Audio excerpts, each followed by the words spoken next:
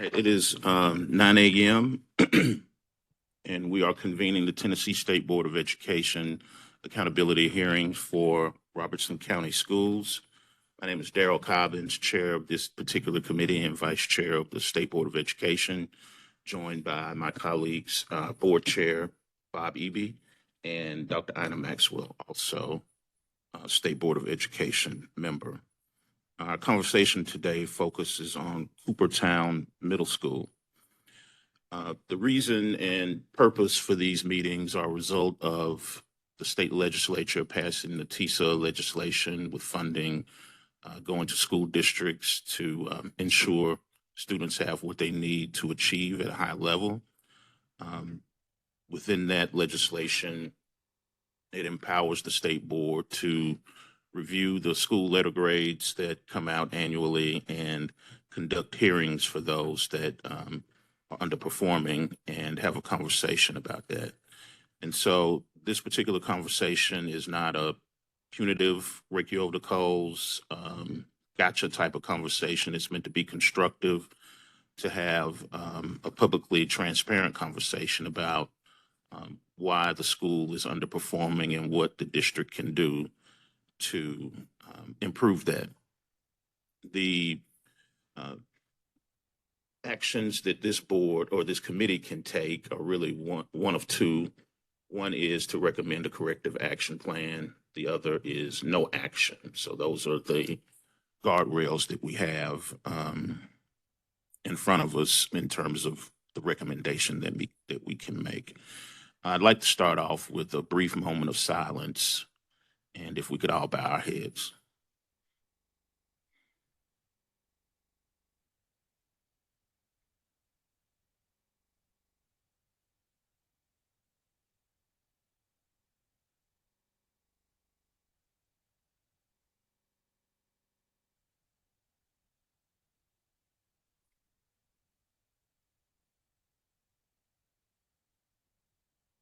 Thank you. For those of you who are here with us for this conversation and before us, and anyone listening or watching, I wanted to make it clear that this committee has had a lot of information to review prior to today over the course of several months from our staff, and as well as pre-hearing form that was submitted by the LEA and covering a range of topics related to this particular school. So that information has been reviewed extensively, and that is why with these meetings, we start off with questions rather than presentation, because we've gotten a lot of data and information up to this point. So I'll allow you all to just introduce yourselves and let us know your roles with the LEA. Push the button.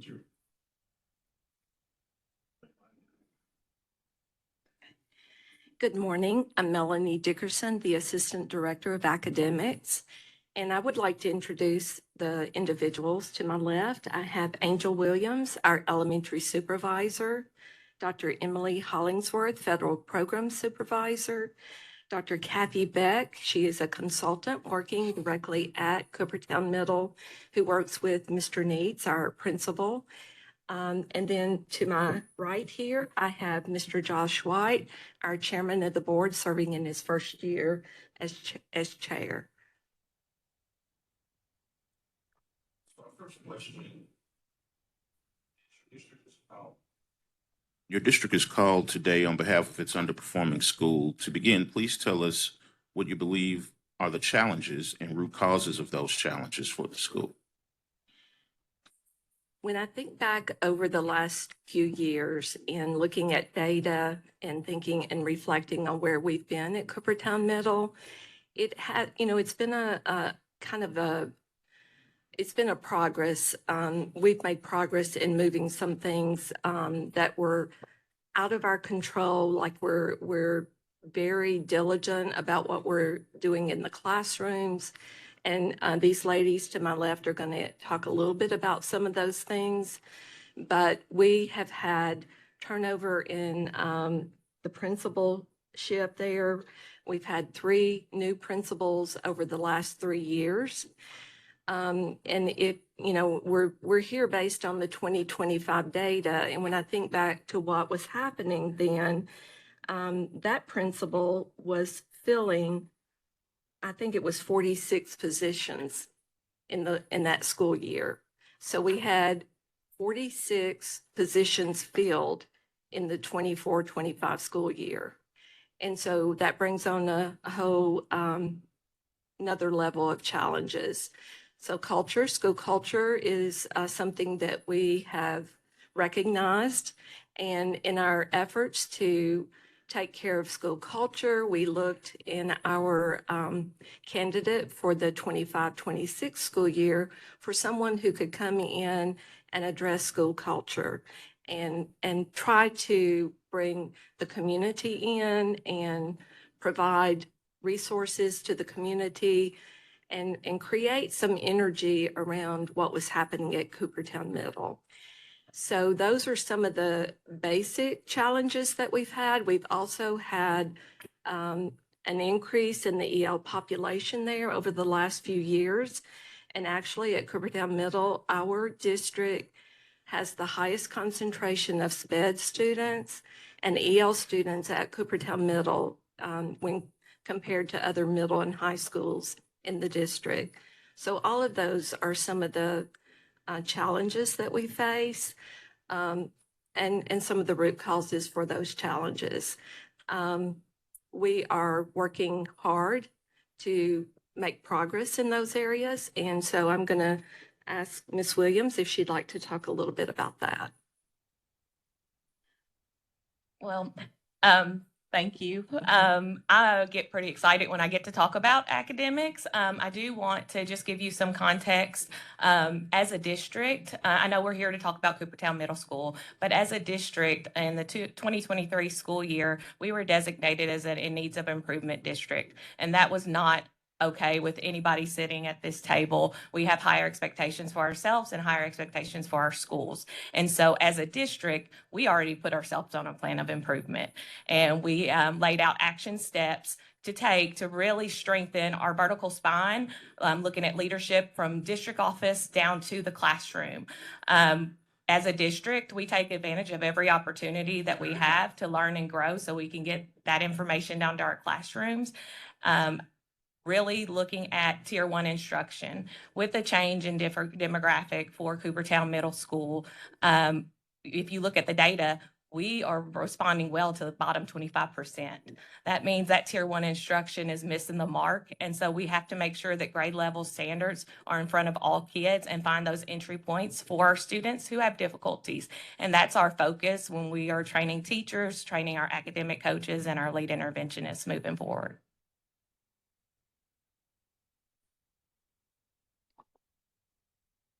Good morning.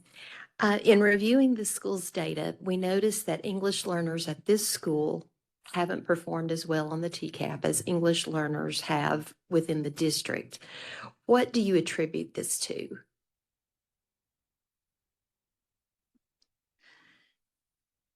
I think, as we mentioned, a change in demographic. We have teachers at a school that maybe did not have the skills to meet the needs of those individual, like English learners or students with disabilities. But we have, in the last 2 years, hired an academic coach for the district for EL, focusing on that.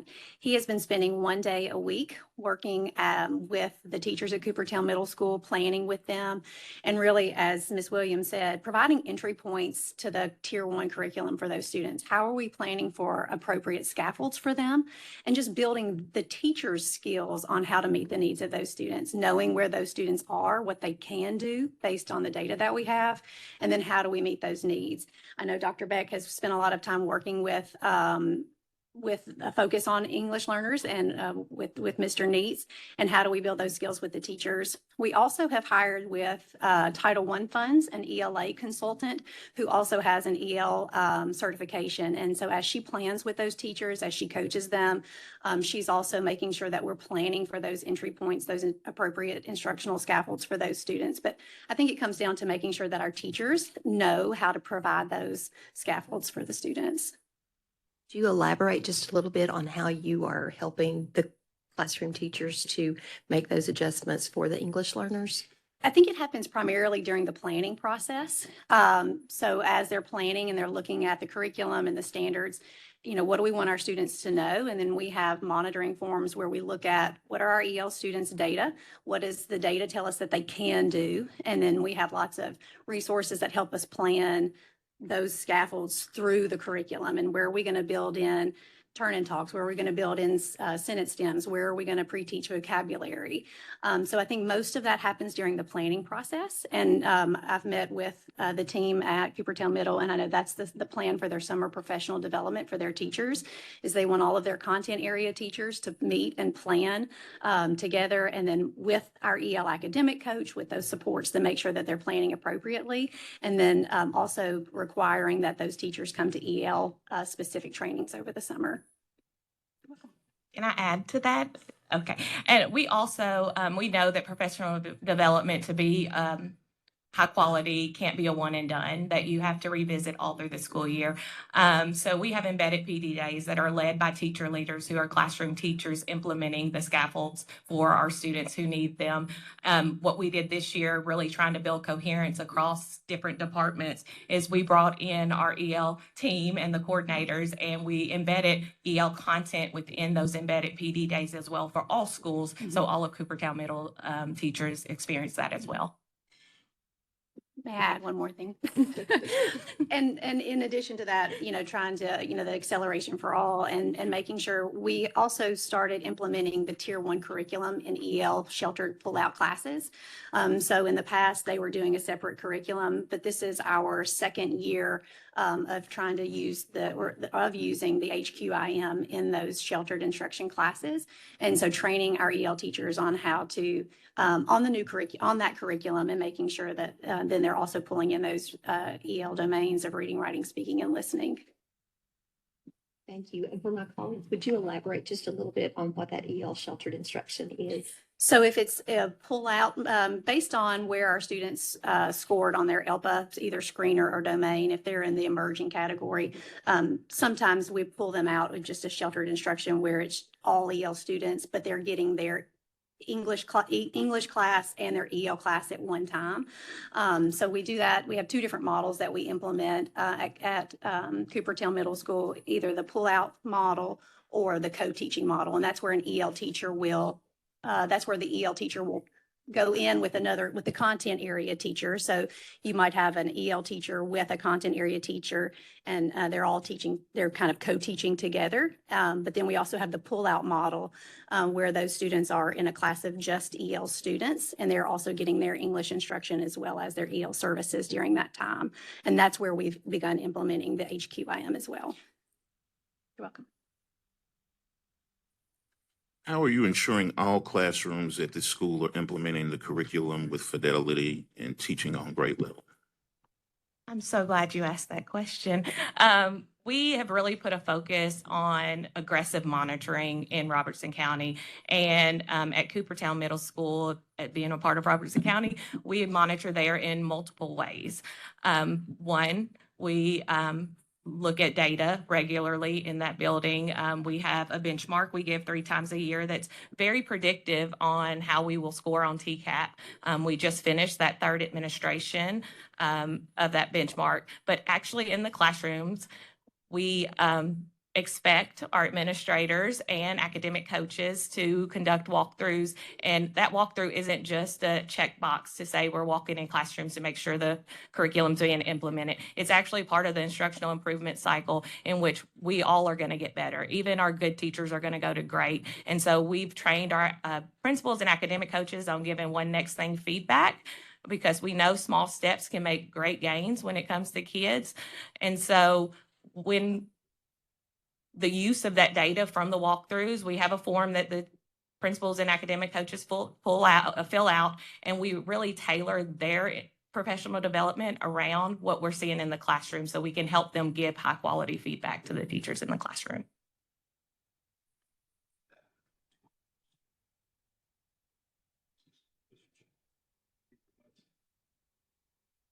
What happens when teachers aren't delivering consistently on grade level? Well, a lot of times we have to figure out the root cause for why they're not. At Coopertown Middle at the beginning of this year, I had a conversation with the 8th grade team, and when it boiled down to it, it was fear. They did not feel fully trained in our ELA curriculum. And so really getting in there with them, the district has hired a middle school coordinator, and that coordinator has completed the train the trainer model for our curriculum. So she knows the curriculum in and out, and she is going to Coopertown Middle regularly to plan with those teachers. First, a couple of questions just about the district. So how many total schools are in the district? 21. Yes. And how many total students? 11,000. You had mentioned, I think for this particular school that you had a shortage of 46 teachers that you had to hire. Look at that. What's the cause of the turnover? What do you see as the cause of the turnover rate, high turnover rate?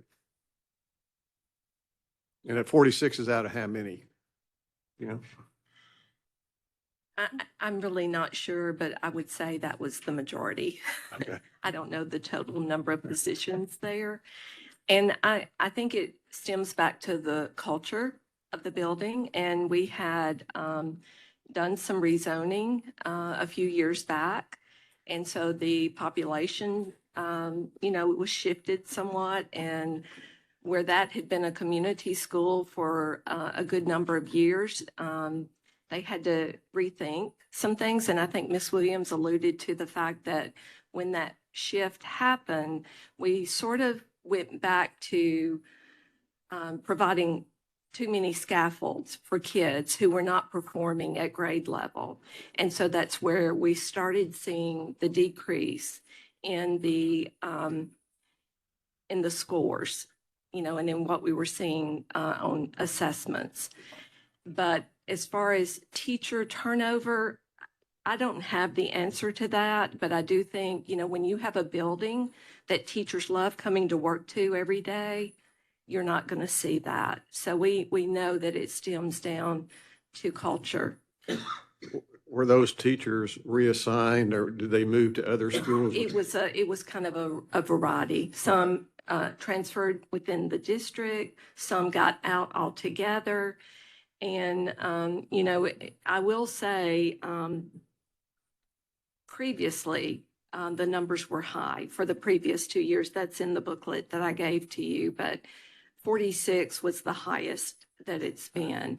And previously it was in the 30s, I believe, for the 2 previous years. So we knew in the year 25, 26, we wanted to establish a school culture where teachers love being at work. So you've spoken about the culture and the desire to change that. What are you doing specifically to improve the culture then? Can I defer to Dr. Beck on that? Sure. Because she's there every week. Sure, we, Turn we your work- microphone on, oh, please. it is on. I Oh. need to pull this closer. The red light's not on, so,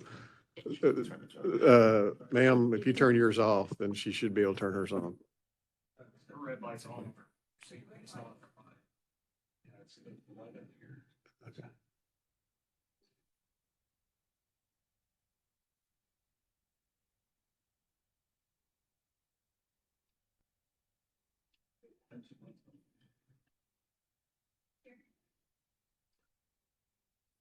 Thank you so much for the opportunity to speak. Mr. Neitz, the principal, would tell you, I think can say for him safely, that his strength is culture.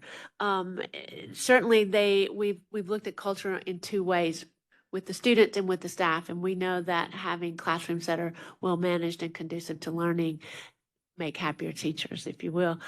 So we've looked hard at discipline to see what can we do to continue to improve that, what processes can we put in place, how can we provide PBIS type just incentives, both and acknowledgement for good behavior for students as well as for teachers. We have various days that reward good behavior, that reward effort among among their academics. We were very, very excited. A huge culture piece that just happened is the school was just named a unified champion school for Special Olympics and had to go through the various requirements to be able to do that. They had a big event where they had a basketball game and cheered on our students in CDC classroom. That was huge for the culture of that building and pulling together to support those students. So I think that another piece of the culture is just having a collective vision and all understanding what our goals are. And we do constant data check-in and we celebrate our small wins. And I think teachers feel like we acknowledge and we see that they're working hard and we celebrate when we do see gains and we have discussions when we don't. But they know that we're there. We are in their PLCs. We are, I always say, we're in a ditch and we're all in this ditch together. I'm in it with you and together we're linking arms and climbing out. And so culture is very much in front of everything we do every day. Just a follow-up question on that. You have a new school leader. What supports are in place to supplement their experience, newness, and help them be successful? Well, it's me. I just finished 8 years as director of schools in Cheatham County, and I have been a principal prior to that for 12 years, designed a whole principal induction program for the state of Colorado. And so I'm very happy to be here working with Mr. Neitz to provide, my work is really twofold. One is to provide him support as a brand new principal because, a lot of times you don't know what you don't know until you face it. So we talk about various things and what's coming up, and we also do after action meetings. How did things go? How can we improve? But the other purpose of my job there is to support the turnaround work that we're doing. I have successfully turned around several schools in Colorado and have written a book about it. So this is work I love and feel very confident doing. So I'm there 3 days a week to support Mr. Neitz in Coopertown Middle School. Do I recall that was Summit County or? Yes, Yes. it was Summit County. Absolutely. Yes. That's what I thought. Going back to your teacher activities, what strategies are you using to recruit teachers since there's such a shortage here?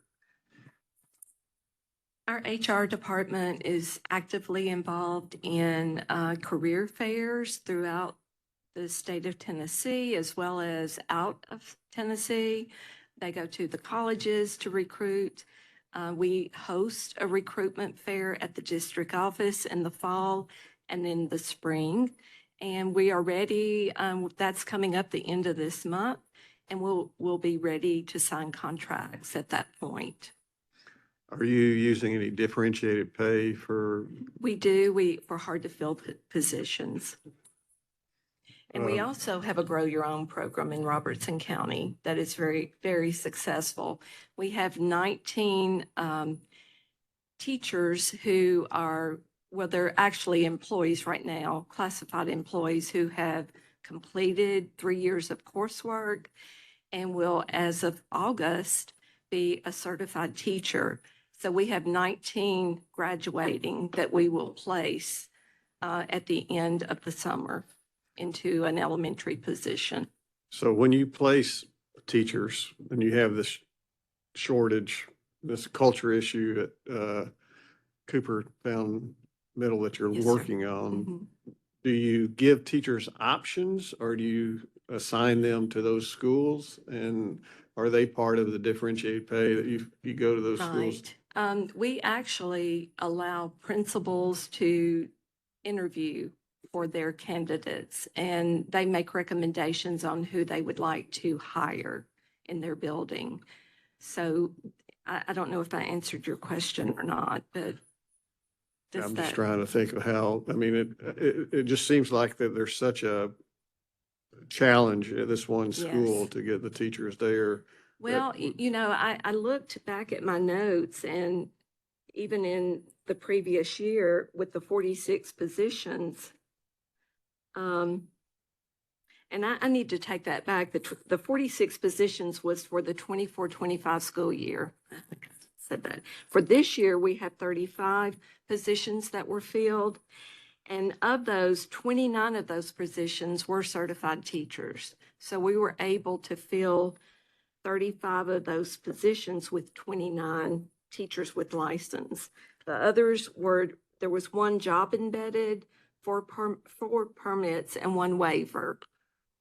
So if last year you had 46, and that was probably a majority of teachers, Mhm. this year you had 35. Right. Can I Yes, sir. summarize that saying that a lot of teachers didn't even, they just stayed to 1 year and then That's they right. left? That's right. And our HR department does a survey to see the reasons why. I just don't have that with me here Okay. today. But we do collect that information when someone leaves the district. As you work on your culture for the school, I think that would be critical Sure. information to understand what is it, the reason that Mhm. teachers, obviously they're coming there, but they're not staying. And then look at your retention and your differentiated pay. Are there things that you can do to, entice those teachers to stay with differentiated pay or something? Yes, sir. Can I add, well, Sure. since we're talking about retention and culture, we have worked with Mr. Neats to develop a survey for the school to give to the teachers here in the next couple of weeks to really gauge the culture and where teachers are. So that's in the plan to get some of that data.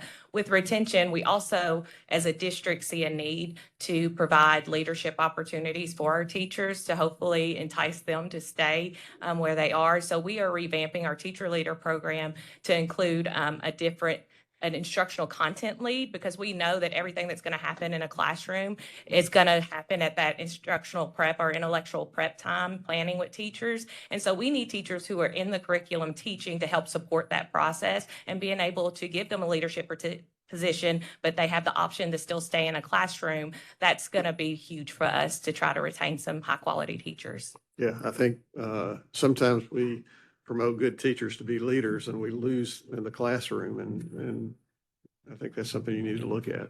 May I add to that? Sure. I think part of teacher retention starts with teacher support. And so we do have a new teacher mentor who she works with all first-year teachers in the district, providing coaching cycles with them, providing feedback, supporting them. She does additional professional development series called Moving Beyond Survival. And she has dedicated 1 day a week at Coopertown Middle School. She's got 21 schools, but one of her days a week, she's been at Coopertown Middle School for a semester. What kind of experience does she have in teacher mentoring?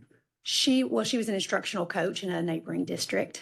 So she's been an academic coach, and I think she sees her work in new teacher mentorship as kind of being a coach for them.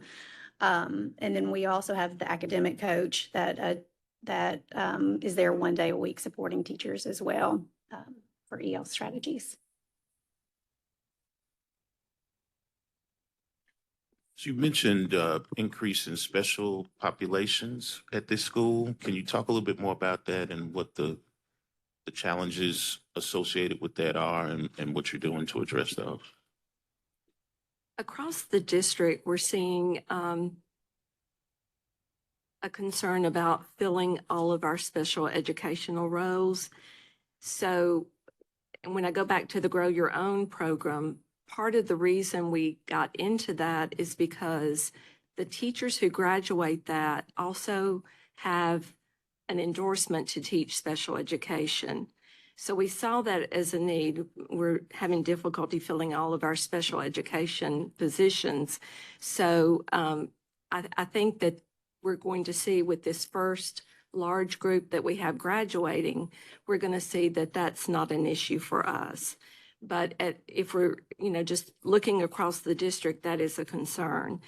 At Coopertown Middle, I think when the population shifted, that's when the numbers of SPED students increased. And so we're just trying to ensure that all of their needs are met. And similar to what Dr. Hollingsworth was talking about, those teachers are also being brought into the Tier 1 conversation and trying to get those kids directly into the curriculum as well. So we're in the process of doing that across the district. We see that that is a need where all kids, every kid, no matter if they're SPED, EL, or whatever, we want all of our kids exposed to grade level standards and the HQIM curriculum. So that's where our shift has been made this year with all students. What non-instructional tasks can or has the district removed from the responsibility of the new principal at the school to protect his time to focus on instruction?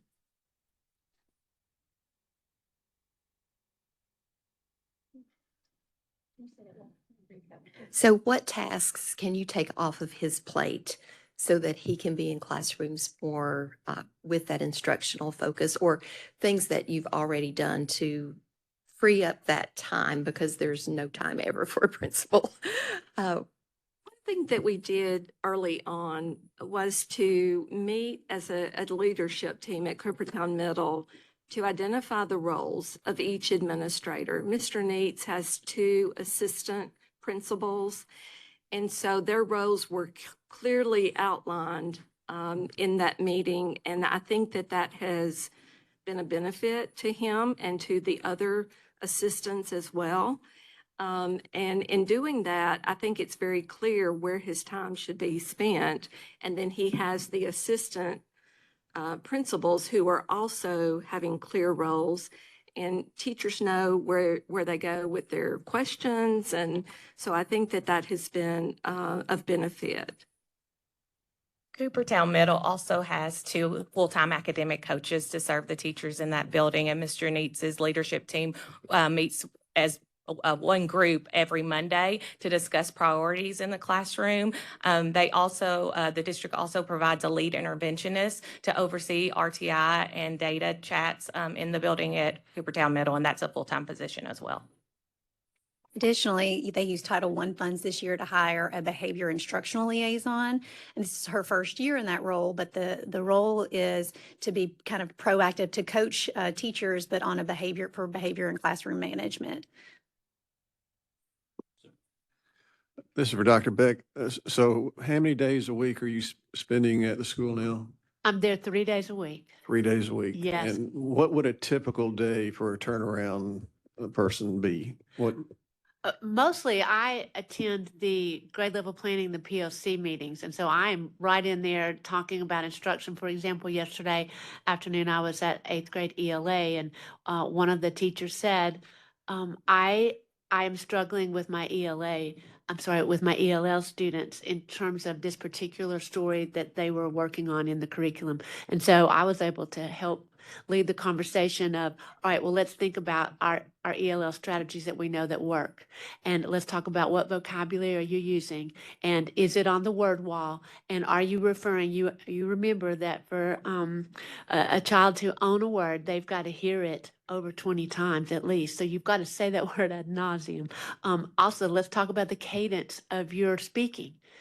You need to slow it down for your ELLs to comprehend what you're saying. And so these are the kind of conversations that I'm having in all of the different grade level PLC meetings. We also, the 3 admin, the 2 instructional coaches and I meet on Wednesday mornings first thing, and we look at data. We all have data that we are required to collect, and really it's just monitoring to see that the things that we've put in place are actually happening. We are looking at our instructional coaches as well. Every part of a PLC discusses what is the vocabulary that our ELL students need to know to be able to access this standard. So it's really, from my perspective, we have 3 big focuses at Coopertown Middle. One is that we get really, really good with delivering our second language instructional strategies all day, every day, in every classroom. Mr. Neitz, in his communication, in his newsletters, in his faculty meetings, I encourage him and say, everyone needs a strategy to practice, to model, to show.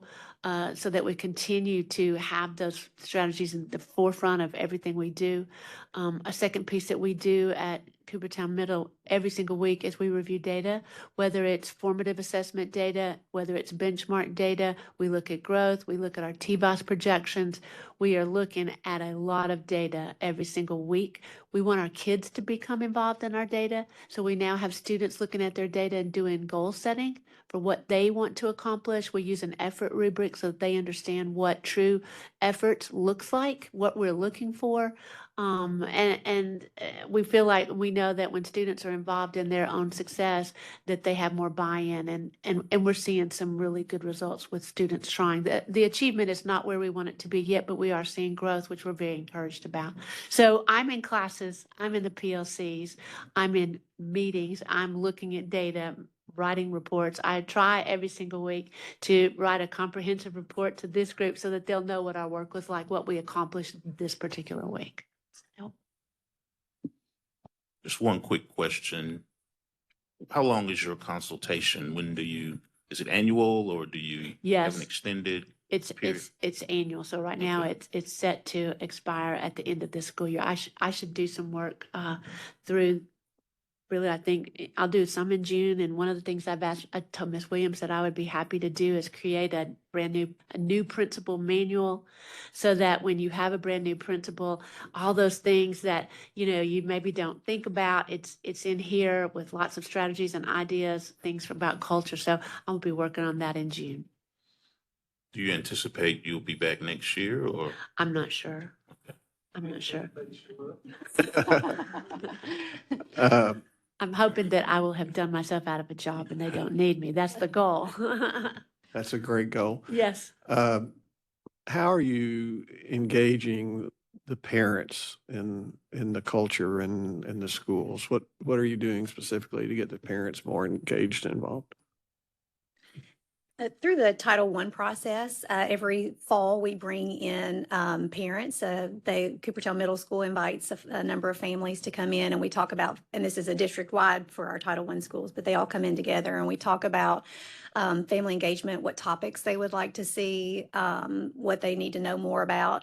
Most of the time it's how do they help with math? That's a frequent request. But what barriers do they have to attending family engagement events?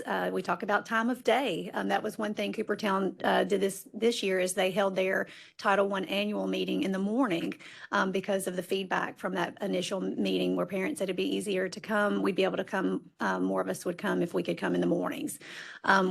So we start with that. We talk about virtual. A lot of parents said they would be able to join more virtually, and so we are requiring all of our Title I schools, including Coopertown, to have virtual options for parents to just to hop in, chat with the principal, like coffee with the principal in the morning, just so that they can ask questions and get some answers and get to know and form relationships with their administration. So this is for the board chair. Thank you for being with us. Thank you. How does the district communicate to you, specifically Dr. Weeks or his team, the achievements of this particular school and also the weaknesses and how they're trying to overcome those? Sure. Every so often when test scores come in during our board planning sessions, we're able to look at across the county, raw test scores, growth, all the way up to ACT scores, attendance rates, graduation rates. Those are broken down by school every time. It does show us the areas that need improvement.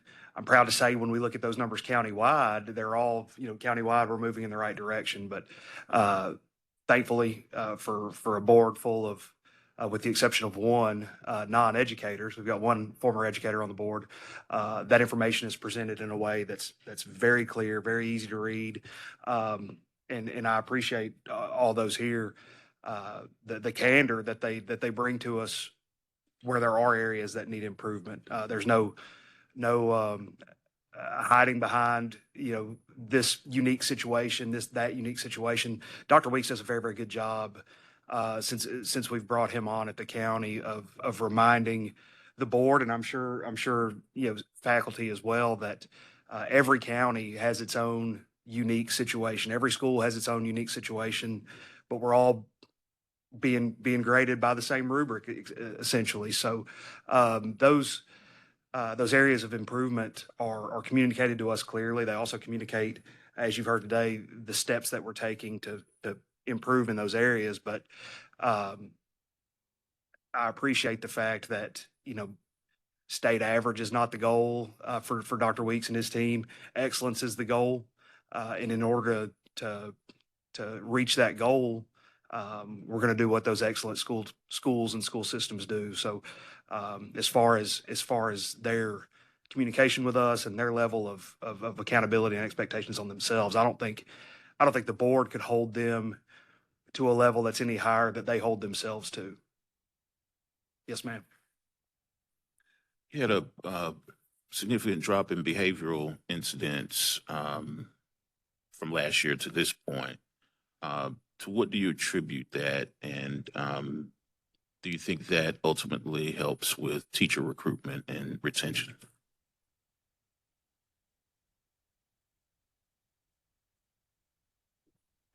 Well, as I reiterated earlier, I said having classrooms that are conducive to learning is a motivator for teachers. And teachers want to teach, and they want to. If there's discipline issues, then they want them to be addressed and resolved quickly.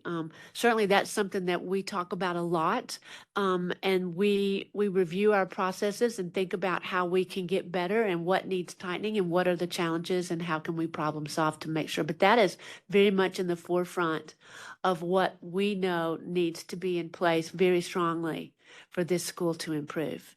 Is we want a culture of excellence, that they understand we're looking for academic excellence, and these classrooms are to be well managed. We have been working, again, as you hear, we have a lot of new teachers. And one of the things that new teachers struggle with is classroom management. And so that is another thing that we've talked about, is having some more tailored, for those that need it, classroom management, professional development opportunities this summer. But if it's, for example, if a teacher is having a problem with a student that's really disrupting, they immediately have the radio admin, and admin comes and gets them, and then they go problem solve. So we are working very hard to create a culture that's just conducive to academic excellence and learning, that learning opportunities are not changed or challenged through misbehavior by students. Working with parents as well. And one of the things that Mr. Neat says all the time, and I totally concur, is we expect teachers to call parents. We probably all have children here, and if my child is misbehaving and nobody calls me, then you are missing out on a huge opportunity. I can be a great partner there. So helping middle school teachers understand the value of calling parents and bringing them in and problem solving to make this better. That's been a real focus of ours as well. Your overall growth score was a F. Your growth of your highest needs, 25%, was a B. What are you doing there that maybe you could be doing school-wise? Well, what we found through walkthrough observations and student work analysis is we were lowering the rigor for everyone. So students who are highly capable of doing grade level work were not given the opportunity regularly to do grade level assignments and to continue to grow. And so it's really about what we're not doing for the high kids. We still want to give those supports to our bottom 25%, but we really have to make sure that our teachers understand the grade level standards. And we do a lot of that during PLCs, looking at the standard, pulling out the resources we have provided to us by the State Board of Education, and looking at the instructional focus document in math and saying, at the end of this lesson, what exactly does a child need to be able to do? And we're going to expect every child to do that. If they're not there yet, we may use some strategies on the lower level of that standard, but our ultimate goal is for everybody to get to that. So it's really about tweaking and raising our expectations in Tier 1 for all students in that building. May I jump in and say one other thing? Another focus that we've had very heavily on is it's first thing in the morning, it's extra time and support for students. And it is we have really narrowed our focus where all students work 2 days a week on math, 2 days a week on literacy. And we have our high quality instructional material, our math curriculum has a program. It's an online work where all students take an initial assessment to see what their level is, and then they work at their level. So this gives opportunities, and we also adopted one for literacy so that students that are reading on grade level or higher have an opportunity every single day to read at their level and continue to grow. So we feel like this time is really targeted to really meet the needs, not just of our students that are behind, but our students that are on grade level and are ahead, to make sure that they are challenging and getting what they need as well every day. With the challenges that you outlined on the front end in terms of the performance of Coopertown Middle, from a budgetary or fiscal standpoint, are there additional resources being directed towards the school? We actually started back in July looking at what can we do differently. You know, we'd already had multiple conversations around the results at Coopertown Middle. And so we wanted to go into the 25-26 school year very strongly with a principal candidate that was going to come in and address culture, and then us provide the resources that were needed. So a lot of those resources have been mentioned this morning, but things like the behavioral liaison, that was a new position added. Dr. Beck working as a consultant, that was added on, or, you know, early on in the school year. We have 2 academic coaches there. Most of our schools have one. We have one that serves mostly reading and one that serves mostly with math. We have had different district level individuals committed to a day a week at Coopertown Middle, such as the EL coach, the new teacher mentor. You know, we have really worked hard to put all of the supports we could possibly think of to provide extra support to our teachers and our principal and assistant principals at Coopertown Middle. And that conversation started early early in the school year.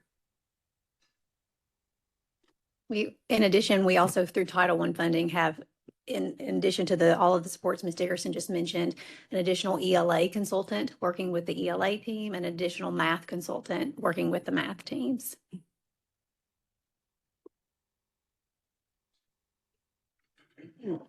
Good morning, Rachel Supay, General Counsel. Can you tell us a little bit about how you've engaged the families at Coopertown Middle School? What kind of feedback have they been giving you? And what have you been doing in response to that feedback? As I mentioned, and Dr. Beck might be able to give you some more information, but from a Title I standpoint, we engage families through the Title I Family Annual Meeting. We have the Family Engagement Meeting where they come in and discuss workshops that they want. I know that there is a meeting scheduled, a virtual meeting with families scheduled to discuss behavior and changes, revisions that they've made to their behavior expectations. We do a Title I survey every year of those families to talk about, you know, what needs do they see at Coopertown Middle School and how would they like those those funds spent. I think most of them are you know, middle school comes with a challenge of, you know, you're dealing with sports and extracurricular. And so when families are coming in, we try to pull in the band, the choir, and engage families through those different night of the arts, those types of things. And I think there is another survey that's going out, well, to teachers and students on culture and changes that they would like to see. And then just again, what I said about making sure that parents are communicated with regularly, they're informed of problems, and that we ask them to partner with us to find solutions. Regular phone calls to parents when needed. I think that's important.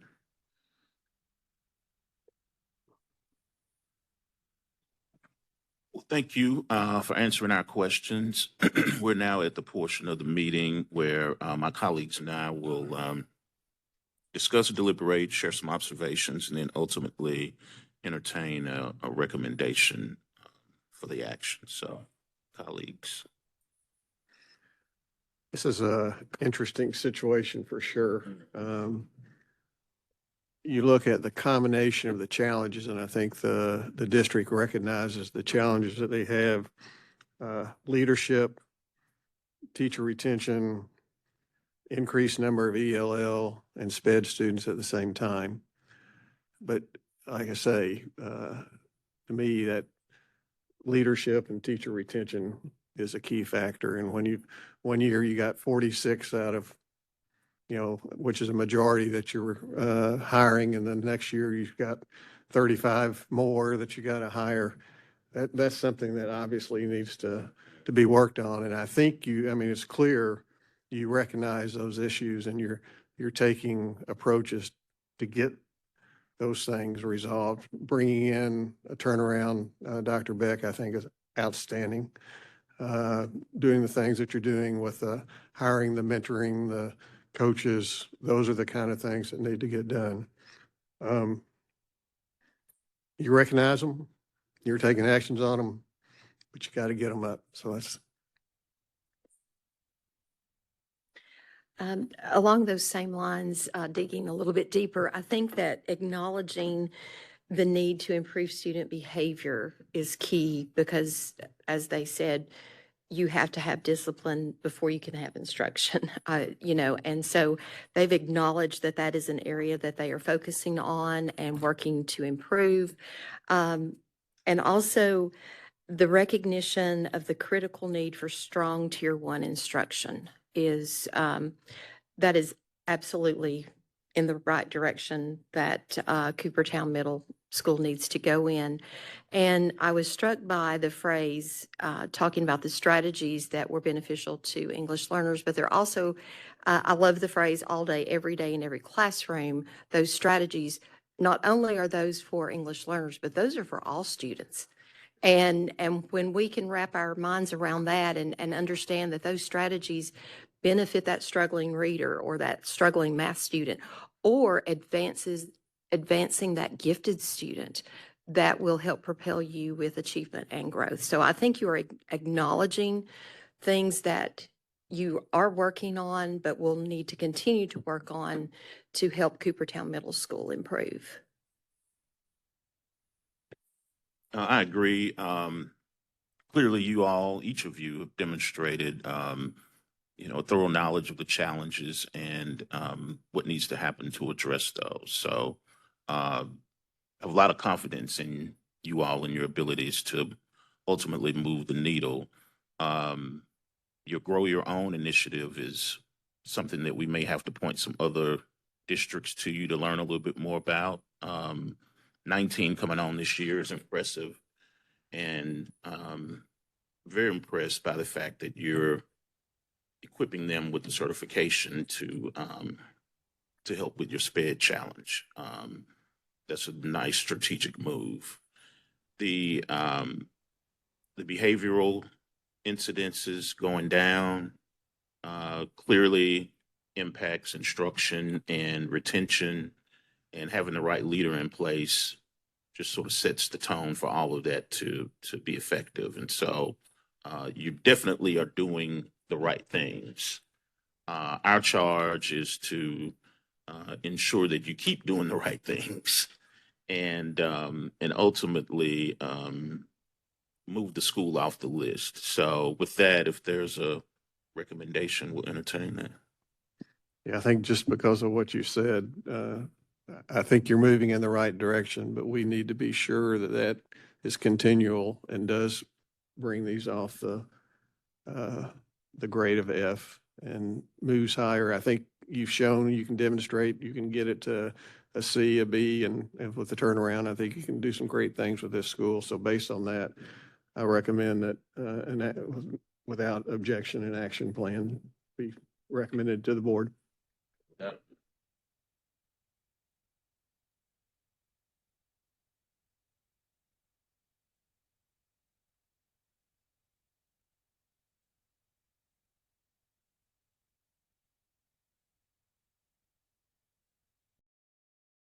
Want to say that corrective action plan is just that. It is a plan. Sounds like you have all the components of the plan. that need to occur, but you will work in concert, if the recommendation goes forward, with the State Department of Education to take your strategies and plans and codify those into what's termed a corrective action plan. So that is not a punitive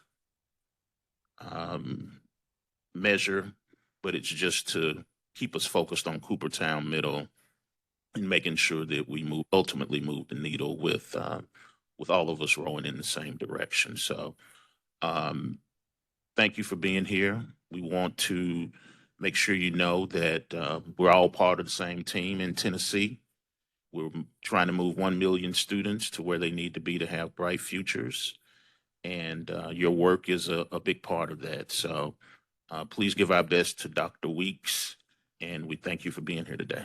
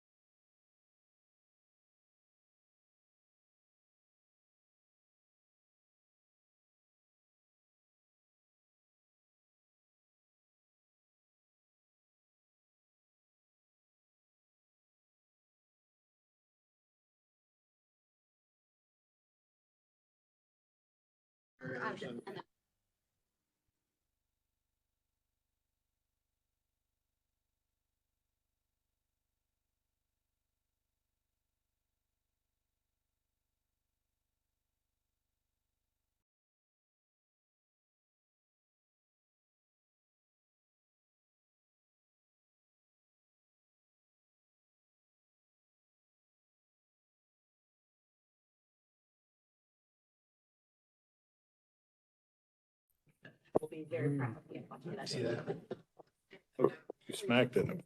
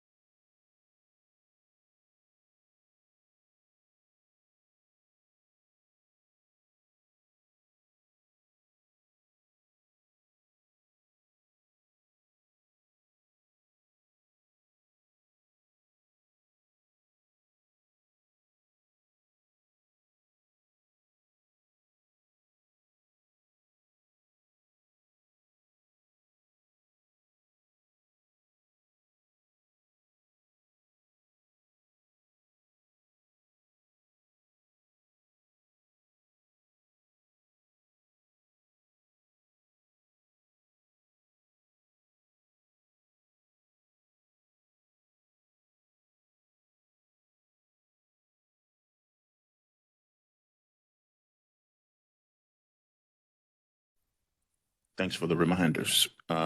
We are convening the State Board of Education accountability hearing for Cocke County School District. My name is Darrell Cobbins. I'm Vice Chair of the State Board of Education and Chair of this committee, joined by my colleagues, Bob Eby, our Chair of the State Board, and Dr. Ina Maxwell, also a State Board of Education member. This committee was put in place by the State Board of Education by virtue of the TISA legislation that requires the State Board of Education to hold accountability hearings for schools that are underperforming based on the school letter grades. Want to make sure we set the tone for the conversation and just let you know that this is a constructive conversation. It's not gotcha, it's not punitive, it's not rake you over the coals, but it's meant to just have an honest, transparent conversation about the school at question, which is Northwest Elementary, and to understand what its challenges are and what the district can do to move it off the list and get it on the path to success. Our conversation today is 60 minutes. And for your benefit and for the benefit of anyone listening and watching, I want to share that this particular committee has received a lot of information over the past few months that we've reviewed, both from our staff and in the form of a pre-hearing form that the district presented and submitted with responses to a lot of categories and questions and topics. So that is why we start with questions in this particular hearing and not necessarily a presentation, but we will go straight into the questions. So allow you all to introduce yourselves and let us know who you are and your roles with the district.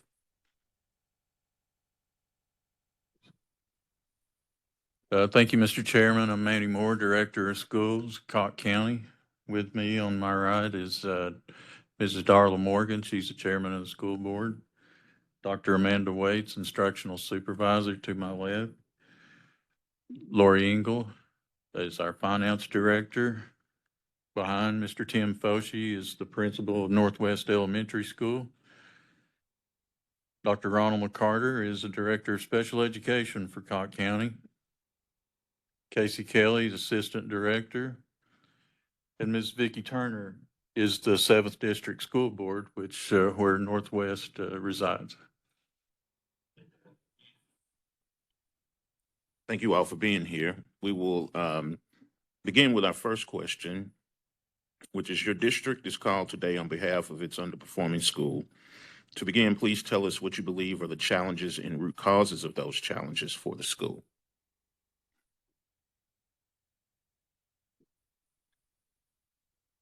Northwest is a pre-K through 8, around 372 students, 399 with the pre-K. Mr. Foshee, who I just spoke of a minute ago, is in his second year as the principal of Northwest. Mr. Foshee makes the 5th principal that I've worked with in my tenure. So I guess our principals at Northwest have averaged, 3 to 4 years. We've hired them embedded from the school. We've hired them with experience from out of state. We've hired them with experience at other schools where they had a high success rate. And, but he's the 5th and I'm going on 18 years now. So we've had I guess that's quite a bit of changeover every 3 or 4 years. Our economically disadvantaged population, I know in the pre-hearing information is around 60. At this point, we're up to around 76.19% economically disadvantaged. This puts you well over 100 with the multiplier of 1.6. A high sped population for us.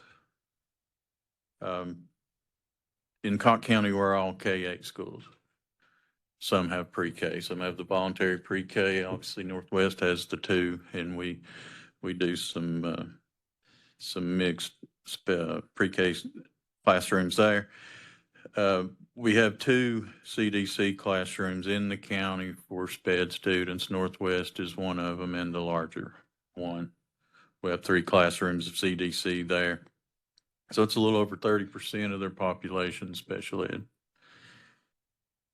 Also a transient population. If you look at Northwest, at Mr. Foshi and the folks at the school run some numbers, it's about 28.9% of seventh and eighth graders started school at Northwest and went there throughout. It's a pretty low number. And that's an issue we face. Absenteeism. School year 23 is 36.4. Chronic absenteeism. It's obviously too high. 24, 32.4, 25, 30.7. But so far this year, it's 21.1%, which is, if we can hold that, I know we got some crucial months to come here, but if we can hold that, it's pretty good improvement from 3 years ago and then from last year. Teachers, we have similar challenges to other distressed rural districts that I'm sure you've heard from already that have a hard time with the recruitment and retention of highly qualified educators. We suffer from the same. Last year, we had 5 teachers on either permit or waiver that were in the 12 that were of the 12 tested teachers. This year, I think we've about got those whittled down though to 1 as far as people getting their things accomplished to be able to be fully licensed. Out of the 19 K through 8 classroom teachers, 7 have 5 or more years of experience. So you have like 3 outliers that have 20 plus years, and then the next highest is 10. It's 10 and under after that. So that's speaking with Mr. Foshi, we're pretty optimistic about the folks that are there, but it's the retention piece and so on that we always have to worry about.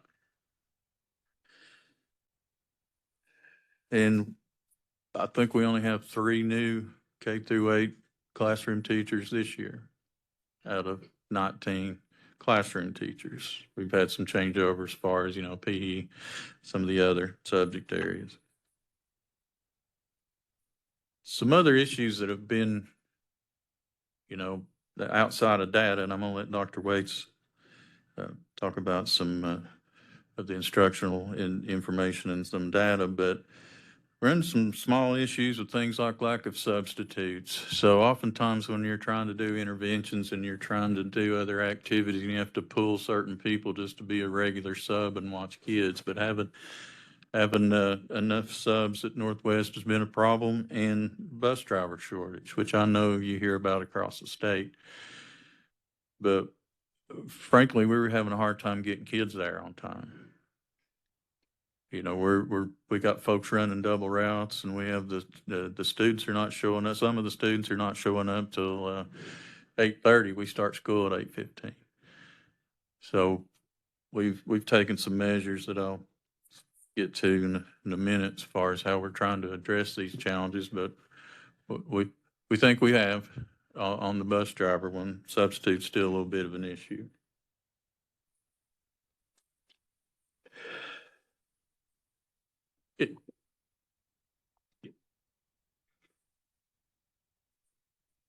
As we continue forward, you can get to some of your other items. Dr. Maxwell. Good morning. Discussing financial matters, does this system operate under the Fiscal Management Act of 1981? We're the 57 Act. We're not intertwined with the county. Also, in the pre-hearing form, you discussed a new differentiated pay structure for this school that was implemented this school year and is designed to recruit and retain higher performing teachers. What budgetary changes were made to accommodate these annual bonuses, and have you seen it effective?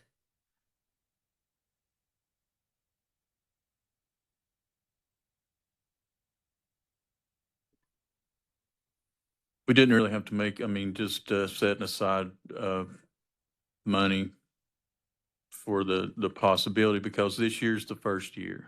The board instituted that as far as putting the plan in place last year.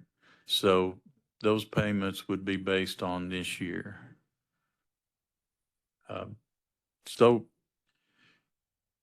So far, I'm not sure that it was advertised well enough, maybe, but we didn't see like so far people flocking to the school. Mr. Foshi is pretty happy with the folks that he has brought on board, but you didn't have a lot of people that were in district going, because that pay plan's only for Northwest, not for any others.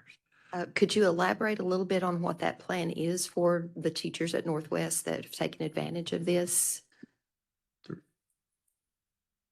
I can. So whenever we looked at the number one thing that we wanted to move at Northwest is growth, because no matter where the kids are at with their baseline, they could grow. And we wanted to reward teachers for that. As you know, teachers in 4 through 8 generate TVOS growth, but we also understand the critical importance of early literacy. And we wanted a means for our lower grades to be able to earn that growth too. So we are using the same formula that the state is using with Ames Web to calculate growth for the K through 3, so that all teachers K through 8 have the opportunity this year, based upon scores at the end of this year, to earn that money as a bonus. So if you are a level 4 in growth, you will get a $3,000 bonus. And if you are a level 5 in growth, you will get a $5,000 bonus. We decided to base it upon growth and not LOE, because LOE, there are many different factors, from who is evaluating the teacher, their professionalism score, the achievement score. There was too many inputs into that for us to feel like it's reliable. Whenever we established that criteria, we also looked, Mr. Moore said, okay, if we were to do this across the district, how many teachers would we be paying out? And so I brought up the TVOS across the entire district and showed him the number of teachers across the district that were 4 and 5 teachers and how few that was. Now, our hope that those teachers would leave their home school and come to Northwest, no one came to Northwest. I think because whenever you're in a rural district like we are, the schools are the communities. They're their hubs for a lot of different functions that happen, and the teachers consider themselves part of their family. So it would be a lot for a teacher to up and move schools just for the $5,000 incentive pay that we were giving. However, the teachers that are at that school currently and that Mr. Foshi has hired for this year, the few positions that he has, we felt like we still wanted to keep that into place because those teachers deserve it. Northwest has a very unique, out of all the schools that I have been in my entire life, it is very unique in their demographics and the challenges that they face and the community that the school is in. And so as an incentive for those teachers to whether it's work harder or stay after school and do some collaborative planning, whatever it is that we can get them to do to help get them across the line and to get that growth up for the school. Because if kids are growing, then the achievement will eventually come with the students getting across the line. Thank you. Just a few more questions regarding this. Will the teachers receive that bonus pay at the end of this school year, or will it be used as a retention and be paid out at the very beginning of the 26-27 school year? It will be paid out at the beginning of the 26-27 school year. My understanding is when the bonus outcomes money comes to us from TISA, because part of that bonus outcomes funding that's generated through TISA is for growth and things such as that. We also have told the teacher, let's say that you teach with us and you leave and go somewhere else, you will still get that pay because you earned it.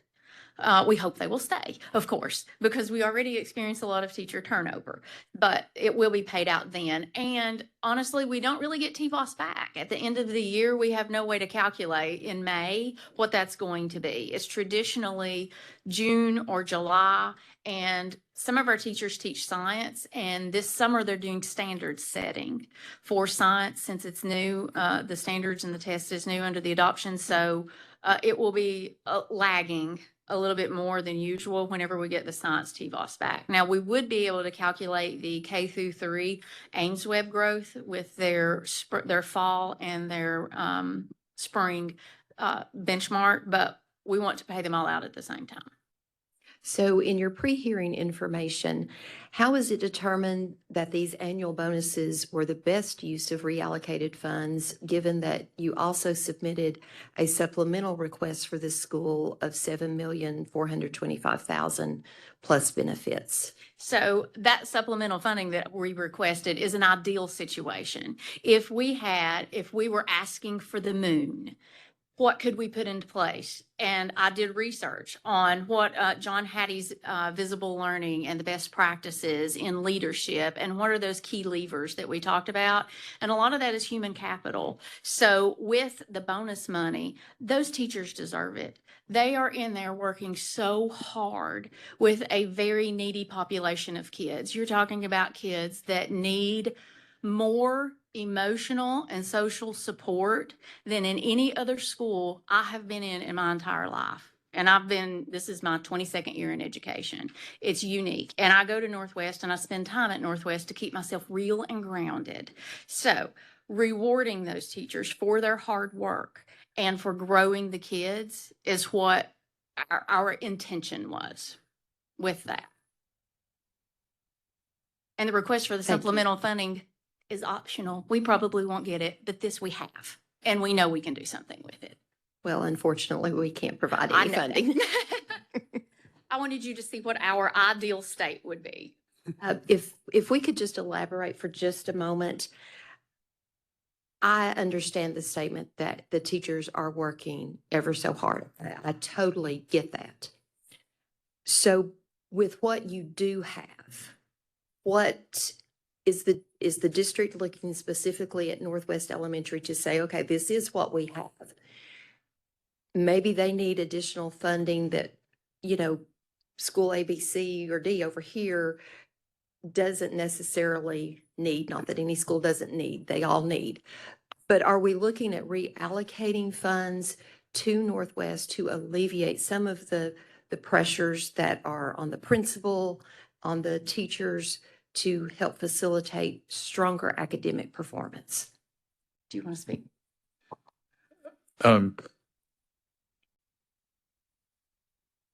Reallocate some things we have done, because some, within a school like Northwest, social emotional issues are pretty important to address. So not all of it funds out of TISA, but some things we have done. I spoke to the bus thing earlier. We hired a staff member to run an early morning route. And I think that's morning route only, isn't it? Just to make sure we got kids there on time. We have a restorative classroom. The restorative classroom's paid out of some federal money, but to help with behaviors. A few years ago, we established a learning center, and this is for all children at the learning center, but it's aimed at K through 5. I think Northwest has 2 students at the learning center right now. Yeah, okay. So we're trying to do some things in regards to social emotional, providing some extra. We've gone through the low class size, trying the low class sizes at Northwest. Right now, I think our average is around 18, which is not unreasonable. A few years ago, we were able to get an AWARE grant. It came with the director and 3 what we call school support specialists. We maintained this after the grant ran out. We maintained not the director, but the 3 support specialists. They spend some time at Northwest. They're like a liaison. They're a quasi social worker, like a liaison between families in need and getting them the help they need. They don't spend as much time at Northwest as I would assume. I think our numbers were 20 families last year, 20 students, is because we have full-time Helen Ross McNabb. It's no extra funding to us, so we're pouring what we can there. Food pantry through our family resource, they have a full-time one, a building and a full-time food pantry. And one of our most skilled countywide behavior management teachers that we have, she's a special ed teacher, but she's really good with behavior management, helps our teachers write behavior plans and so on, is housed at Northwest. So there's a lot of things we're trying to do that are not necessarily in Amanda's $7 million, which I thought the same thing when I saw it. But I'm sorry. Anyway, we're That's trying to 7 million out of how much? What's your total budget? around 40. Our TISA allocations are right around 45 this year. Yeah, should have gone up to about 45, then our federal and so on. And how many different schools do you have in your system? We have 9 elementary schools and 2 high schools. We have fallen under 4,000 students for the first time since I've been doing this. So you have declining enrollment. How has that dropped over the years? What was it at its peak? Since TISA, I think it's when we started basing it on Right. once it's been student based, I think we've lost about 300. Okay. Uh, So I was trying to, you got 9 elementary schools. Is this the one school? I mean, is it so different than your other 8 elementary schools? It is, yes, highest level of poverty, the highest level of sped percentage, How does that compare to the other, to say your average? countywide. We are, we're a distressed county. I had that somewhere. I think we're 50 to 60% direct cert countywide.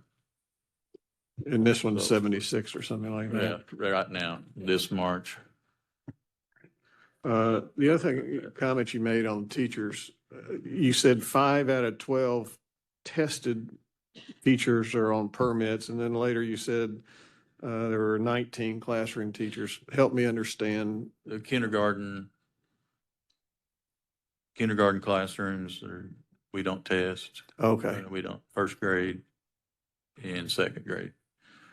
So you would have around 6 or 7 of those that didn't take the TCAP anyway. okay, so 3 through 8, you have 12 teachers. Is that what you're?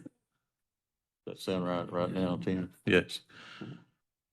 That was my number. And we've been able to reduce that number through working with those teachers. We have a partnership with the Nicemacher Foundation where they have done a job embedded program. They reached out to each county that's part of their consortium and said, what can we do to help you? And us and several other districts have had the highest number of permit and waiver teachers that we have ever had.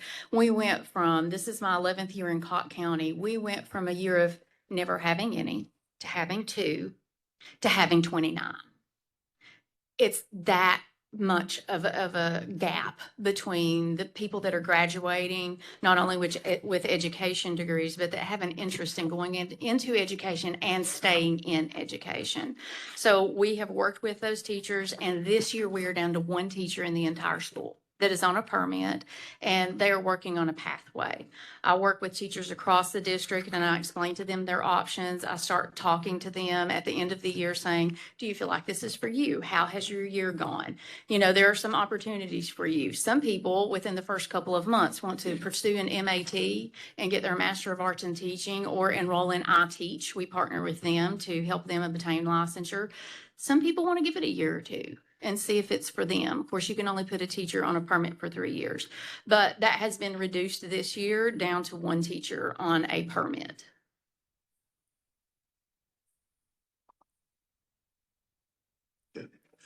What percentage of the allocated TISA funds actually go directly to the school? Generated by the students?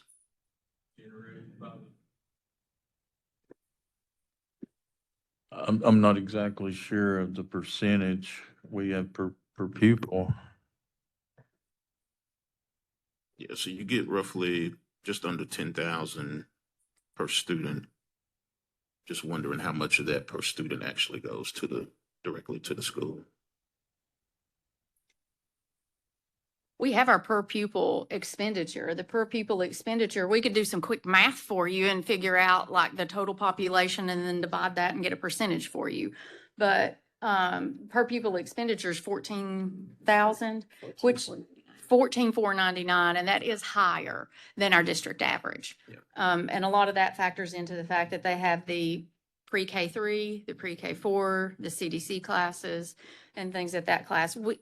We learned a lot with ESSER funding. ESSER funding allowed us, with that bank of money that we had, to try some things. One of the things that we tried and we felt like was really successful with that extra funding was we were able to join and be a part of the TNL Corps and have TNL Corps tutors in all of our schools. I actually served on the state advisory committee for TNL Corps tutors across the state. We also were able to do things like the social workers. Now, those are things that since ESSER went away, Mr. Moore has decided to use TISA dollars and other funding avenues to continue to keep, because we saw the benefit. Those kids at that school need those supports. They need our family resources. They need the social workers. They need all of those things. And so there has been some assistance that we have kept at the school to help continue to do intervention and tutoring beyond what federal programs or the base funding that he has used TISA money to be able to keep at the school. That was not a part of what we did pre-COVID for them. Just one unrelated to that question, just a different question is, and I didn't hear you mention if you have a grow your own initiative. Was that something you've looked at? We have looked at that. And honestly, with our funding that comes in, the local funding that we get is small compared to other districts because of our industry and tax base. So the burden right now, the financial burden on a district to be able to pay the tuition and to pay the extra things has not been beneficial for us. What we have found has helped us more is going to the local job fairs. We've had job fairs at our place. We're getting a lot of people on permits and waivers, but I would say around 80% of those are staying. And because of the accountability system that we have, they're performing well or they're leaving within the first year or two because they feel the pressure. Now, we do have a partnership with Grand Canyon University. Grand Canyon University gives any of our teachers an employee discount of around 30%. They also come in and this summer they're flying in a professor from Arizona to do professional development with some of our teachers for free. And they did last year too. For us. So that partnership has been wonderful because they have a local representative that lives in Sullivan County, so he can come over anytime. And having a local person, even though Grand Canyon University is in Arizona, having a local person that I can say, you call Jonathan. Jonathan will get you squared away. He will get you set up. You can get an EDS degree. You can get a master's degree. You can get a doctorate degree. They help us do add-on endorsements for teachers. Like if a K-5 teacher wants to teach middle school, they will set them up with the classes. And it's really great to have one person that we call. We've also partnered with iTeach. iTeach has been really great for us. We've had a lot more teachers take advantage of iTeach than we have pursued the MAT program. One of the reasons whenever we get anyone in who is on a permit and waiver, I always have the conversation with each employee that comes in with us. Here are your options. Here are the benefits for going and get an MAT. It's going to cost you more, but you will get your pay raise because we do the step increases with master's plus 30, EDS and doctorate degree, but you're locked in with an MAT. Whereas if you do iTeach is $280 a month. They don't take any money out until your first paycheck. At the end of the year, you have your license, you're fully to teach, which leaves you open to pursue a degree in a master's in educational technology, a master's as a reading specialist. So it really depends on what that person's vision is for their career in the next 5 years.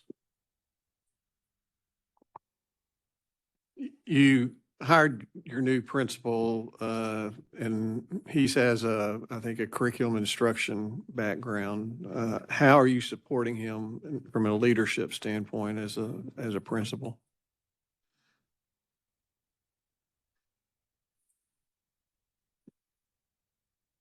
We have I don't know if you mentioned the instructional coaches that I wasn't through Esser though. But our instructional coaches and Dr. Waits have spent a pretty large amount of time with Northwest. And because we were a TSI school 2 years ago, 2 years in a row. 2 years in a row. Came off of it this year.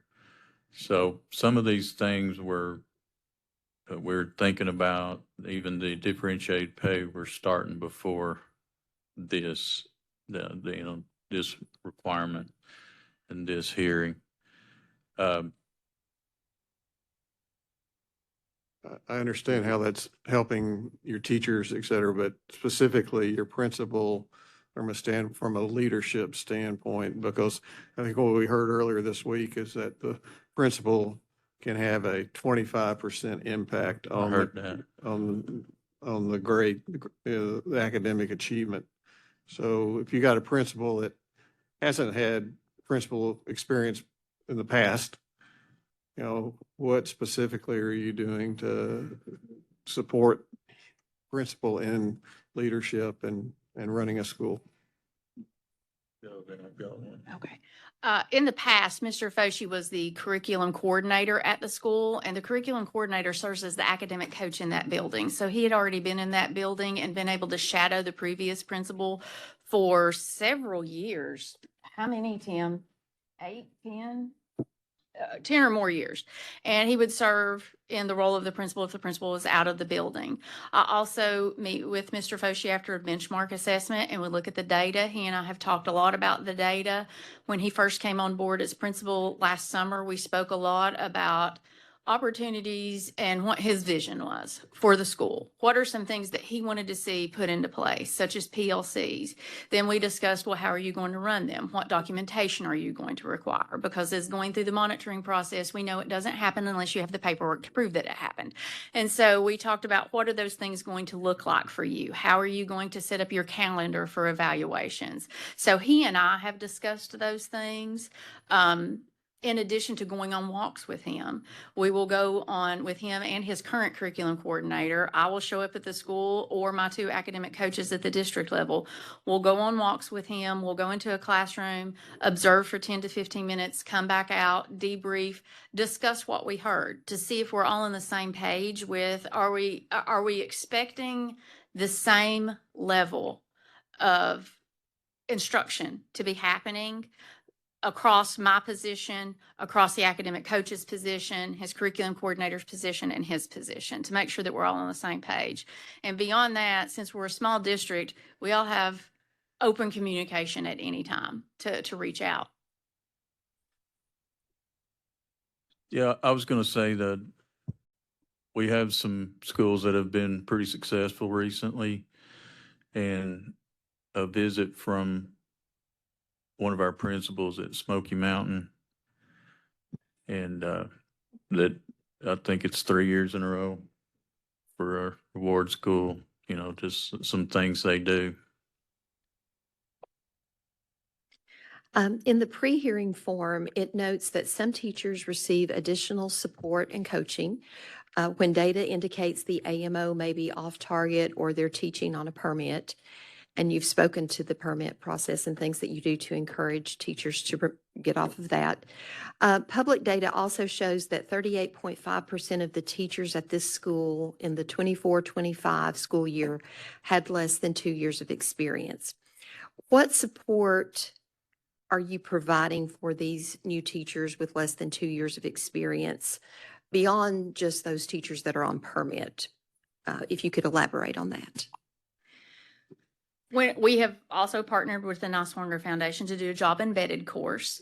Mr. Foshi has a teacher in that program now. This is her first year as a teacher, and so she is going through that where she does a book study. She gets to log on and talk with other new teachers. So we've partnered with them for that. We have also, my two academic coaches that normally serve other schools in the district have spent a lot of time there. They have just picked up an individual teacher. Like one of them said, okay, I'm going to go work with this teacher.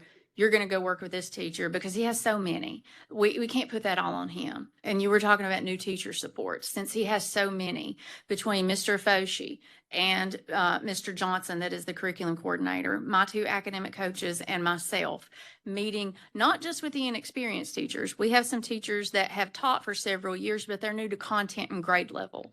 For example, he had a fourth grade teacher that was a teacher last year. We've now moved them up into middle school math because they are middle school math certified. Last year, his 6th, 7th, and 8th grade math, they were all on a permit and waiver. And so he had no one in that whole chunk that had a deep content knowledge. And so the curriculum coordinator now is working with those two teachers that are in the 6th, 7th, and 8th grade now because his background was a middle school math teacher. And we've picked up and divided them between us on who's going to provide those supports. We also have a teacher leader at the school that we use for our district differentiated pay. Each school gets to pick a teacher leader, and that teacher leader does different tasks that are assigned to them by the principal. It could be getting the Title I night together. It could be meeting and coaching and setting with this teacher. This is how you put your grades in Aspen. This is how many grades is appropriate to be taking during, we don't want them giving 62 grades in a 9-week time period or 1 grade in a time period. So the teacher leader can take on different tasks such as that to help support those folks. So digging a little bit deeper as far as the classroom instruction, how are we ensuring that students at Northwest Elementary are receiving grade level content by each teacher and working with all the students from struggling to gifted to promote that growth and achievement? So one of the things that we do whenever we meet with the teachers and whenever we're doing walkthroughs with the IPG tool, we've done a lot of walkthroughs, and that's one of the things that we look for. It's the first core indicator on the IPG walkthrough, whether it's for ELA math or the new science one that's coming out, is the instruction happening at grade level or higher, a level 3 or 4 on the math instructional focus documents. We also use the language arts standards guides to help our teachers dig in because some of those ELA standards are a paragraph long. And if you're a new teacher, understanding what that really means, there are nuances to it. So whenever we are going into a classroom, that is the first thing that we do before we consult the curriculum. And all of them use our district adopted curriculum. That's not been a battle that we have had to fight at the school. They all use that. They stick to it.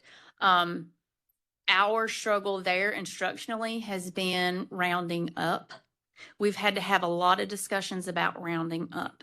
The teachers want to go ahead and answer for the kid, or instead of giving that really good wait time and letting the kid grapple with the question, the teachers have wanted to round up. And I think some of that comes from they don't want to see their kids struggle, or they want to move on because you have 6 people in the room and we don't want it to look like we're struggling with 6 people in the room watching what we're doing. So one of the ways that we do that is through the qualitative piece of doing walkthroughs.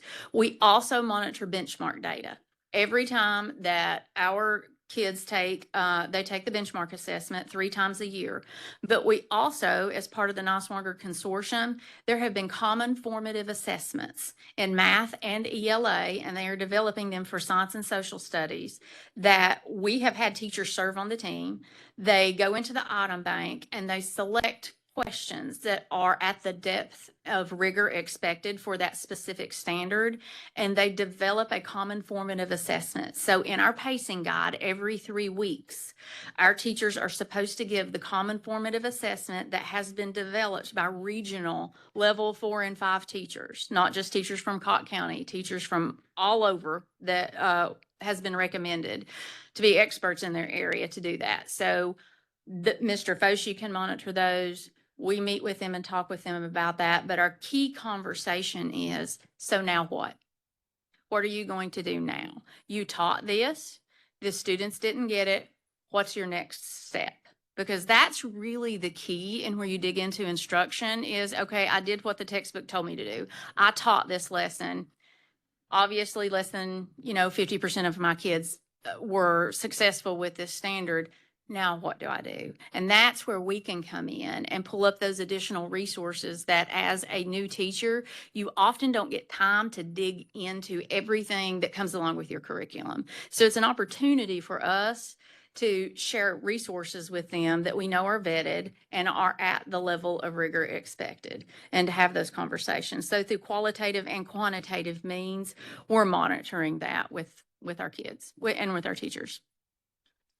I have a question for the board chair. So how often are you speaking with your director specifically about Northwest Elementary and what needs to be done to bring the academics up? And how do you hold your superintendent accountable for that? We have monthly meetings. At those monthly meetings, I do feel that all of our board members are very close. We do discuss problems in each school. We have been lucky enough to be blessed with some reward schools. So I've been looking into ways that we could look at those reward schools, find out what they're doing there in their schools, and then collaborating with the other board members to see what we can do to improve Northwest. So what are you finding in that? What are you finding that the reward schools are doing differently than what's going on in Northwest? I do think our reward schools are in communities where they have smaller populations. Most of those communities do have very involved parents in those schools. I think just small school size really helps because you're getting more one-on-one. I would like to see us bring in more mentorship, to have volunteers that could come in and actually sit down at a table with 4 or 5 students and really try to give them, I call it a hand up. Give those kids special attention and try to catch them up. So is Northwest Elementary the largest elementary school you have, or is it, it's not? Where is it in size? It's probably second, I would guess. Second. We don't have any really large schools. We had a high school that traditionally is around 1,100 or so. It's fairly large. Our elementary schools are probably small in the grand scheme of things. Edgemont's around 600, and Parrotsville is below that, Cosby Elementary than in Northwest. But I think you said you're trying lower pupil teacher ratio. We have. It's not been on purpose this time, but in the past, we've used federal money for the class size reduction teachers or just adding a teacher. We've gone through class sizes of 10, 12 kids before.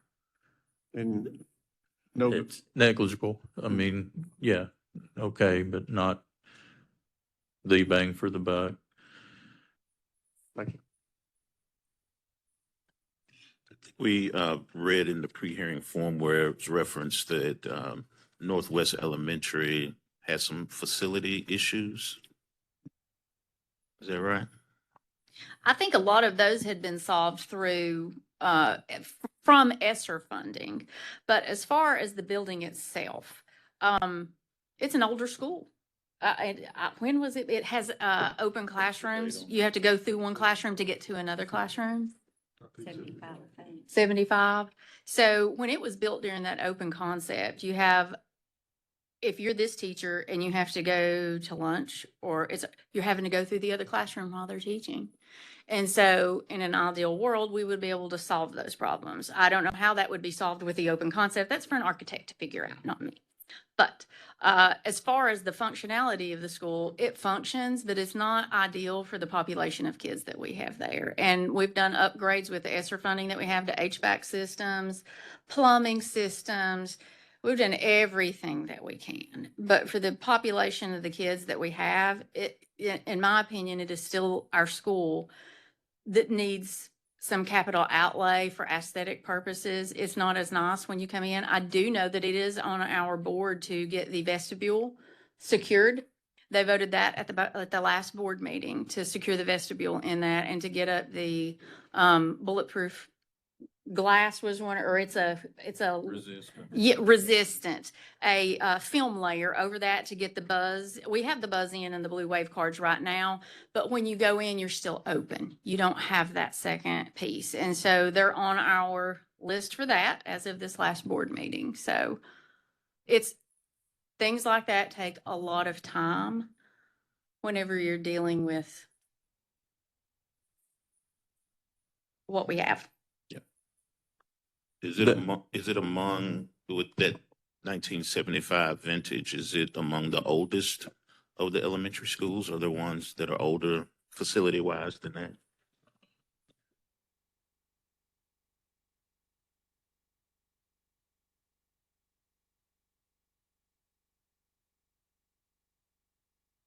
Some of our oldest are from the late 50s, early 60s, at least part of them. And then they've been built onto. So it's around that time period our county did the consolidation and when most of these schools started. Northwest that's fairly new. To be in the 70s. I mean, I'm not that old, and I remember the two schools that combined to make it.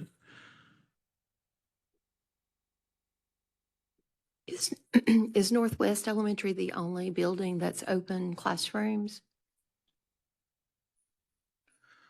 So when we say open classroom, we had open classroom structures at Parrotsville. We had it at Cosby Elementary in the back. And they seem to be easier to, it's not as challenging to build. We built walls in all those places. You still have some heating and air issues. At one point, you have some, having to change lights to whatever. Northwest, it's having to walk through is the challenge. It's not necessarily building a barrier, but to get to the back room, you walk through someone else's classroom or you come in the outside. That entrance to the classroom is the challenge, I think, at Northwest versus some of the other schools that were built according to that open classroom setting. I'll add too, a couple of years ago, and I put this in the pre-hearing form, a couple of years ago, we started working on the schedule at Northwest. The reasons for that were many-fold. One of those being, we wanted to try to put the teachers on the same special class time to cut down on that pass-through, because if you're the third grade teacher over here and you have a different special class time than this teacher over here, your whole class is moving through while this group of kids is trying to do math, and you know how kids are. It doesn't matter what the teacher says, they're going to be watching everyone that comes through. So we worked on the schedules for that. We also worked on the schedules to help rearrange teacher planning time, because we knew that some buses were getting there late, and that crucial time is in the morning. So we put some teacher planning time in the morning. We redid, the leadership team got together this year and they revamped the schedule again because of the new physical activity law. So that had to be looked at and changed and tweaked from the last time.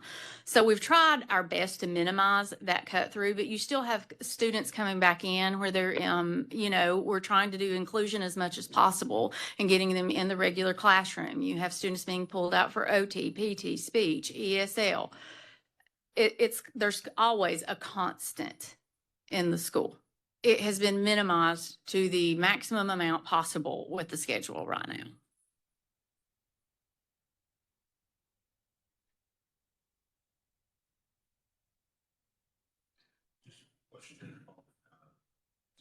Just a question on behavioral incidences.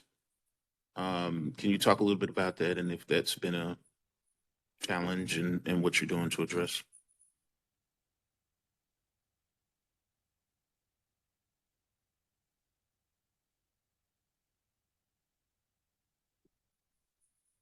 We, in anticipation of, and just to check up, it looks like our behavioral incidents in the computer are higher, actually, this year than last year.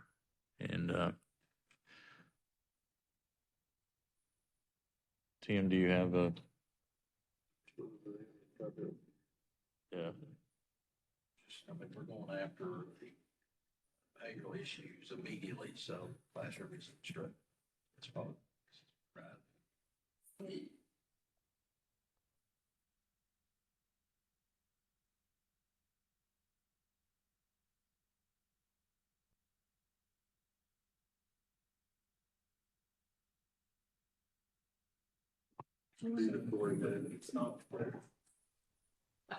He said that one of the reasons for the uptick this year in behavioral incidences is they have a restorative practices teacher at that school, and Mr. Boggs goes and immediately gets the student, and they try to take care of it to minimize classroom disruption. So being able to be there and immediately remove the kid that's causing the issue has caused an uptick in incidences that are actually reported, because before teachers would try to take care of some things, or some of those kids, you don't want to send them to the office by themselves. So then you're getting two kids out of class, the one kid to walk them down to the office or the other. So having Joe there and the walkie-talkies that they can use to get him to come there has caused an uptick in it, but it's a more accurate reflection of the behavior of the students. I guess with that, not to get too far into the weeds, but with that uptick of incidences, is there a particular challenge, or do they fall into a particular category, or is it all over the map, or what are you dealing with in terms of behavioral situations?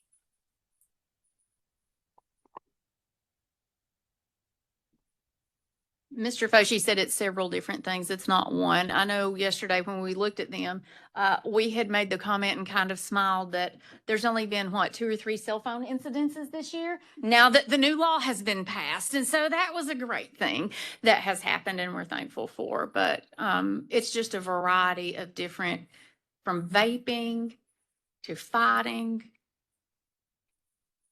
Those kids exhibit those behaviors. Okay. Cell phones don't work too well in Northwest building, so that's one luxury. Okay. Well, we have, thank you for answering our questions. We've reached the point in the meeting where my colleagues and I will discuss and deliberate and ultimately share a recommendation. So with that, observations. So I think there's a clear acknowledgement that there are multiple challenges that exist here at Northwest Elementary, and recognizing that there are challenges and digging in to look at some root causes is a step in the right direction. Looking at your forethought to think, okay, we need to do something different with our differentiated pay plan and focus on Northwest Elementary is another step in that direction of, acknowledging that we need to do something different. Developing those partnerships that you're working very diligently towards with different colleges, universities, programs, and organizations to help recruit and retain your teachers. The walkthroughs, I appreciate your explanation, that going into detail about the qualitative and quantitative data that they gather through these walkthroughs to be able to have those hard conversations, or those conversations to talk about what's going very well in the classroom. Because if they're not getting teaching to the rigor of the standard and that grade level expectation, then our growth and achievement will not be what we want it to be. So I appreciate that step in that direction. And also, I think it's critical that as much support as possible can be given to the new principal to allow him to be able to be that instructional leader in the classroom and have that additional support to do some of that other heavy lifting that goes along with that. Those are some of my thoughts. Yeah, I agree with everything Dr. Maxwell said. I will just add a couple of others. There are things moving in the right direction. Your chronic absenteeism is down significantly, which I think is a big plus. One thing that I struggle with is that your per pupil expenditure, 14,400, is really high, which is great. I mean, I'm all for, if it's effectively being used. And so I would just challenge you to go back and look and see how you're using that. Are there places that you can use it elsewhere more effective? I do give you credit for your focus on growth in K through 8. I think that's really important here. I agree that the achievement will come. If you're growing more than a year, then you've got to have achievement will come with it. And giving the $3,000, the $5,000 bonuses, I think that's a good example of how you're using differentiated pay or pay for performance, which I think a lot of school systems could effectively do. So there's credit for that. But I do think you have challenges, as Dr. Maxwell said. You got a new principal. You have the high percentage of economically disadvantaged. But it sounds like you've got the money that if you can figure out a way to spend it effectively, that you can make some difference. I concur with my colleagues. I think recognizing that the success of Northwest Elementary will rise or fall based on leadership is really important. And Mr. Foshi, applaud you for stepping up into a challenge. We've seen several examples of that this week, and definitely appreciate you stepping up to be a leader in that regard. Again, the strategies to address the chronic absenteeism with the transportation and other means, I think is good. The partnerships with Niswonger and Grand Canyon, I think, get at the heart of trying to ensure that you have the best teachers that you can where they need to be. With regard to the economically disadvantaged situation, that is not likely to change anytime soon. And recognizing that, you're in the challenging situation where you are, um, you definitely have the grasp on the issues, and those issues, you have your strategies in place and you're executing on those. But our job is to ensure that those strategies continue forward and we ultimately get Northwest Elementary off the list. And so that's the goal for you and us and everyone involved. So with that, is there a recommendation from the body? Mr. Chairman, I ask unanimous consent for a corrective action plan. Without objection, so ordered. Corrective action plan for Northwest Elementary and Cocke County School District. The corrective action plan is just that. It's a plan. You already have a good number of plans underway, but the corrective action plan is really meant to focus specifically on Northwest Elementary in placing you in working in concert and tandem with the State Department of Education to codify those plans and strategies to ensure that over the next couple of years, Northwest Elementary is in a better position as an educational environment. But you all are doing exemplary work and can tell that you're throwing everything at it that you can. We're all part of the same ecosystem of education in the state of Tennessee, and we've got 1 million children that we're trying to get to brighter futures. So you're working on one piece of it. A number of other districts here this week are working on their pieces of it so that as a state, we can have better educational outcomes for our young people. So we appreciate you being here today, and thank you for coming in. All right.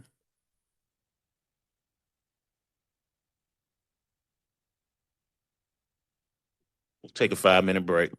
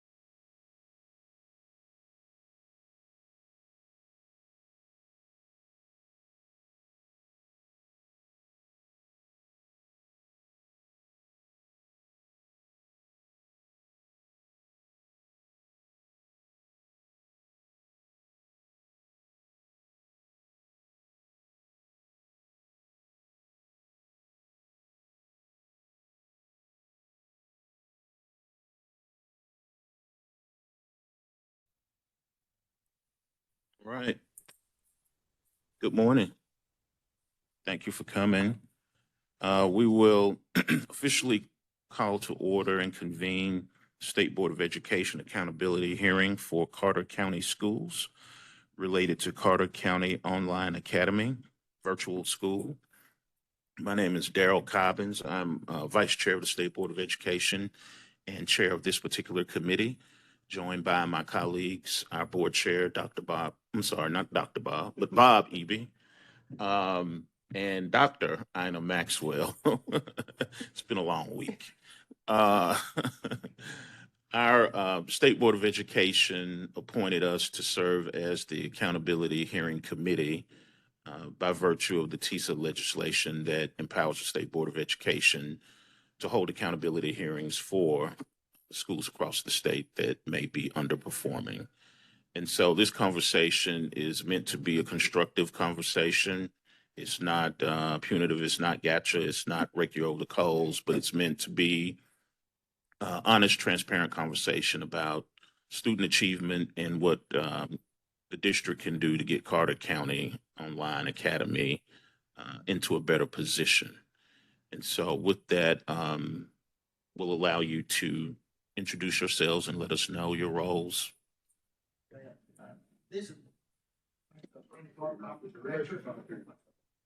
I'm not used to that. We don't have that fancy stuff at our board meetings.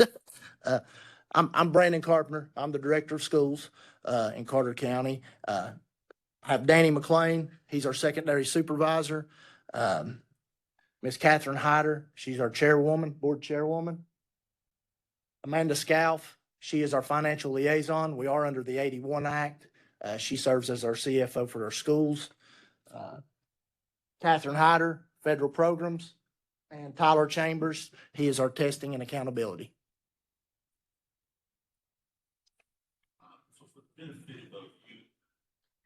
For the benefit of you before us and for anyone listening or watching, just want to make sure that we inform you that this committee has received a good amount of information from our staff, as well as a pre-hearing form that was created by the district and submitted, covering a range of topics and issues relative to the performance of the school. And so we've studied that, and by virtue of that, for this process, we begin with questions as opposed to presentations or other things. So our first question is, your district is called today on behalf of its underperforming virtual school. To begin, please tell us what you believe are the challenges and root causes of those challenges for the school. Okay, well, the challenges that we've identified and the way we have identified these is the team that I mentioned, as well as we've sent surveys to parents and students. We have identified 5 strategic areas, with the first one being infrastructure. The infrastructure for the school has been challenging. Second was parent involvement. The third was a consistent, proven, data-driven leadership. 4th, academic rigor. And 5, budgeting. And we have delved into those. I'm going to touch on infrastructure the most. I'll get as deep as you would like for me to get into this, or as brief, you just kind of let me know, but I will tell you about the infrastructure if that's okay. Yeah, you have 5 minutes. Okay. All right. In 2022, 2023, Carter County School Board hired me to turn around our district. We had some trouble. I had been fortunate. I've been placed in some spots where I had good people around me, and we had some success at multiple schools. So fast forward, I get the director's job. In 2022, 2023, Carter County Online School was on our radar. We knew we had to do better, and we know we have to do better. Infrastructure was our big problem. We're rural county. We didn't have great internet. The infrastructure just was not there. In 2023, 2024, that infrastructure rapidly improved. We felt really good about some of the things we could put in place. However, September 27th, 24, We just started in August with some of the things we were doing for our online academy. You know, Helene pretty much wiped our county out. It destroyed a third of our bus routes. It destroyed a school. We pretty much had to transition a high school in just a few days. We got everybody back in school in 30 days we reopened. However, we were having to transport students on vans through another state, and it was actually taking about 2 hours. So a lot of people decided to homeschool their kids. A lot of those tried to get on the virtual academy. Our enrollment went from about 104 to 195, almost doubled just because of that. Our homeless population went from, I think, I've got it here. Catherine, do you recall that? 35 to 156. 35 to 156 overnight. So the infrastructure of the school, what people were needing and wanting from the virtual academy, we did not have to serve them. So we know we have to do better. We know that we have to do a better job on that, and we feel like we really have a good plan moving forward to do that with the correction, because our school board has committed to not only running the virtual academy, but to getting us a building that is not a school building, but it was our former administrative office. That way parents can come, we can get to know those parents, we can build relationships with those families. Any educator, coach knows that relationships will get you there, will get you improvements quickly, building those relationships. And we did not have the infrastructure to build those relationships. But moving forward, we do have that in place. Thank you. The pre-hearing form notes the decision to change curriculum last year for grades K through 3. And after receiving positive feedback from parents, the district has made the decision to extend the curriculum to grades K through 12 for the next year. What data, if any, supports this decision? I'm going to ask our data person here real quick if he could chime in on that for me. We sent out a survey to parents. Oh, Come right here. Come right here and speak. yes, we sent out a survey to parents for the CCUA for K3. They are actually really pleased with this curriculum that we're using K3. It's at Mintham, and we're going to expand that K12. And here's my personal part. I wouldn't suggest, or I wouldn't put this in a positive way if I didn't think it would work. My niece, she just signed up for CCOA yesterday for next year. I wouldn't recommend that to her if it wasn't working. My niece she has some disabilities. She can't go to a traditional school setting. And I would not recommend this program that we currently have in place in K3 if it wasn't working. And we're going to expand that. And what we got to look at is we've got to look at consistency. We've got to look at monitoring these teachers and these students more. That's what we've got to do. And we've got to do a better job at that. So may I ask, what evidence do you have besides the positive feedback, though, to support that this curriculum is working? Our benchmarking. So our benchmarking this year, as students have completed benchmarking, we know where those students are trending. Now that being said, we heavily have benchmarked for several years in our traditional buildings, but again, the infrastructure part, not everyone being able to come in has hurt us, because a lot of people who do virtual schools, they don't want to come to a traditional school building. I mean, if they have to come to a traditional school building for just a, monthly meeting, they're not interested. So we've had to work around that. We have that taken care of. So now students can come in, they can take a benchmark. We can meet with those families. We started it through the third grade just to see how it was going to go. Now our plan moving forward is to expand that curriculum and that platform. The platform really helps. So we expand that platform, use our best teachers that we have in our district. We are going to use some of our best teachers because the school's growing. I mean, it's went from 100 students to 200 students, in a year. And that does not happen for us. We're a small district and we don't see a school grow by 100 students.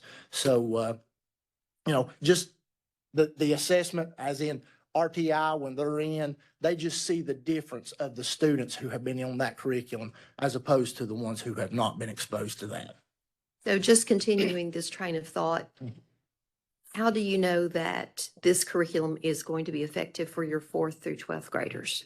What has led you to believe, other than the positive feedback from parents and your benchmarking, that that's going to work? Okay, so they have had a lot of success in other virtual schools. They have shown us other districts in Tennessee that they have actually been working with. So we have definitely met with Edmentum, and we know that they have a quality product and that it is going to be very beneficial for our students. And we have saw results in other places as well as our own K-3. So we do feel good about moving forward, using that curriculum, pairing it with some of our best teachers. And teachers make a difference. Educators make a difference. Leadership makes a difference. You put those in the school, we will see it improve. So what supports are going to be available from the vendor and from within the district to support Carter County Online Academy with the incorporation of this new curriculum for grades 4 through 12? Okay, so I'm going to pick 6-12 to start with, if that's okay. We have a very high performing ELA teacher.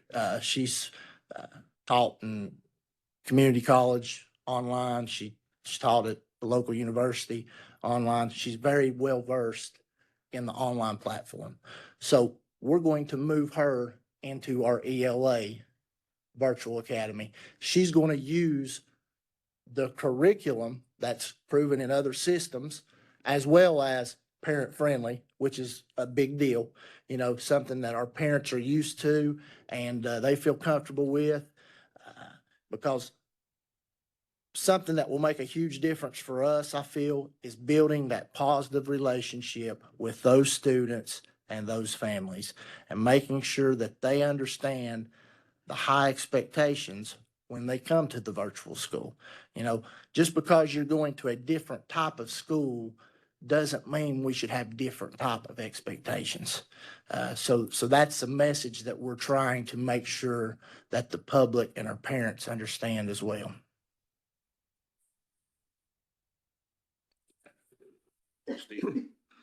Kind of follow up on support.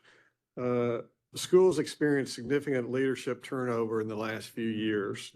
What support has the district provided for the principal, and what will change with this new principal compared to what you had in the last few years? Okay, so we felt really good about the principal we had in place for this year.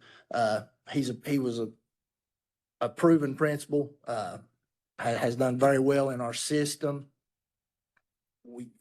I sat down, we had a discussion. He's actually a pastor and he's very well spoken and a very good communicator. And I felt that the communication with parents was something that we needed. Seemed like things were going really well. Things were trending up.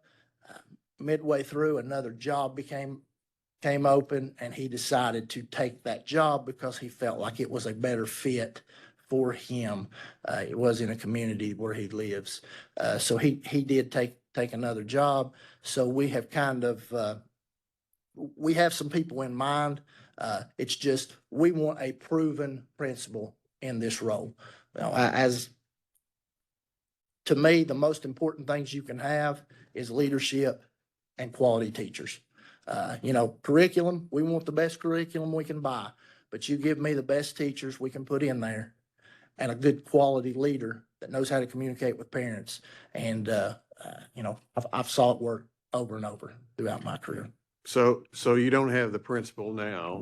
This transition has just happened in the last, I think it's probably been about 3 weeks, 3 or 4 weeks. So right now we have an assistant in place, and he's actually been a principal, and he's an academic coach now, but, we do plan on making a permanent replacement, at the end of this year, in May.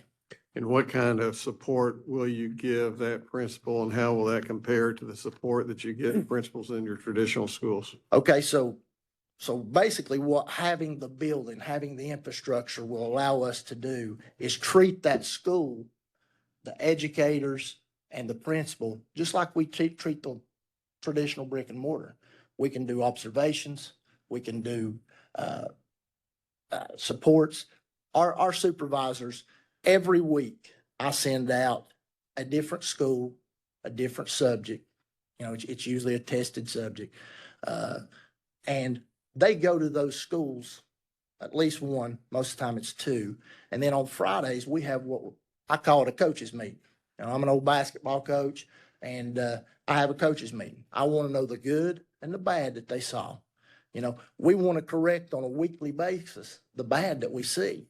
So if we know something's bad at that school, it's going to allow us to correct it now on a weekly basis, rather than, you know, now we're doing it on a benchmark basis, but we want to be able to do it on a weekly basis like we're doing our other schools.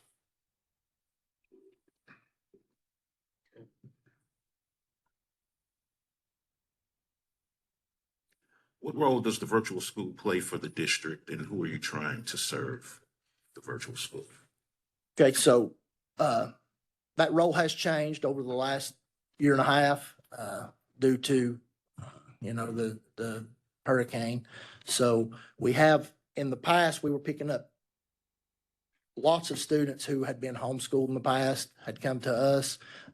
Some of those students were behind, some of them were not, you know, and that's when we had about 104 students. The last year or so, we picked up a lot of students whose parents did not want them transported on the roads we have right now. So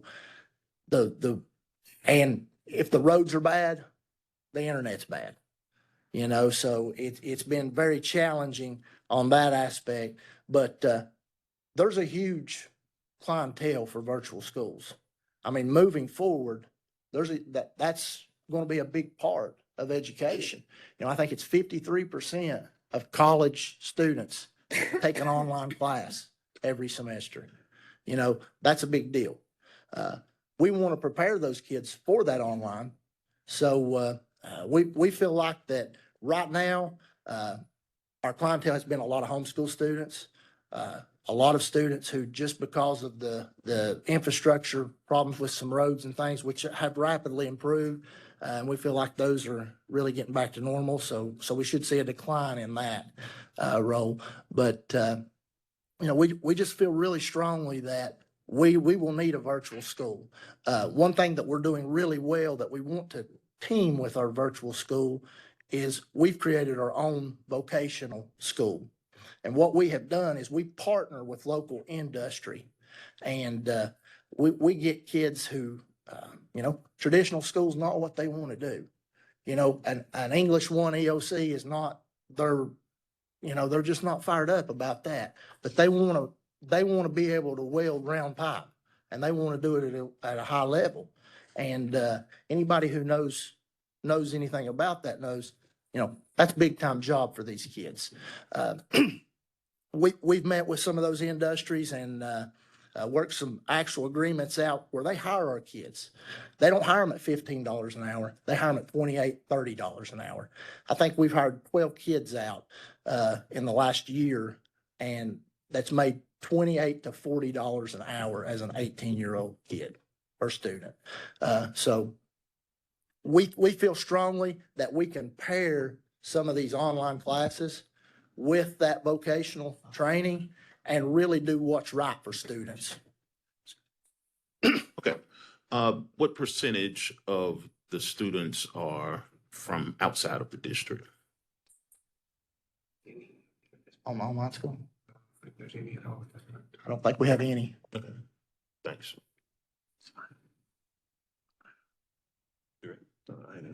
Oh, So how much money does the district typically generate for this school? For example, a virtual education report issued by the department shows that the district generated over $761,000 in state funds in the 23-24 school year. So how are these funds spent that are generated?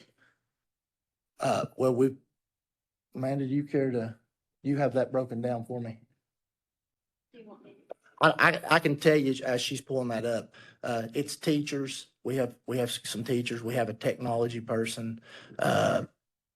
It's mostly salaries. Of course, a principal, administrator, some cost of admin, the part that we have used. Okay, if you want to do that, I'm for that. Thank you for letting me speak. So in what we plan to spend that money and what we are spending that money on, majority is salaries and benefits of staff members. So teachers focusing on ELA and math in that 6-12 area, as well as stipends for teachers for courses that may not be tested or covered. 120-day contracts with high-performing retired teachers that used to be in our district to allow them to teach as well as be tutors for those students. An administrator, we're looking towards moving to a director of alternative learning, which would fall into the principal role for that school. The supports being the platform that we use, Adminum, being a high cost, as well as a student support coordinator, which aligns that school closely with how we do our other schools. We provide student support coordinator in all of our schools, treating the virtual school just as we do our others. Thank you. And we have moved our, what we feel like was one of our best student support coordinators into that role and just to give our students that support that's in there, because we feel like that is something that they really needed, was that support for the student and their family. So with Carter County Online Academy having 2 years of F letter grades, additional support is being provided specifically to this academy. Is that what I'm hearing? Yes. Okay. How long have you had Edmentum in place? Approximately 2 years, 2.5 years. Two. Now we have actually used Edmentum in the past in some of our brick and mortar buildings as far as around some of the curriculum. But as far as the Carter County Online Academy, approximately 2.5, 3 years. Okay. What responsibilities do they have, and what are the accountability metrics that they're held to? In regards to Edmentum, Mm-hmm. if it doesn't work, we will actually look at another option. And when I say that, based upon benchmarking quarterly. And that is something that I have personally met with 2 different providers since Christmas to kind of, we want the best that we're paying for. I want results. So we're definitely looking at a couple of different options. Of course, finance is a deal. We have to be able to pay for things, but we do feel that Edmentum is working in other areas that are similar to ours. So we feel confident that the curriculum in the hands of some of our best teachers will prove different. Okay, so based on what you just said, in response to that question in terms of accountability, we have 2 years of underperformance. So is that relevant? Definitely. I mean, it's relevant.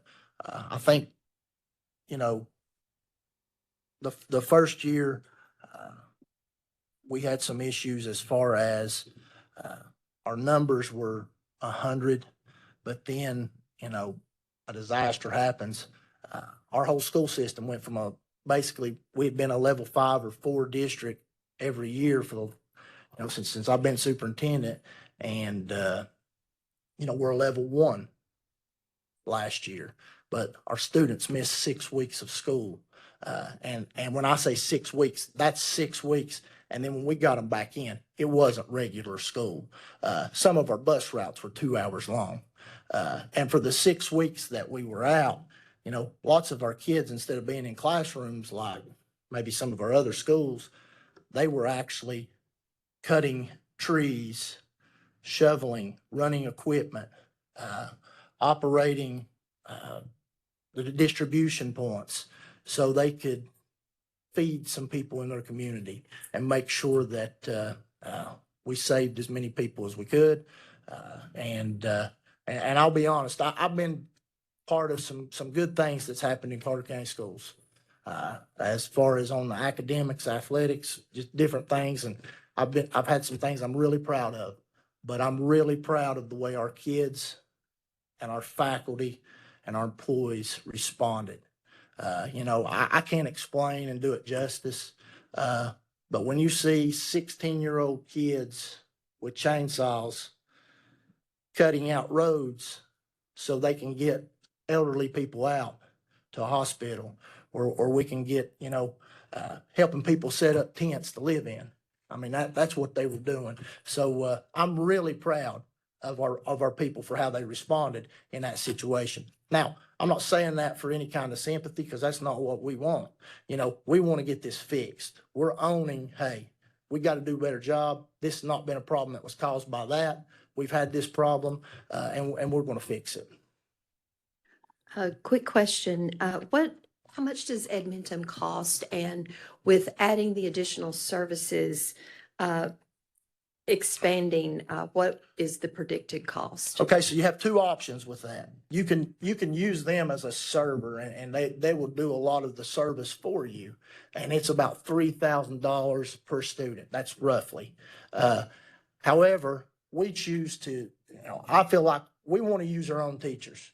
I want those relationships with our students. I don't want somebody from somewhere else teaching our kids. I want them to be able to come to our building if they need tutoring at 5 o'clock, because we're going to do extended hours. If they need that tutoring, I want those people to be there in person to be able to sit down and work with those families. So we're choosing to basically use the platform, use the curriculum, and put our best teachers with those students. Because we do feel strongly that this could be a very successful thing and a big part of us moving forward to pair with our vocational school. We have the third largest middle college program in the state. And, we have 4,000 students. So that's something that will appeal to those high performing students who want to do virtual learning as well. I hope I answered your question with that. So with the two options you mentioned and the option that you all are going to be using, how much is the cost for that? I think it's about $65,000 just for the curriculum. You have some questions for the board chair. So how do you feel about the virtual academy? Okay. Well, I'm very confident that we can fix it. And I have been an educator 40 years before I retired and ran for this position. And I was on, it was not the virtual academy, but it was a program that I researched when I was a high school principal, and I feel very strong about it. And I have also done research, and a lot of high school, even elementary, is going more online. And I think that's not going to go away. And I feel that we, as a board, are going to support that. We have agreed. And I will say in 22-23, we hired Dr. Carpenter, and we told him, we want ACT brought up, and we want ELA fixed. ACT went from 16 to 19, It's trending now 20. ELA went up 13 points. It's now trending, we're at 55% proficient in our third grade ELA, which had to be fixed. Also, we've told him this has to be fixed. We're buying, we're going to fix it. And we're going to provide the support, because when we hired him, we told him what we wanted done, and we're going to support as long as that gets done. Also, I would like to just give you just a few statistics, and I'm not asking sympathy, but in September 27, 24, the hurricane hit. It took out a school. It took out numerous schools' roofs. It took out 84 to 100 roads. Now our county is spread out. We're poverty. We're mountainous. It took out those roads. It destroyed over 100 homes. It damaged 650. And I volunteered with EMA, with the Emergency Management System, to try to get water, to try to get stuff to people. We've got an area that is very remote. And being 40 years I spent in Carter County, I worked all over that county. So I understand a lot of, the people. Well, when we finally got school started back, I had such a passion. We couldn't run buses on these roads. And I rode a van to North Carolina and through Beach Mountain. We come back into Tennessee and picked up 14 children that couldn't get to school unless we done that. They rode 2 hours in the morning and sometimes over 2 hours in the afternoon, because they were trying to get gravel to roads that we could, because it had took out a lot. I was nauseated, but I was almost sick when I got back. These children were living in lean-tos with tarps. That's what our community was. So we were not focusing on test scores at that time. We were focusing on survival and recovery. And we're still recovering. We still have a few roads that aren't done, but I think it was 2 weeks ago, they had a celebration where 2 bridges were put back in to Polk, an area that was hit really hard. So, at that time, this is what. Also, this happened in September, and Carter County was not completely restored with electricity until February. So this is, what. Yeah, that's a challenge. Thank you. Let me ask you this question. If you continue to get another F now that you've got things moving, and I like your academic rigor, I think is critical. But if you get another F, would you consider doing away with the virtual academy? Or what I think I hear you saying is that you are fully committed from now to eternity with the virtual academy. We're going to fix it. I really feel like we're going to fix it. I have read, we're meeting, of course, we're meeting weekly. We're talking weekly or not. He's talking with I've been reading a corrective action plan they're writing now. And I've been sent copies of that, and I'm pleased with it. And the only reason I guess we're still waiting on some of the things to do is we just have not had the infrastructure to implement it. It sounds good, and I'm just being honest if I say, hey, we're doing this right now, but if we don't have internet at that home, it's not doing that kid any good. So we had 14 kids that were on that, that were part of the virtual school, that we were driving to a local church in one of the communities and trying to get as many of them there as we could. So we, even though it was virtual, some of it was in person, because that was the best we could do. Now, I do think as far as infrastructure now, we do have some roads and some of those remote roads are still, damaged. But, it's a whole lot better and, we're in pretty good shape. The building that we had planned to move into is almost completely, we've remodeled it. It's not finished completely yet, but it's set to be finished in May. So, a lot of our plans are there, but, we're not there yet. I mean, I don't want anybody here to think, we got an overnight fix for this, today, because it's not. Help me out with this. Okay? First, how do you define chronic absenteeism? Because I look at your numbers and your chronic absenteeism is less than 5% when your district is, more normal, 20, 30% or something like that. How do you define, for a virtual academy, how do you define less than 5%? Check-ins, with, and some of those are right now through Ed Minham. And Danny, I'm gonna let you speak to that because you do know a little bit more about that and exactly how that works, if you don't mind.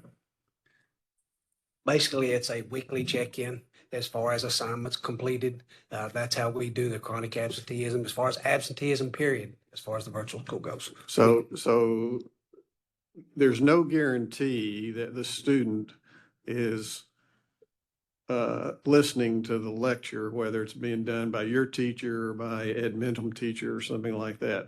All that you have is that the student says they were there and they're sending in their documentation. Completed work. And right now that completed work is basically a failing grade. Some of it is, yes, sir. So help me understand. I mean, I understand the values of the internet. I understand the challenges you've had are very challenging, but just help me understand how you can sit there and not know whether the student is in the classroom and take their word for it, and yet they're failing. What can we do to? Well, That's the compact we're talking about.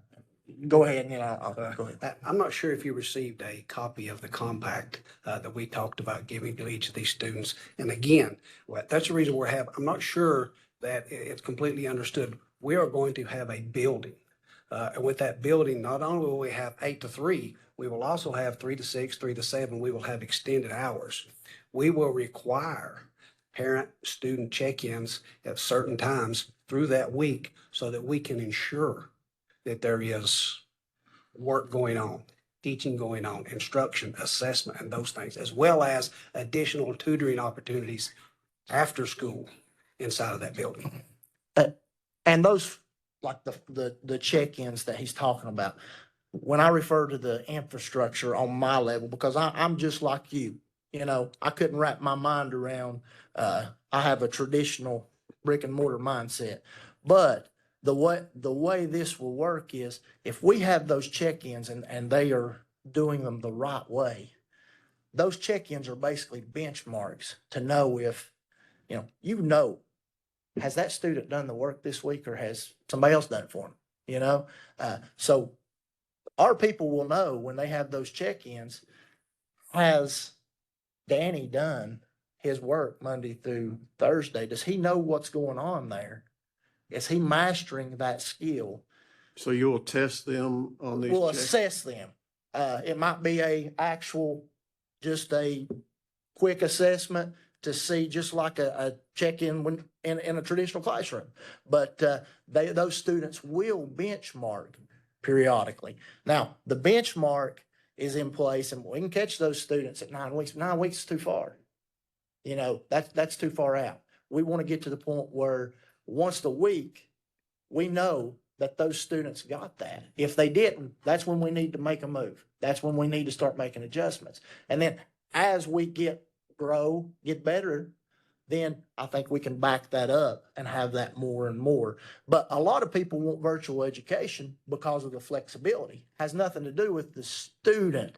It has to do with the parents wanting the flexibility of, we can do this work at 9 o'clock at night. I understand that, but our responsibility is to ensure that student is academically successful. Right. And just because the parent wants it to be virtual, if it's not succeeding, then I think we need to challenge the academy. Well, here's here's, those parents need to have the same rules for homeschool then. Because then those, if they're held to the same standard, it makes it much easier for us as a public school system to take those kids in and hold them to that standard. Because all they do is they say, you know what, this is too hard. It's too many check-ins for us. We're just going to homeschool them. That's the fact. So I have a clarifying question regarding attendance. Is attendance taken daily at Carter County Online Academy? It's taken on a weekly basis.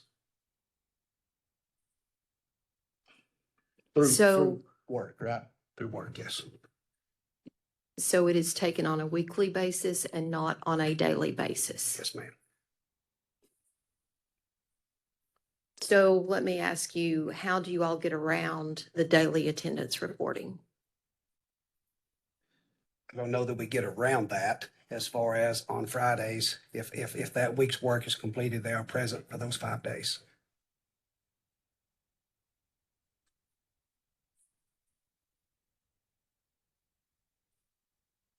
So help me see that, because I'm old school and I'm a, retired teacher, used to taking that attendance report every day. So you're saying that on Friday, when the check-in is made, if they have completed assignments on Monday, Tuesday, Wednesday, Thursday, Friday, Yes. then they are counted absent for Monday, Tuesday, Wednesday, Thursday, because they've turned in those assignments, but you all did not know that until Friday. Exactly. They're counted present. Yes. Counted present. Yes.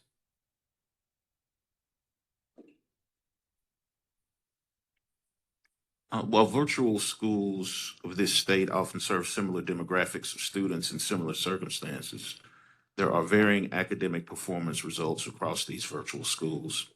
To what extent have you connected with other districts that are operating high-performing virtual schools?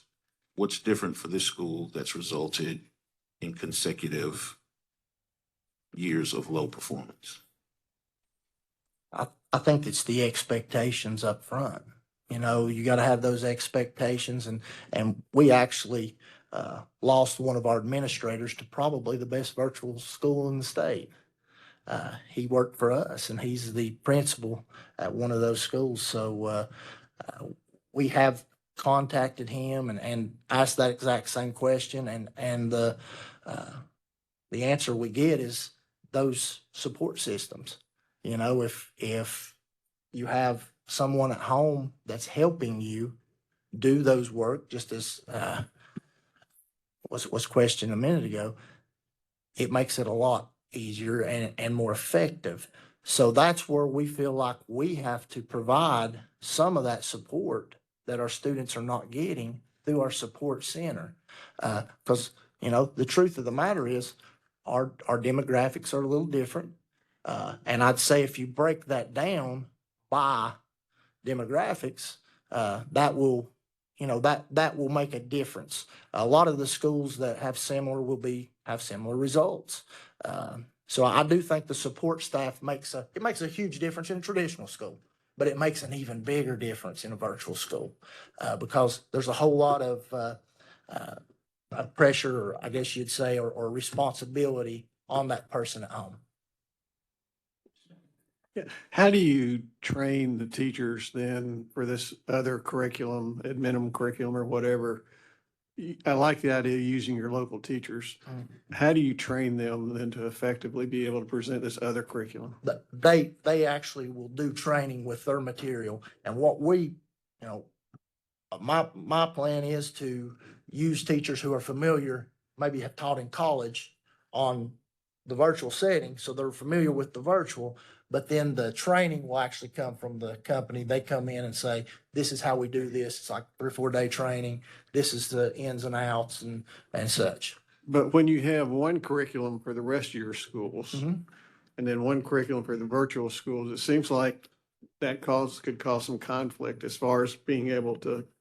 The only issue that we really saw is the benchmarking is a little off because, the timing, but the state it's the same standards. Sometimes it may be one out of order here or there. Now, I really think that moving forward, as our teachers become more adept at using that curriculum, they will be able to manipulate it in a way that will line up even closer with what we have. If that answers the question.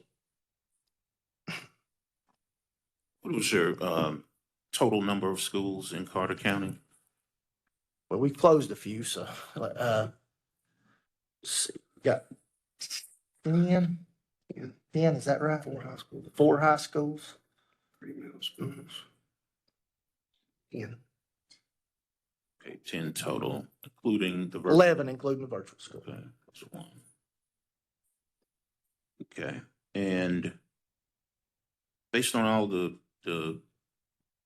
mitigating circumstances that you've mentioned with regard to the it's a hurricane, how did the other schools perform? You know, we dropped,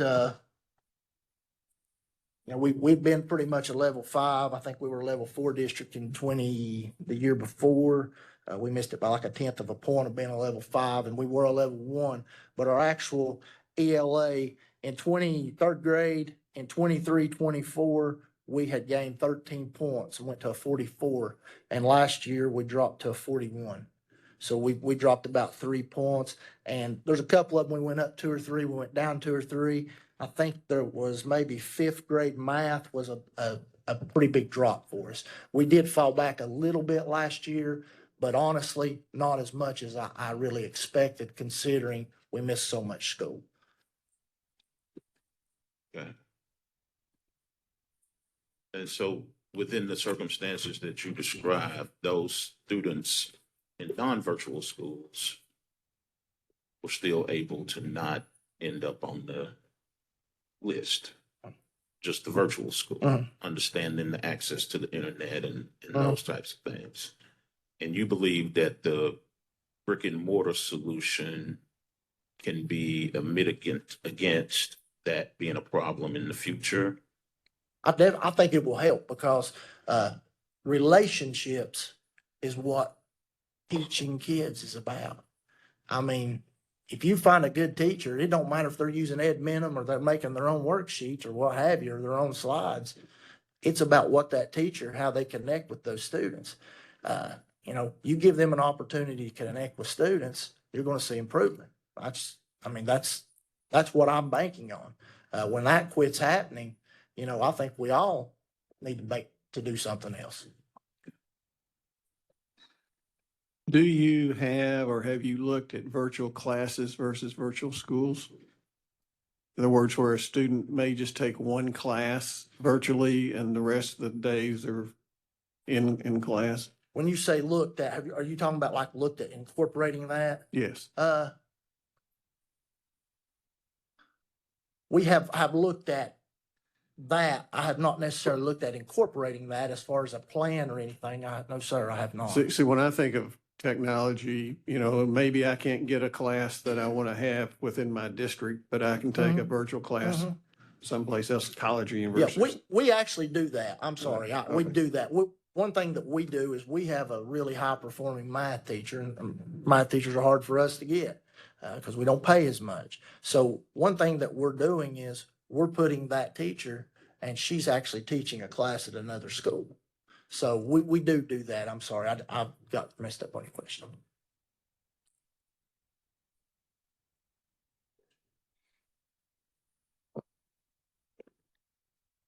I was unsure if I should say good morning or good afternoon, so I was just checking the clock. It's still good morning.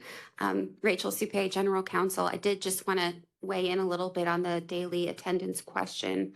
The law does require that the attendance be taken daily. Specifically, it says that the LEA should request and receive daily visual, verbal, and written confirmation of student participation in instructional time. So I think that's definitely an area where we can help provide some guidance if needed and see if that will help in any way with outcomes. Thank you. Okay, thank you for answering our questions. We're now at the point of the meeting where my colleagues and I will discuss, deliberate, and ultimately put forth a recommendation that will go to the State Board of Education at our May meeting. As a committee, we only have two routes that we can take with these hearings. One is to recommend a corrective action plan. The other is to recommend no action. And so we're sort of bound by those two paths. And so with that, observations or any further questions from my colleagues? Seems like everyone we do is a unique situation. Being an engineer, I understand technology and I understand the importance of using technology as it changes. And clearly, virtual classes and virtual schools offer opportunities there. But we have to assure that those opportunities are providing the same level of I like your academic rigor. I mean, I think that's key. I like the way you identified your 5 challenges, data-driven principal leadership. Those are all critical aspects. The infrastructure that you talked about, and it sounds like you're making progress tying in the brick and mortar into the virtual, I think is a good concept. But you don't have a principal right now, which makes it really, really tough. Going back to that data-driven leadership and how valuable a principal is, and that's a challenge I think that you really got to work out. I think getting the students engaged and assure that I say you fix your attendance issues and stuff like that, somehow getting them engaged into a classroom environment, whether it's be virtually or not, is something that's important for them to truly learn. It's tough. I mean, it's tough. So there's not a lot more I can say. It's just that you got a real challenge here, and clearly your situation with your Hurricane Helene, I understand that. But your other schools have done well. What came out. I mean, your other schools are doing really, really well. So what is it that you can take from those other schools that you can make this school better? I concur with that. And I just want to say that I think that the resilience that all of Carter County has shown during and at September 27th and after, I mean, you all are all to be commended, the way the community and everyone is pulled together. With that said, the leadership, as Chairman Evie mentioned, also, I want to be sure to be on record to say that we have to have daily attendance. That is in State Board Rule 49630004.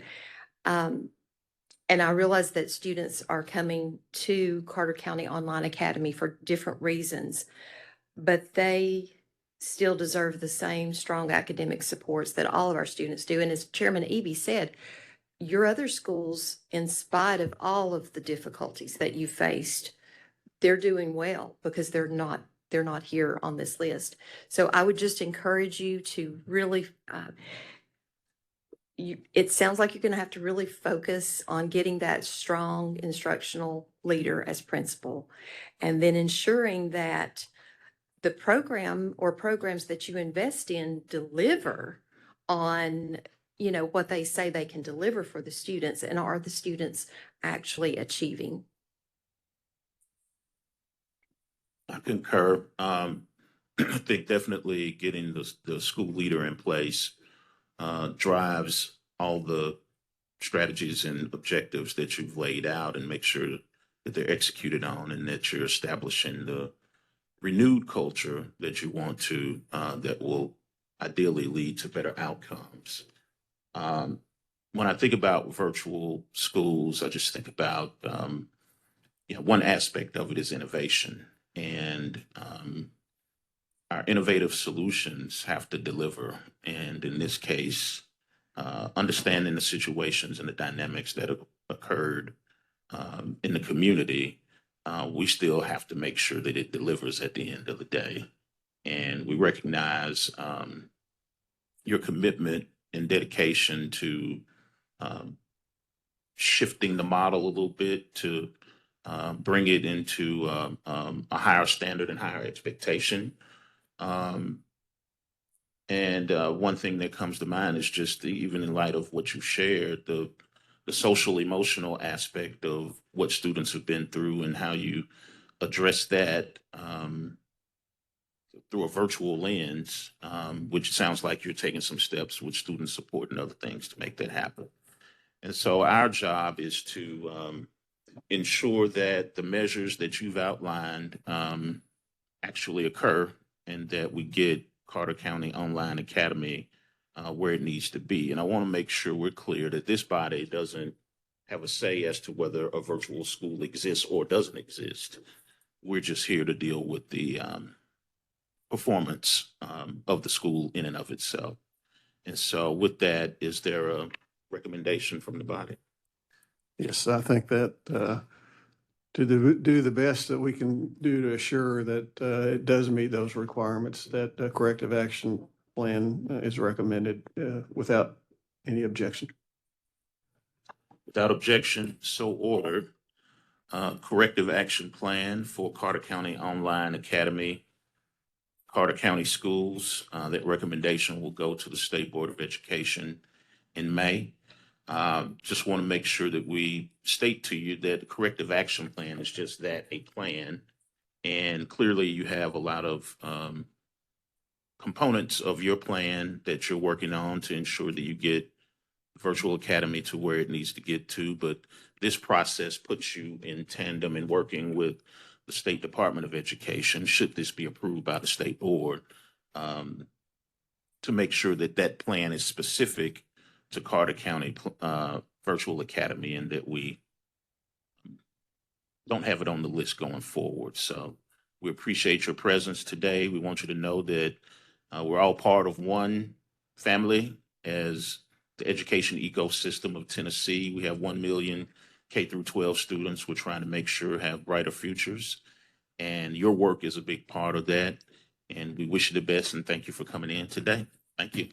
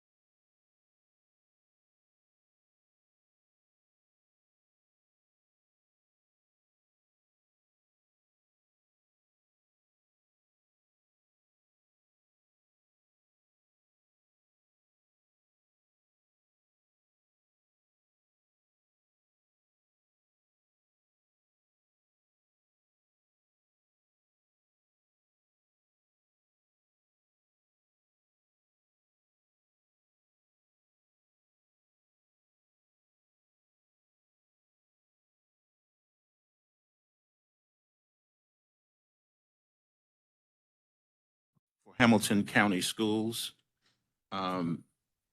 We schools before us for conversation today are Calvin Donaldson Environmental Science Academy, Dalewood Middle School, East Lake Academy of Fine Arts, Tommy F. Brown Academy, and Orchard Knob Middle School.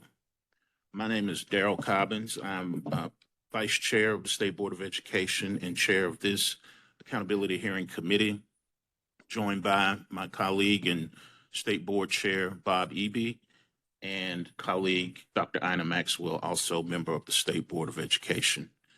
This committee was established by the State Board of Education by virtue of the TISA legislation passed by the General Assembly that requires the State Board of Education to hold accountability hearings for schools from across the state that may be underperforming based on the letter grade process, school letter grade process. Our conversation today is scheduled for roughly 75 minutes. Want to make sure that we share with you all and for anyone listening that this committee has received a good amount of information relative to these schools from our staff, as well as a pre-hearing form that was completed by the district and submitted for our review as well. So that's why we start this process with questions based on our review of that information, and we go straight into the conversation.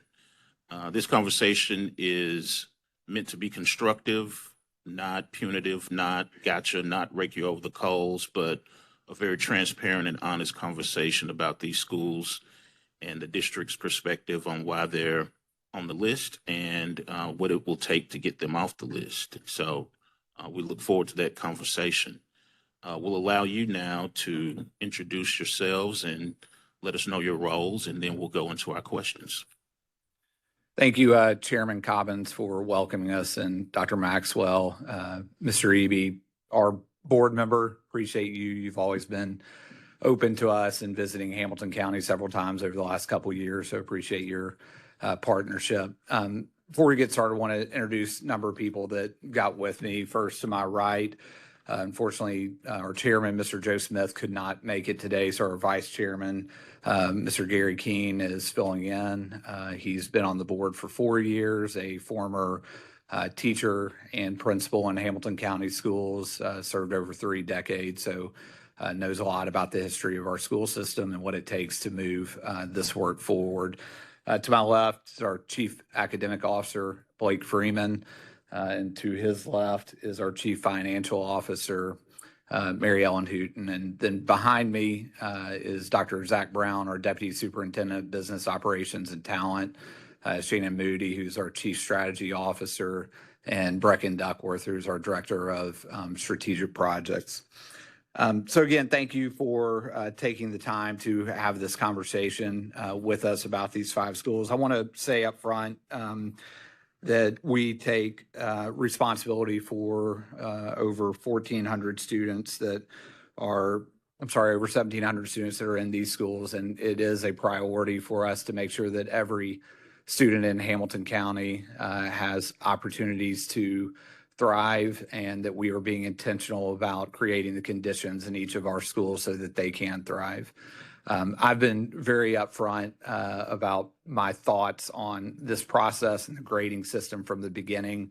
A through F has been a part of our state since 2016, and just recently have we started implementing it. One thing that I think you'll notice, not only this year, but even as you move forward, that every school that is coming before you most likely is going to be a high poverty school. Years of data have shown that there is a direct correlation between high poverty and achievement. That doesn't mean that it's directly correlated to growth, right? And so the schools that you're seeing before you today from Hamilton County are high poverty schools that have slipped in growth to either have 2 consecutive years of an F or a D moving to an F. And we take responsibility for that. We also have schools in Hamilton County that are high poverty and are growing. And so we are taking lessons from there. What I also know about Hamilton County all the way back to 2018, when we had a partnership with the state, the partnership network, to turn around 5 schools, that we have been a leader in this work. We know what it takes to move schools off the priority list, and we are committed to doing this work alongside the state and alongside our parents and our community. You're going to hear us talk about root causes throughout this, and I think that it's important for us to note, we're going to talk a lot about what it means to address the needs of the entire child. You're going to hear us talk about well-being. You're going to hear us talk about our commitment to working with our community to wrap around supports, not just of the school, but of the entire community, because one of the root causes that is coming from this is that it's that we need to support our kids in these schools in a different way, not just with the same things, but more frequency of it, better partnerships, more opportunities. And so as we go through the day, I hope that we'll connect each of those back to those root causes. Thank you. Well, that dovetails directly into our first question. Your district is called today on behalf of its underperforming schools. To begin, please tell us what you believe are the challenges and root causes of those challenges for the schools. Yeah, in Hamilton County, we have a consistent approach, and this is a lesson that we took from 2018, is that I don't think that you set aside any of these schools and say that we're doing something different from what we're doing in every other school. So we have, and we provided for you guys our academic press and personalization framework. It's our instructional framework that we use across the school district that focuses on making sure that we have high expectations for kids, that we have rigorous content. You'll hear Dr. Freeman speak about this, I'm sure, later, about our commitment to high quality instructional materials. We're making sure that we're putting worthwhile tasks in front of kids and that we have meaningful student engagement. On the personalization side, we talk about connections for kids. How do we connect them to each other, connect them to the adults in the building, and also connect them to the community? And so one of the root causes, I think you've got to always look at instruction and how is that framework being implemented with quality, fidelity, intensity, and consistency. And we know that we have work to do there. We've already committed, not because of this process, but even going into this school year, additional instructional resources to these schools so that we can support them at a higher frequency. We're also doing walkthroughs that we do across the board in the entire district, but doing them on a more consistent basis of these schools. So we're continuing to look at the instruction to make sure, again, that it's high quality, that we're staying true to the instructional materials and our commitment to those high quality instructional materials. Second thing I think that we're committed to that you've got to look at is leadership. And we have been intentional over the last really 6 years about our internal pipeline of leaders. And you'll see that the majority of these schools have a new leader in the last 2 years. And each of those have gone through the leadership pipeline of making sure that we're getting them trained in a way that prepares them day one to lead schools, not just lead schools, but in some cases specifically lead schools that are struggling. And so that training has been an integral part of that leadership development. And then beyond that, it's leadership support. So we recognize that 4 of these 5 schools are either in Missionary Ridge or Midtown. Those are 2 of our 5 learning communities. And the majority of the schools in those 2 learning communities are schools that we are putting additional supports into. So our community superintendents that oversee those schools have a lower portfolio of schools, typically around 9 to 12, where our other learning communities have 18 to 20 schools. And so the leadership development and continued support through the community superintendent is something that we have been intentional. I think there's also a community aspect to this. So you've got the instructional piece, you've got the leadership piece, but what are we doing from a community standpoint? And each of these schools, except for one, and we're working towards it with one, has a community schools partner. So we have a community schools model in each of these schools. Tommy Brown is a new add to that model, and working with UTC, University of Tennessee Chattanooga, as that backbone partner for Tommy Brown. And the idea is, I'm sure you guys know, of community school is making sure that we have those wraparound supports, that we're addressing those core needs, whether it be, we've got over 1,200 kids that are dealing with housing insecurity. And so making sure that we're addressing those needs at a community foundational level. I would say those three things are key, but there's a piece of this that we've got to continue to monitor, right? And we've got to do it at a more frequent pace than what we do at other schools. And I'm sure that we'll get into that as we move forward. Thank you. Talking about leadership, your hearing forms discuss multiple opportunities for stakeholders to provide input through these feedback surveys. So given the school's ongoing leadership and staffing changes, are teachers at these schools providing feedback and involved in that decision-making process? And if they are, how are they doing it? Yes, sir. They get an opportunity through a survey when there's a leadership change. And so if we didn't reflect that, that's on us, and I apologize. But anytime we have a leadership change, we do a community survey and a faculty staff survey. Beyond that, we have an instructional leadership team at each of these schools that is not just the administration or the instructional coach, but involves our teachers as well. And there are multiple ways that they're able to provide input into not just the decision-making of the administration, but also when we get into staffing model, you'll hear us talk about the instructional leadership team's role in terms of how they utilize the resources that are coming to the school. That's not just Title I and federal dollars, that's even our GP dollars. And so that instructional leadership team is extremely important. And I would lean a little bit to Dr. Freeman to talk about other ways that that instructional leadership team influences decisions in the school. Thank you. Now, I would specifically like to hear, what have the responses been? I mean, do you in fact listen to what they say, and how have you, if you can give some examples of how you heard their responses and how you've changed things? I'm sorry, I missed that question. Yes, sir. We do, and we listen not only in the selection of the leader. We ask them about a leadership profile, right? We don't want to know that we want Mr. Eby to be the next principal of Calvin Donaldson. We want to know what the leadership profile looks like. And so there are very detailed questions about that, and trying to develop that profile so we get the right person in. And so we definitely respond to that in the selection of that leader. I think it's also evident in our opportunities for feedback throughout the year.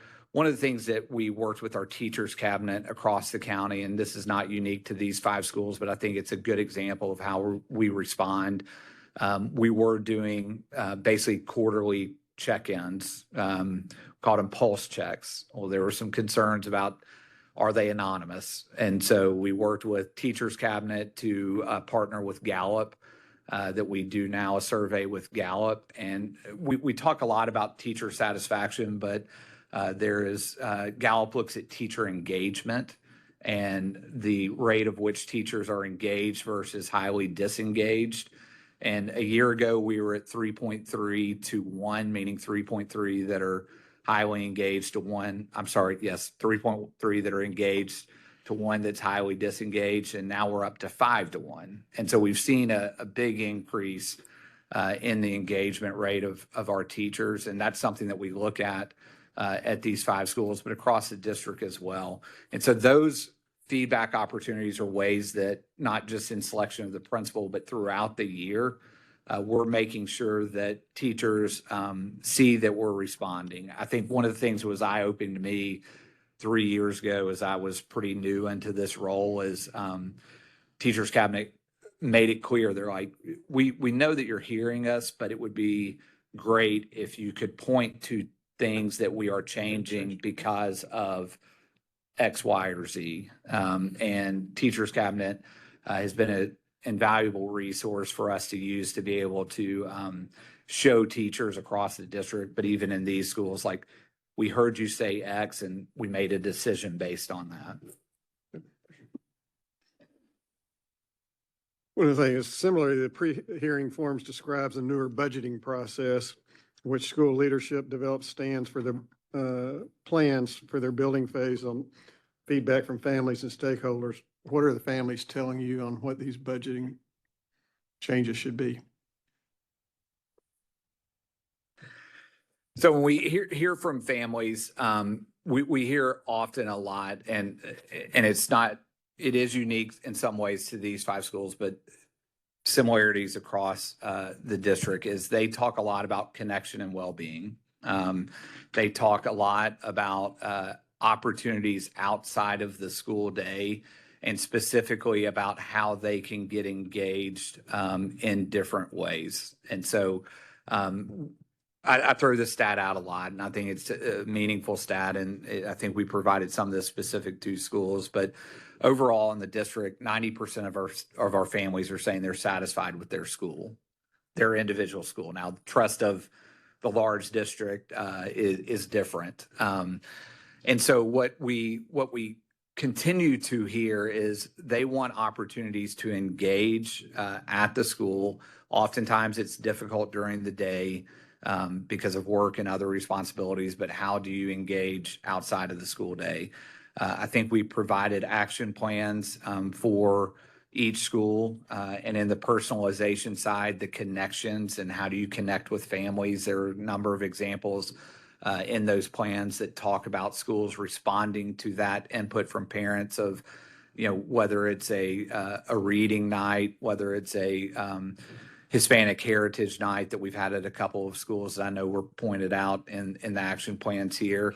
But the feedback from the families, not only should it be represented in the APP and the personalization side, but it should be reflected in the action plans of each school.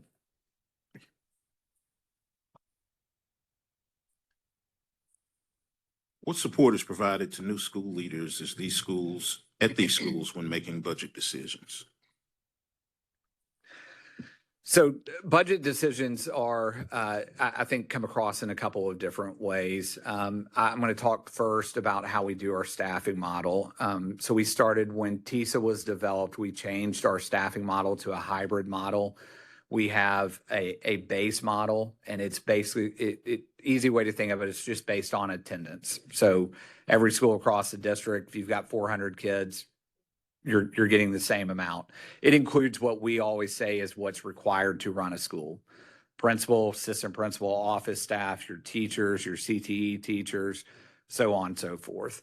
And on the other side, the strategic staffing model is how it differentiates based on need. And so you get a base amount per kid, but we also send additional dollars for students that are economically disadvantaged, for students that are proficient or that are non-proficient or newly proficient, for our ENL students, for our students with disabilities, and if you're a school that has concentrated poverty.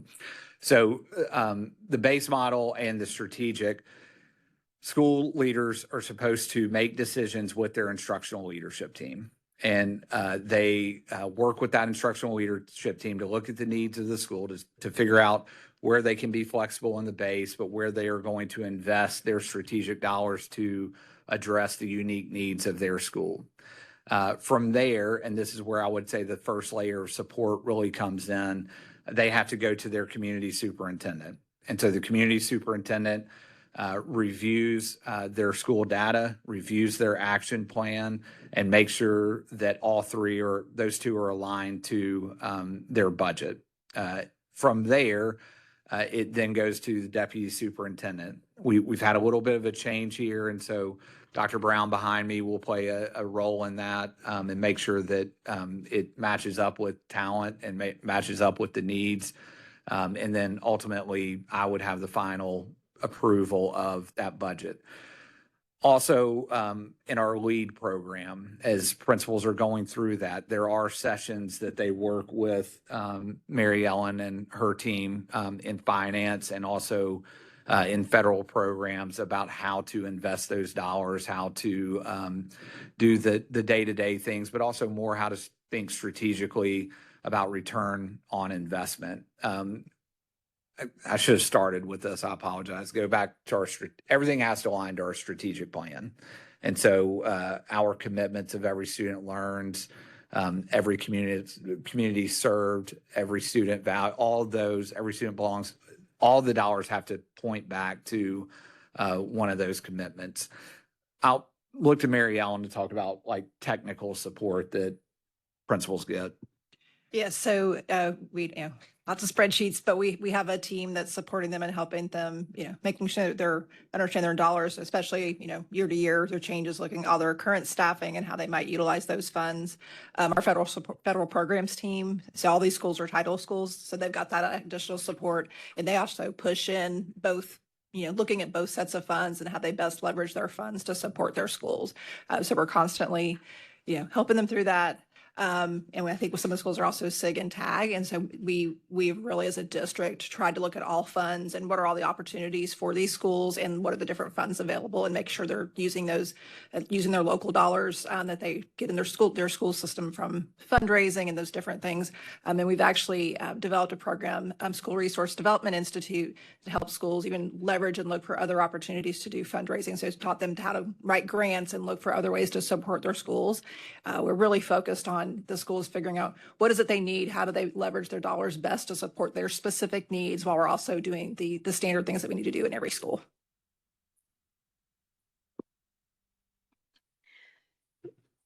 Considering your classrooms, are all Tier 1 classrooms teaching on grade level at these 5 schools in particular, and how do you know that? Yeah, thank you for the question. So we made a commitment in the past 3 adoption cycles, starting with literacy in the year of 2000 and then moving into math and then most recently science, that we've adopted high quality instructional materials that are aligned to the Tennessee Department of Education adopted list of curriculum that's aligned to standards. And so we start there. That's the baseline set. All the schools in Hamilton County Schools, but especially these schools, are provided a pacing guide or a curriculum guide that's curated by the teaching and learning staff that lays out each quarter, even a week-by-week basis of what should be taught in order to help students be able to move there. But we know that providing it is different than making sure that they're doing it, and that's where your question's going. And so we have a rigorous learning walk process that occurs in Hamilton County Schools. It occurs on multiple levels. Dr. Robertson mentioned earlier, we have what's called the Academic Press and Personalization Framework that's connected directly from the Tennessee Instructional Practices Guide, or the IPG. And so we train principals, instructional coaches, assistant principals, and even teachers on these expectations connected to rigorous content, worthwhile tasks, and purposeful student engagement. And then we have a actual data tool that principals, APs, and instructional coaches use to go into classrooms and immediately identify our schools using grade level content and materials. On top of the school-based walks that happen, there are also frequent district walks that happen. These schools in particular are on a list of schools that get more frequent walks than other schools. And the attendees of that are not only the school-based personnel, but the learning community superintendent, academic lead for that learning community, as well as the appropriate learning director and content leads from the district office, as well as the learning communities. And so through all that, we do have data that would say these schools are utilizing the on-grade level texts and tasks that have been adopted by Hamilton County Schools. And following up with that, who is responsible for training the teachers on curriculum implementation and monitoring the implementation at the eligible schools, which you spoke some to, but if you could go just a little bit deeper. Sure, yeah, that's great. I would call it multiple layers. So let's start induction. So right off the bat, when a teacher is hired, we have New Teacher Academy, in which the Teaching and Learning Office of Hamilton County works in a week-long New Teacher Academy format to make sure that teachers have access to HQIM to make sure they understand how to get on the Canvas course, that they have access to the curriculum guides and what that looks like. That's the base, right, when they're first hired in. The district offers large-scale district professional development, much like other districts, and so that addresses specifically grade level content, as well as summer professional development that's offered for teachers. That's the base layer. Then on top of that, I would point to a few things. Our instructional coaches. So all of these schools have instructional coaches, and in some cases, actually in all cases with all of these schools, they've used strategic dollars or some additional funding to have an additional instructional coach or a targeted instructional coach for a specific content or grade level. They also have been utilizing our multi-classroom leaders, which is an opportunity to keep highly effective teachers within the school, still responsible for students, but coaching teachers at the same time.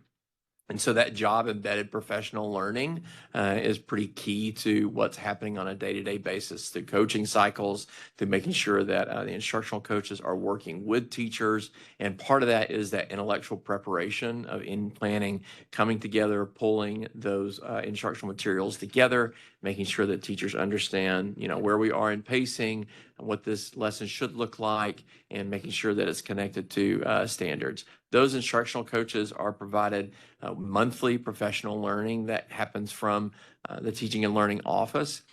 4 of the 5 schools also fall in learning communities where they have additional supports of specific content leads to those learning communities and academic leads that are working side by side with coaches. So to answer your question, it's a multi-phased, layered approach to make sure that these teachers have the understanding of HQIM. So how frequently would you say that these teachers are observed or walk through a coaching cycle with their instructional coach? So with the instructional coach, coaches work with the instructional leadership team, as Dr. Robertson mentioned earlier. So instructional leadership teams usually are comprised of principals, assistant principals, the instructional coaches. They're constantly being visible of where are the needs in the building, according to data, according to newness of teacher, or according to maybe a teacher we need to pour into a little bit more. And they're working on a daily basis with those teachers.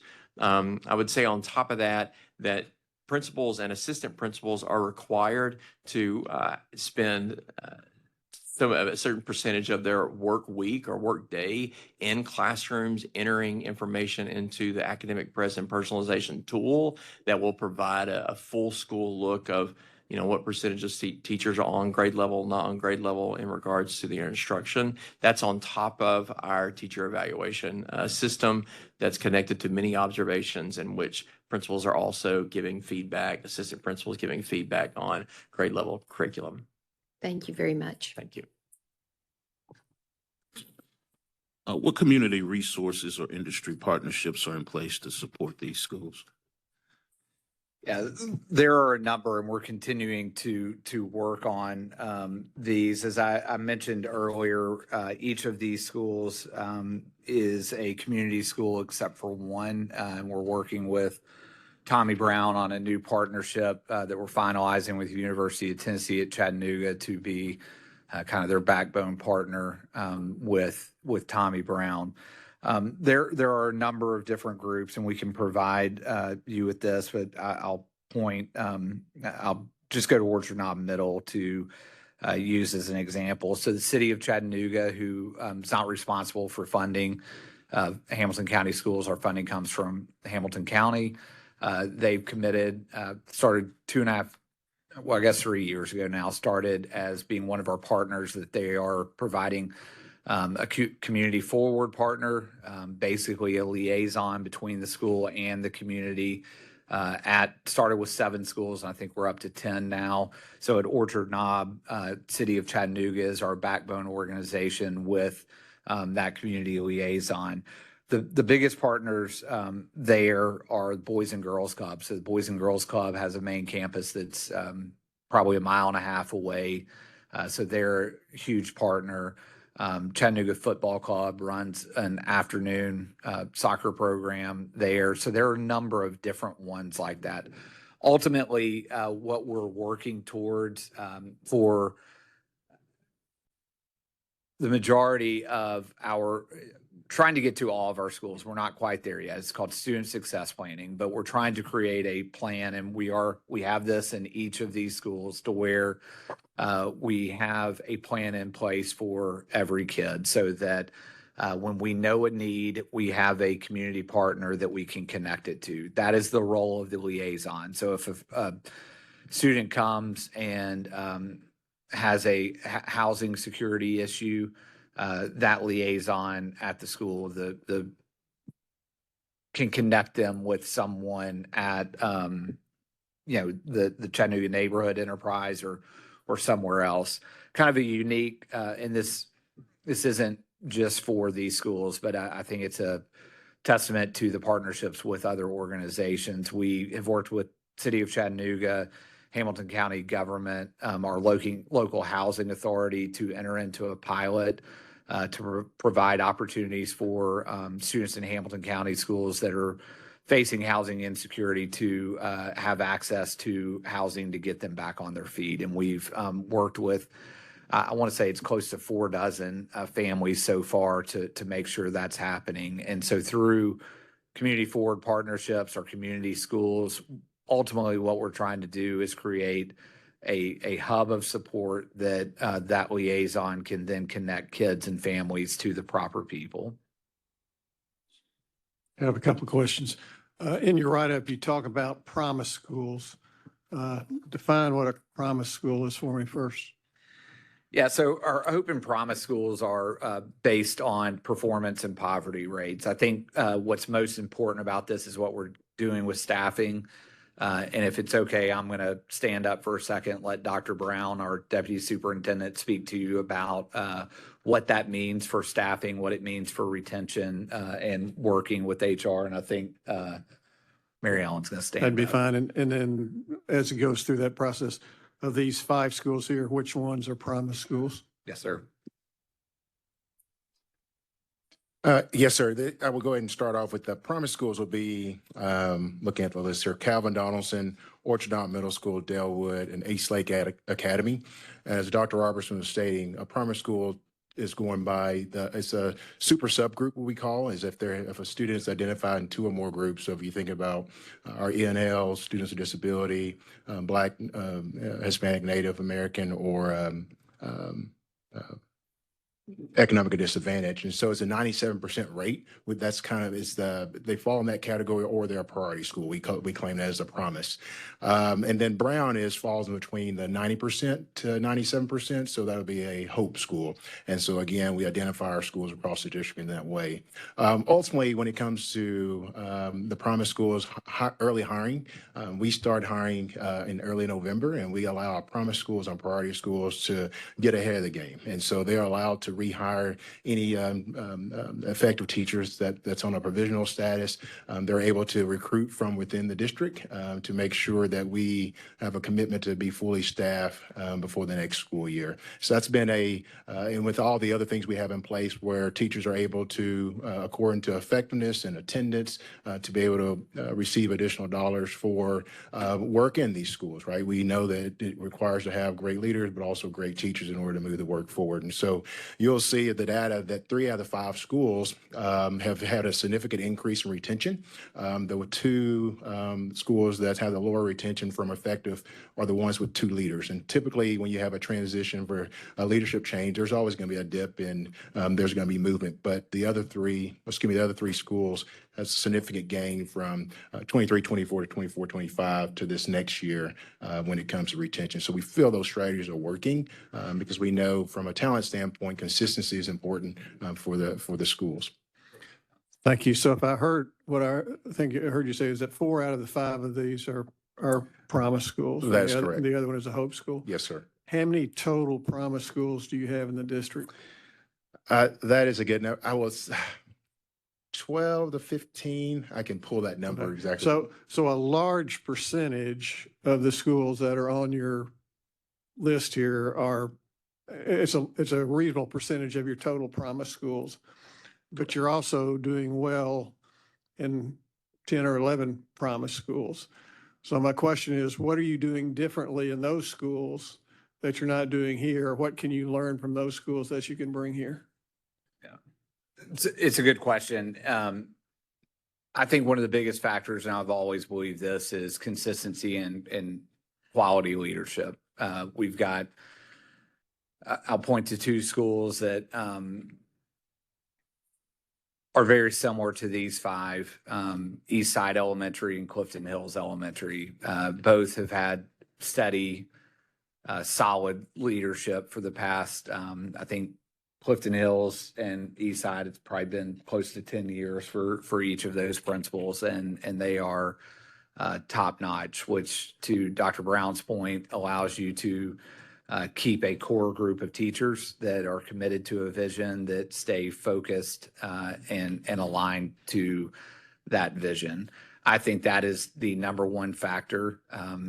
I will point back to, there is always going to be fluctuation here between those 15 schools, because so much of this letter grade system relies on proficiency, and we are pressing to move both proficiency and growth at the same time. I mean, that's what I describe us as a healthy district, because overall we are doing those two things. We're meeting the expectation and growth. We're moving proficiently, steadily forward.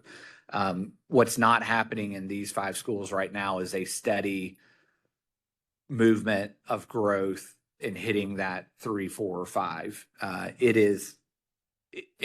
At their proficiency right now, it's impossible for them to get above a C. And so just a little bit of movement and growth creates that fluctuation between where you were, a C last year, a D last year, to an F. Did you hit on diff comp? Yeah, let me clarify our differentiated conversation. And really, it's diff comp, but part of that what we call hard to fill positions. So when we think about our high content area, our math, science, ELA, special ed, and so we really understand that we need high quality teachers. And so if our teachers are effective, meaning they have a 3, 4, 5 in the TVOS, as well as great less than 10 days when it comes to attendance, because of course, just like students, we need our teachers to be present.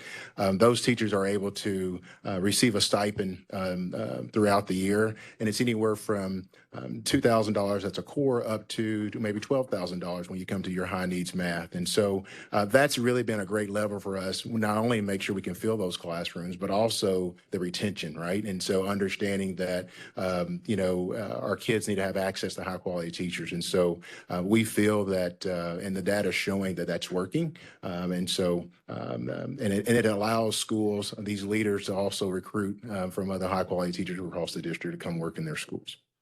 Let me follow up on a comment that you made, Dr. Robertson, talking about growth. And I look at East Lake Academy in 2023, 2024, and your highest growth of highest needs students, you're a level 5, you had an A, and in 2024, 2025, you were a C. So you grew a full year. But in the rest of the students, you're an F.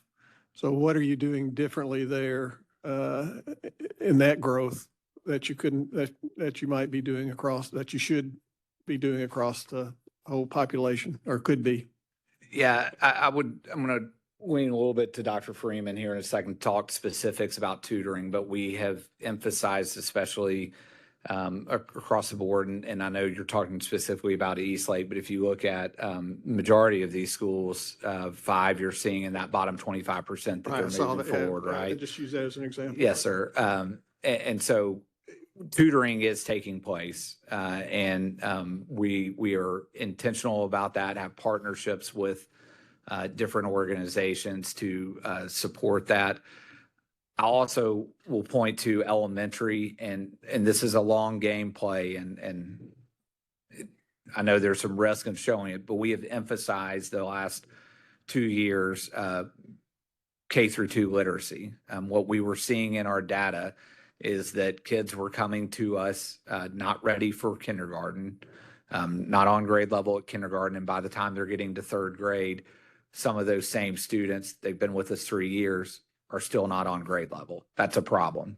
And so we have emphasized the last 2 years K through 2 literacy to make sure that Not only do we know where they are when they're coming to us, but we are working diligently and intentionally to get them on grade level by third grade. But I know Dr. Freeman talked more specifically about the tutoring in those schools and what we're doing for that bottom 25%. Sure, absolutely. So when we think about tutoring specifically for these schools, we have a robust RTI process. And so we're using screener data all in our base model for staffing. All schools are given an RTI facilitator as well as strategic dollars to be able to purchase RTI teachers. We've also done a lot of work in the past year organizationally to build coherence between what's happening in Tier 1 classrooms, Tier 2 classrooms, and Tier 3 classrooms. Because oftentimes we see, and this is a national issue, where a student may be learning one skill in the Tier 1 classroom, and then they're having to do a different skill in Tier 2 and Tier 3. So we've worked very diligently to make sure we've built coherence between Tier 1, 2, and 3. I mentioned earlier that these schools are using some of their strategic dollars to be able to purchase additional tutoring that's happening.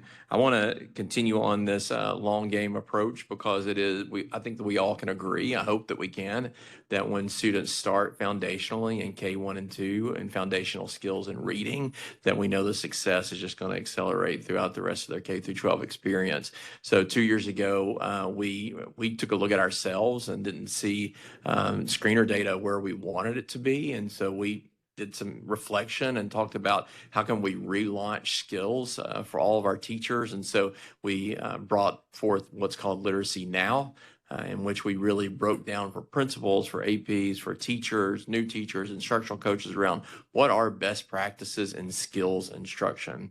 We instituted teacher leaders, and so each of the schools providing a teacher leader from kindergarten, from first grade, from second grade, coming on a monthly basis. This year it's been quarterly to learn what are best practices in skills, and then with the expectation of going back to their schools and redelivering that for their colleagues.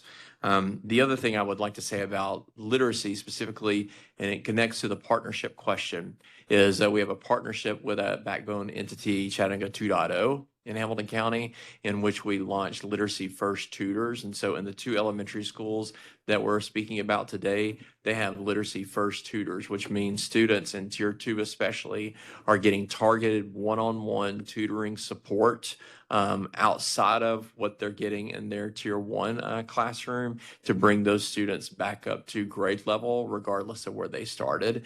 We're seeing a lot of positive results from that. So as you see the positive results from the extra tutoring, have you considered, even in Tier 1, things like AI for tutoring to provide extra tutoring support for even Tier 1 to get those growing faster? We've used some AI components in our secondary schools, specifically one of the middle schools that's listed here. Actually, 2 of them we're working with an organization that's connected to our HQIM in literacy, in which a student reads the passage and then is asked to respond, and then they give the prompt response, and then AI gives additional feedback.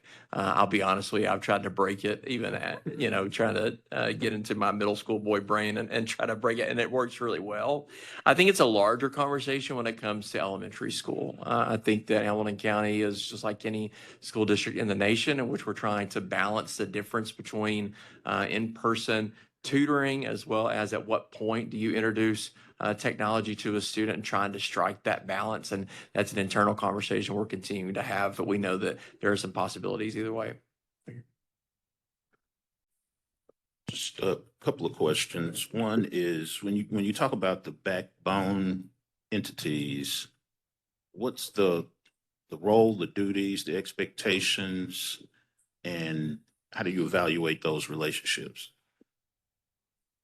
Yeah, we have a director of community impact, Dr. Caitlin Stewart, that's not with us today, but she would be able to address this much better than I will. But basically, when we think about a backbone organizations, we're thinking about an organization that is creating a framework of supports for that school. I think that we have done a really good job of creating systems and structures to put in place to make sure that those backbone organizations are solid, and that they are providing supports services, whatever it may be, at a really high level. To be transparent with you, I think we've got some work to do once you get past that backbone organization to say, like, how do we know that, the church down the street or this organization down the road that's providing, we need to do a better job of creating a system to ensure that all of those levels of supports are high quality. We're not quite there yet. That's what student success planning is meant to do, is not just invite people to come partner with us, but to invite really good partners to come work with us. We've got to get that system a little bit tighter before I would be confident in telling you that we're exactly where we need to be. Second question is, Orchard Knob appears to have a 47% chronic absenteeism, while the others are closer to the district averages. Is there something unusual happening there, or sort of? Yeah, I wouldn't say that it's necessarily unusual. We did have leadership change there. Orchard Knob has seen a drastic decline in enrollment. It's under 300 students. Actually, Dr. Freeman used to be an AP there years ago, and I believe it was over 500 students at that time. And so that community has seen some demographic changes. It's also an area that has large, of our 9 charter schools, trying to think off the top of my head, I think 3 of them are probably within about a 5-mile radius of Orchard Knob. And so, as charters have grown in Hamilton County, I would say Orchard Knob is one of the schools that's taken the biggest hit. We do have a school that's right down the road, and we have not connected this yet, but in some of our other schools, I mentioned Clifton Hills earlier, a lot of the root cause in elementary, but even going into elementary or into middle school, is health issues. Things that a kid should miss a day or two of school. We're seeing kids that were missing 7 and 8 days, an ear infection or so, something like that. Just down the road at Howard, which is not very far at all, it's the feeder school for Orchard Knob. There is a community health clinic. We started it about 1.5 years ago, still trying to get it moving. And we're hopeful that intervention of providing some health care that's within walking distance, that's not only just open to kids, but it's open to families, is a strategy that can help address that chronic absenteeism at Orchard Knob. Following up on Chairman Cobbin's question, in the pre-hearing form, it notes that there's been some success with implementing strategies for improving student attendance at 2 schools. Could you elaborate on what those additional strategies are that have proved to be effective, and have they been applied to the other schools? I wouldn't say they've been applied to other schools. I think this is where, when we talk of a district of balancing coherence and flexibility, this is where the flexibility comes in. Of each school is different. And so you'll see different approaches in terms of how you address chronic absenteeism.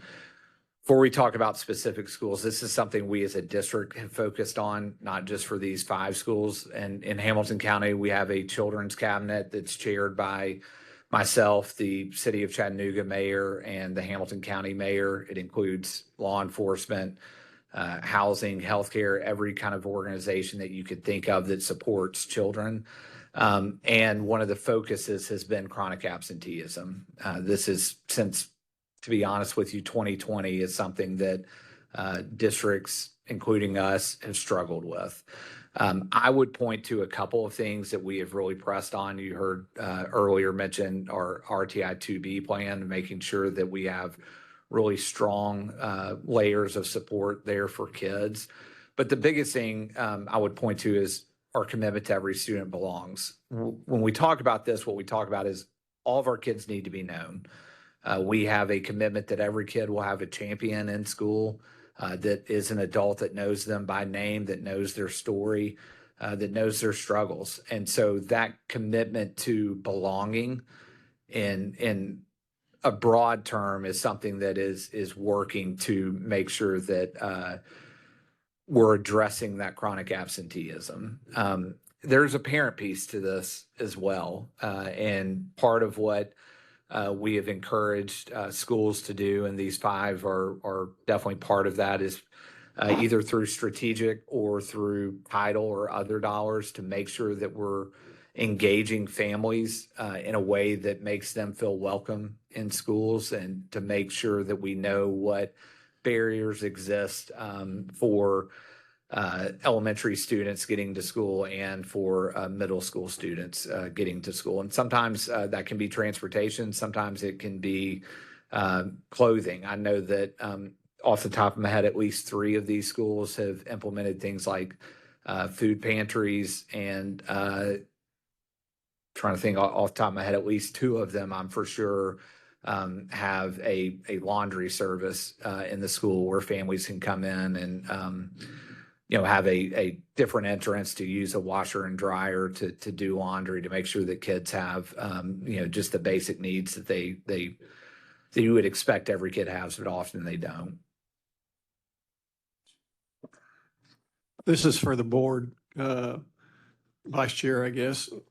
Question is, what has your involvement been with regard to working with your director in getting these 5 schools up off the failing list? Well, so thank you.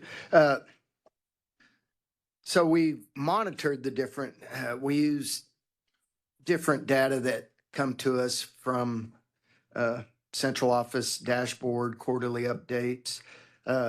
Specifically, if board members would like to, they're allowed to participate in some of the learning walks.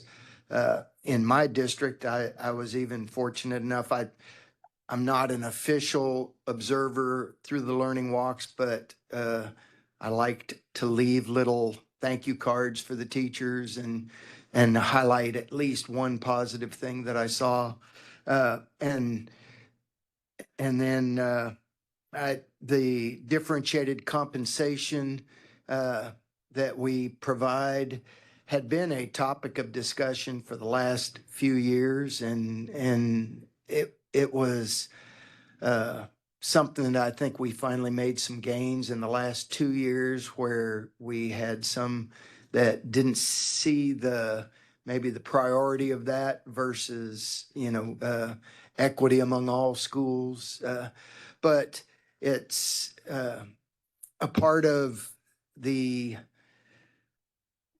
concern that we have. We know that as board members, we're not just worried about our own district, but we're worried about all students. So we've really been getting a much better overall, I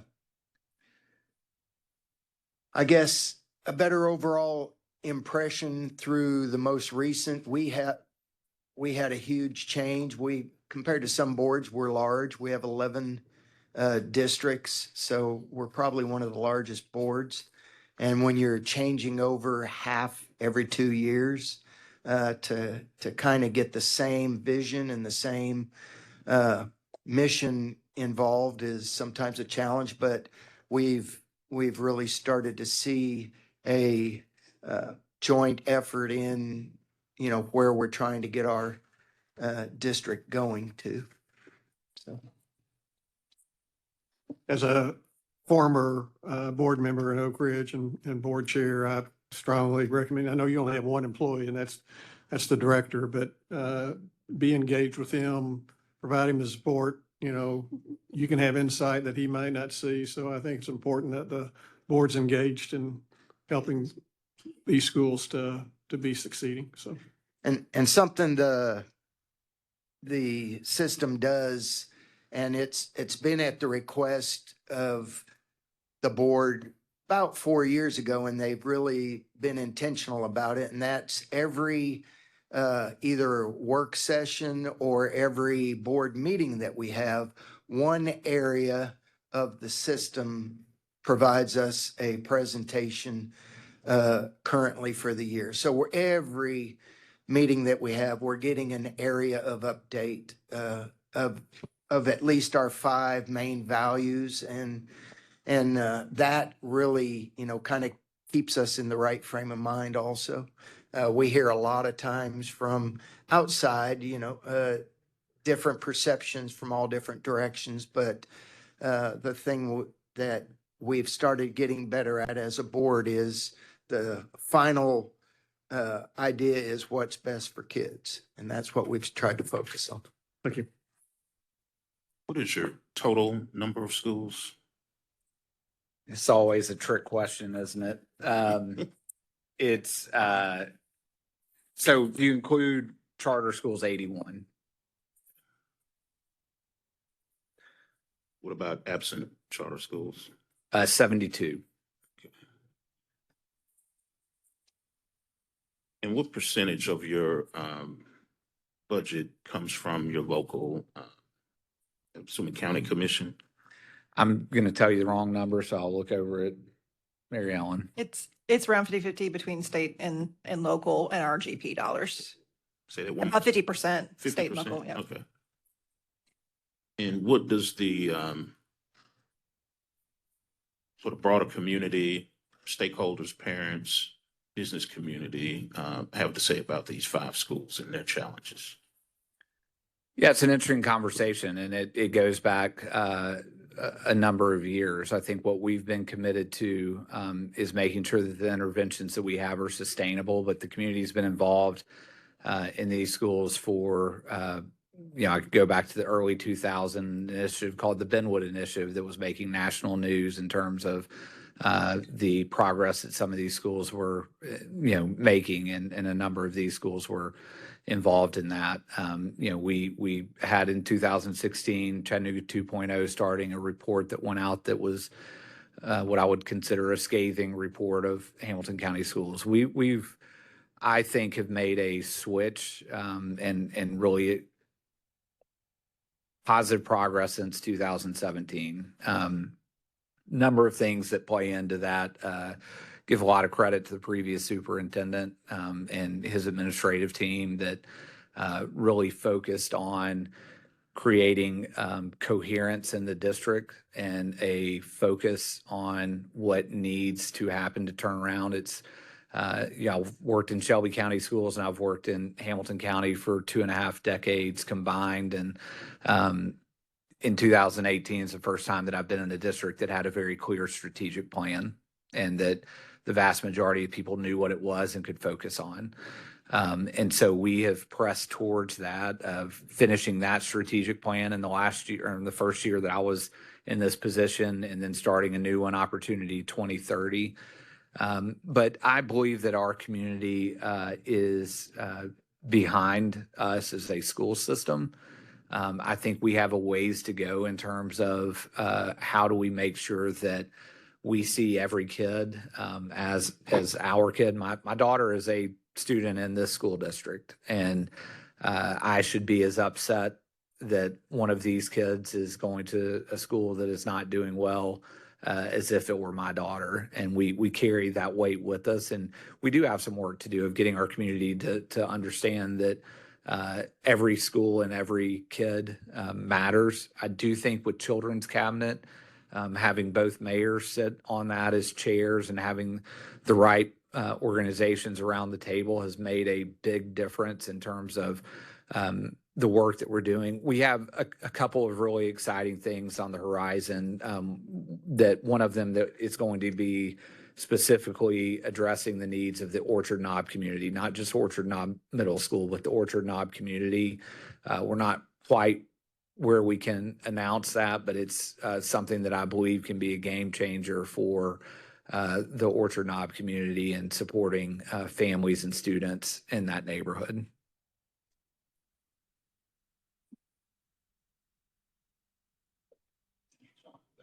Can you talk about your special needs populations amongst these schools and how you're addressing their needs? Yeah, we, our students with disabilities, we have some work to do here, and I don't think that it's necessarily unique to these schools, but I would say it's across the district. We have a new director that really excited about and work that she is doing to get us on track. We've made some adjustments of how we're providing that continuum of services from K through 12, but even before that, of those early recognitions of students that need supports. And one of the things I'm really excited about is extending it beyond of not just thinking about how do we get a kid to their 22nd birthday and out, but how do we actually have a plan for them beyond graduating. We have a Career and Technical Education Center, Franklin Roberts Future Ready Center, that's going to open downtown hopefully in about 18 months. And I've been very passionate about we have to have a component of that that is specific for our students with disabilities that will create probably about a 5,000 square foot area that is in line with the workforce development there, but is providing opportunities for them to get into the workforce. And so I wouldn't say it's just these 5 schools. I would say across the district, it's an area that if you had to say what are your biggest concerns right now, exceptional ed would be one of them. We've got to do a better job, not only from an education standpoint, but also from how we're addressing behaviors, but how we're thinking long-term about creating viable pathways for our students with disabilities. 3 of your 5 schools are priority schools. So what intervention differences will you be using now than what you used before to try and help those schools? So there's probably a component of all of these. Number one, from just the status and the financial aspect, they're getting more dollars from not just GP, but all of them are title. Some of them are getting other state grants. So there's some financial components that go into this. From a teaching and learning standpoint, Dr. Freeman's talked about the additional supports that are there from the district that I talk in layman's terms about the intensity and frequency. It's not necessarily different, but when you have a lead that is working with 300 teachers versus a lead that's working with 36 teachers, that frequency and intensity makes a big difference. I would also point to the smaller number of schools that our community superintendents have that are supporting these priority schools. Again, Midtown, somewhere around 9 or 10, Missionary Ridge, 12 or 13 schools versus our other 3 that are, 18 to 21. And so that oversight and support is a higher frequency and intensity. Dr. Freeman, I'm looking at you because I'm sure you've got more to add to that from an instructional standpoint. Sure. Yeah. Like we mentioned, 4 of the 5 schools have specific content leads, especially in math and literacy, that are working with a far smaller amount of teachers than the district content leads are. So that gives them that focus and intensity that they can have. I also want to talk kind of pulling along the previous question around exceptional education. One thing that we did with our principals this year is really recognizing that a large majority of our students with IEPs spend 80% of their time in a Tier 1 classroom. And so in the summer, we launched Tier 1 First with all schools. Tier 1 First is specifically focused on making sure that all students have access to Tier 1 materials first, instead of automatically, giving a student a different assignment. Let's start with the on-grade level text and task first, and then how can we continue to support them through the HQIM and then getting into their specific needs. And so that's been in its first year this year, seeing a lot of progress there and already thinking about how do we now support our teachers understanding because students spend the exceptional education students spend 80% of their time in a Tier 1 classroom. What are the instructional strategies that are best practices to help them improve at a faster rate?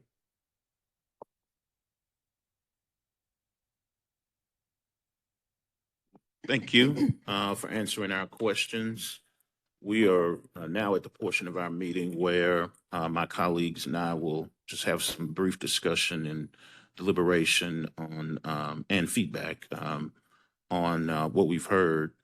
And we have two routes that we're prescribed that we can take with this process as in terms of action. One is recommending a corrective action. The other is no action. And so those are the guardrails through which we have to navigate. But with that, invite my colleagues to share their perspectives. Thank you, Chairman Cobbins. Several things I'd like to share, call out with you that I found encouraging.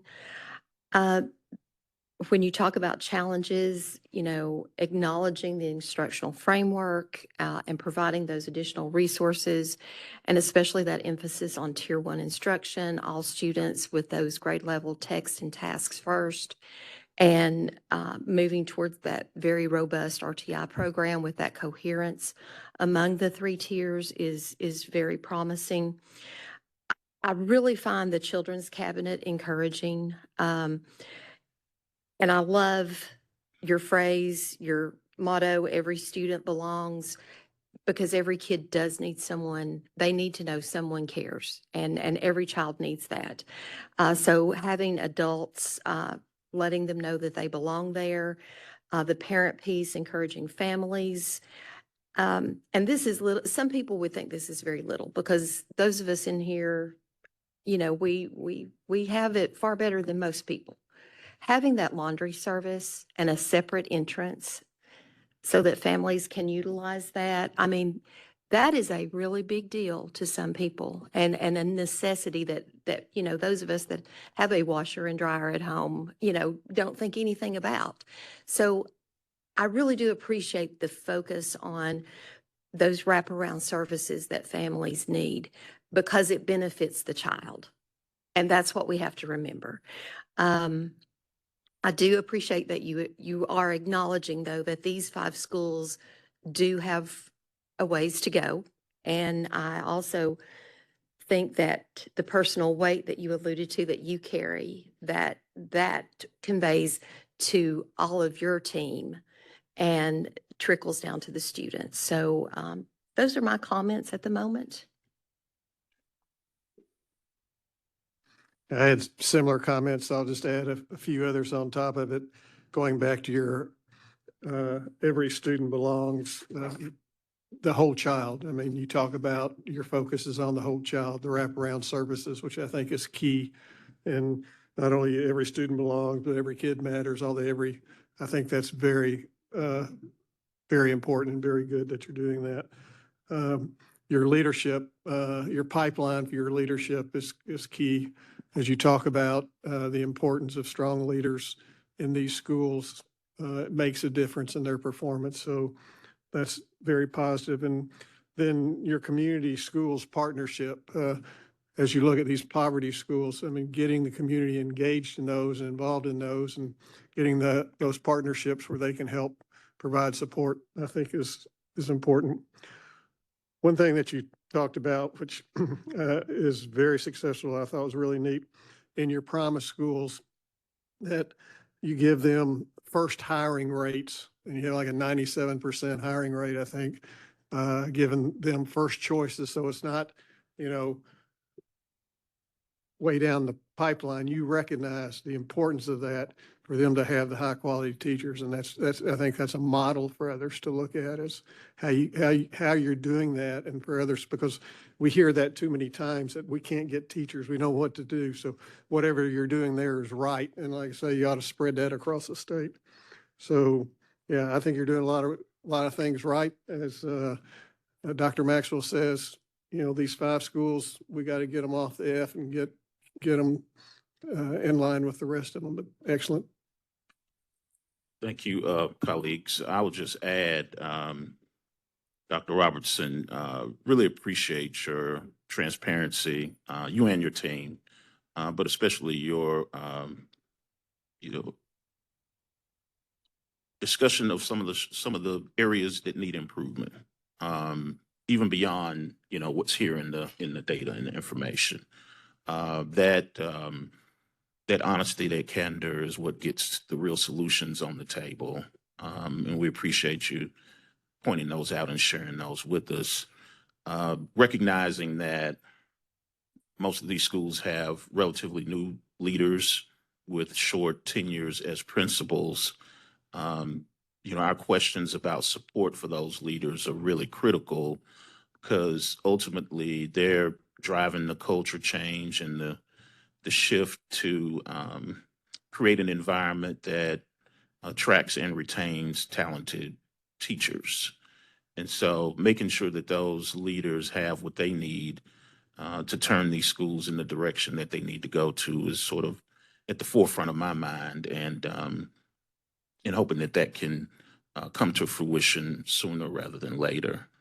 Um, the point about the special needs population, I just have a personal philosophy.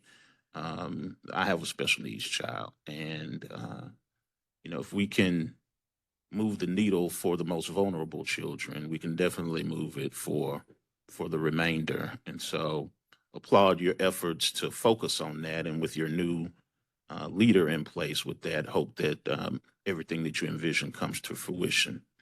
But with that, there's it's going to require time for these things to happen and to coalesce and to collectively move these schools off the list, and we ultimately have to make a recommendation to the state board. So with that, what do you recommend, colleagues?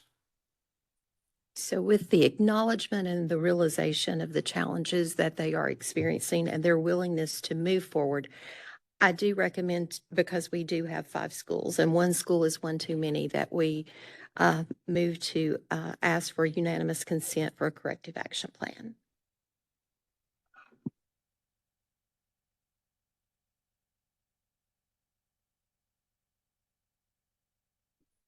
Without objection, so ordered. Want to just state to you all that the corrective action plan is just that, it's a plan. It's a lot of what you all have talked about today and what you have in your plans right now.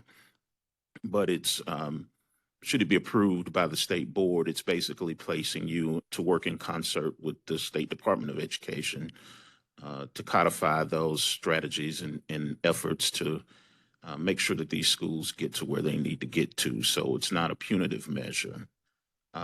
We're all on the same team in Tennessee, trying to move 1 million students into greater lives and greater futures. Uh, all of your students, and especially these 1,700, play a big role in that. And so we appreciate your leadership. We appreciate you being here today and wish you all the best. So thanks for coming.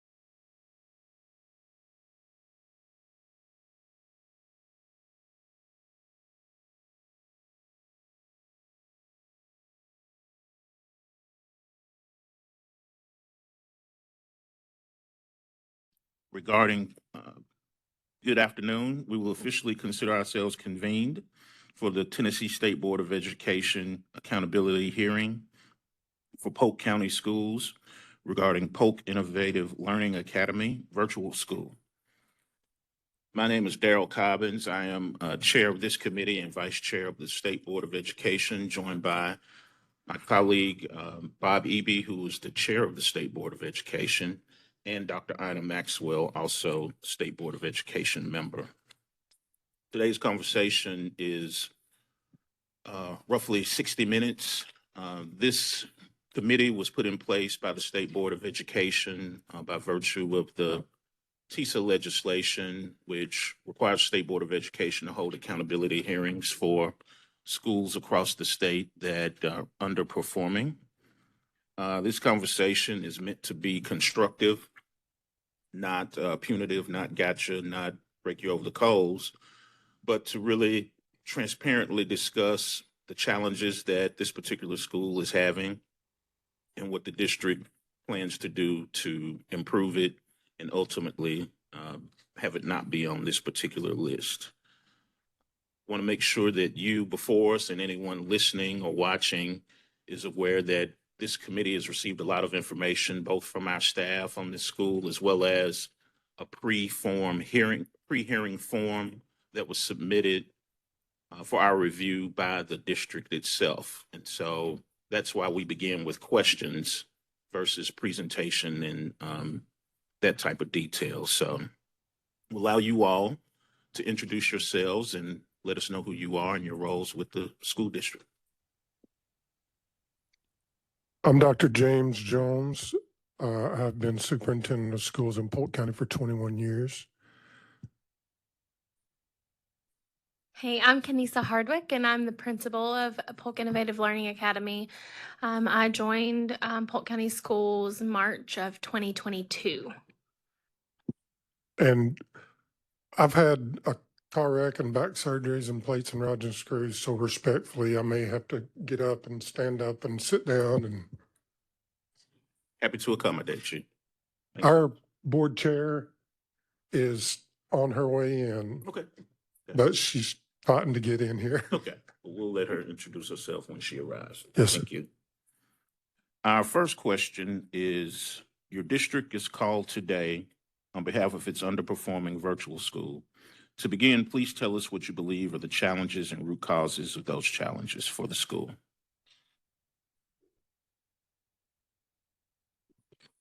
I think so when we started the virtual academy, it was about 10 years ago, and we started with probably 10 students, and that number over time has increased exponentially to we're up to about 178 students. Is that right? 160, yeah. Okay, between 160 and 170 students. I think there are a few different challenges. I think the biggest challenge is our population. And I was gotten onto by a board member by stereotyping these students, and I don't want to do that. However, I need to paint you a picture. And so oftentimes, so when we started it, there were restrictions. And then some years ago, we were told we could not have restrictions, that we had to open it to everyone. Okay, whatever the game is, that's what we play, you know. But when you, oftentimes, not all, but oftentimes when a student chooses to go to the virtual academy, they have many underlying problems. For whatever reason, whether, and I'm just going to throw some spaghetti on the wall here, but whether maybe they got pregnant and they can't, you know, maybe they have to work X number of hours to help the family. Maybe they have anxiety. We have some students, anxiety levels so big that they can't function in a regular classroom or find it very difficult. I won't say can't, but have an extremely hard time. And so that number continued to grow, and we continue to add people to that faculty. I think another challenge is making sure that our alignment with our pedagogy is with state standards. We use Pearson, and you all know the history with Pearson and trying to align with TEST. But that's the two biggest challenges. I could talk on and on. I was a Baptist preacher in my last life. My dad, my uncles. I come from 3 generations of Yes, sir. Baptist preachers, so I get it. Can I add just one thing? When he says that we use Pearson, we utilize their curriculum. We are not a Pearson powered school. So we use their curriculum. I just want to make sure that I made that. Is that the same curriculum you use in your regular schools, or is it just? It is Pearson not. just for the virtual? It is, yes, sir. Okay. Just want to make sure. Pre-hearing form lists a handful of strategies implemented recently and goes on to state that the next major improvement initiative will focus on enhancing RTI supports in 2026 and 2027. What will that look like? And will that be in person or will that be virtual, those RTI supports? So it's going to be a little bit of both. So we obviously, we will have our students who score in the 10th to 25th percentile placed into tier 2. And then those who fall below the 10th percentile will be placed into tier 3. Tier 2 students, they will meet with a teacher 2 days a week on Zoom. And then they are already required to come into our center a minimum of 1 day a week. We will raise that requirement in order to meet more face-to-face time with those kids for RTI. For tier 3, it'll be the same model, except for we will require them to be face-to-face more often versus meeting in Zoom, so that we can up the rigor in the intervention model. On Fridays, they'll be required to work in their program, which will be already, that they will be required to also work in that. Who will be responsible then for providing that intervention, and what training and support will they receive? So it sounds like some's going to be in face-to-face and some's going to be virtual. So for the 2 different situations, who's going to provide that intervention training and how will they be trained? Sure. So the Zoom sessions will be scheduled not at the same time that groups are going to be in the center working. So I'll have 2 full-time general education teachers who are in our center 5 days a week. So they will be responsible. One is a math specialist and the other one is English. So with that, those 2, with our entire team, we will work to build a schedule to support those kids moving forward. And we also have a full-time special education teacher. And if she is not in services, we can also kind of utilize her in an intervention kind of situation if needed. Since that tier 2 is the 10 to 25%, and the tier 3 is the below the 10%, is that 10% of those in virtual schools, or is that 10% of all the students in your district? It would just be our school. I mean, of this school? Yes, Yeah. yes. Okay. Yes, and I don't have the numbers as to what percentage we would be at right now on me. Like Dr. Jones said, our population the year I started was 70, and now we're sitting at almost 160, 170. With the mobility that we have, those numbers kind of fluctuate sometimes. Why do you think that's grown so rapidly? You want to speak to that? I think it's been very trendy over the past few years. When we started the school, we noticed that there were too many kids going to different homeschools. And the 2 major reasons for starting the school is, 1, to be flexible with students that can't or find it difficult to function in regular school. The second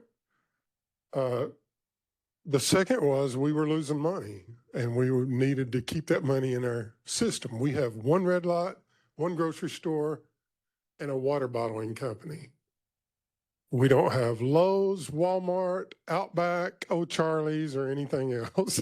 And so, you know, we're a very poor rural county at 78% free and reduced lunch. And so we said, you know, we felt a leak there and we need to stop it. And so over the past some years, I've been there long enough to see, I can remember if you homeschooled, you had to have all these qualifications. And now basically Aunt Trudy can homeschool my kid and teach them algebra too, you know, which I probably couldn't do with 5 college degrees. So I think it's been in vogue lately. You all know the public chatter about, well, I'm just going to homeschool. And so we were trying to stop the leak in the dock. We needed that money to stay in our system. Gotcha. This must be your board chair. Sorry.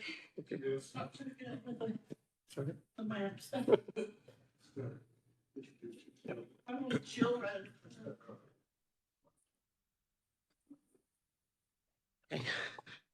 Jill Rose, I'm the board. Jill Rose, I'm the board chairman for Polk County.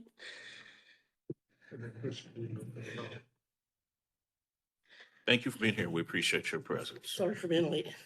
And I would like, if it's okay that I add, we pride ourselves really big on building student relationships and family relationships. I would say you would be hard pressed to find many principals that sit with their students during the day, help them during the day.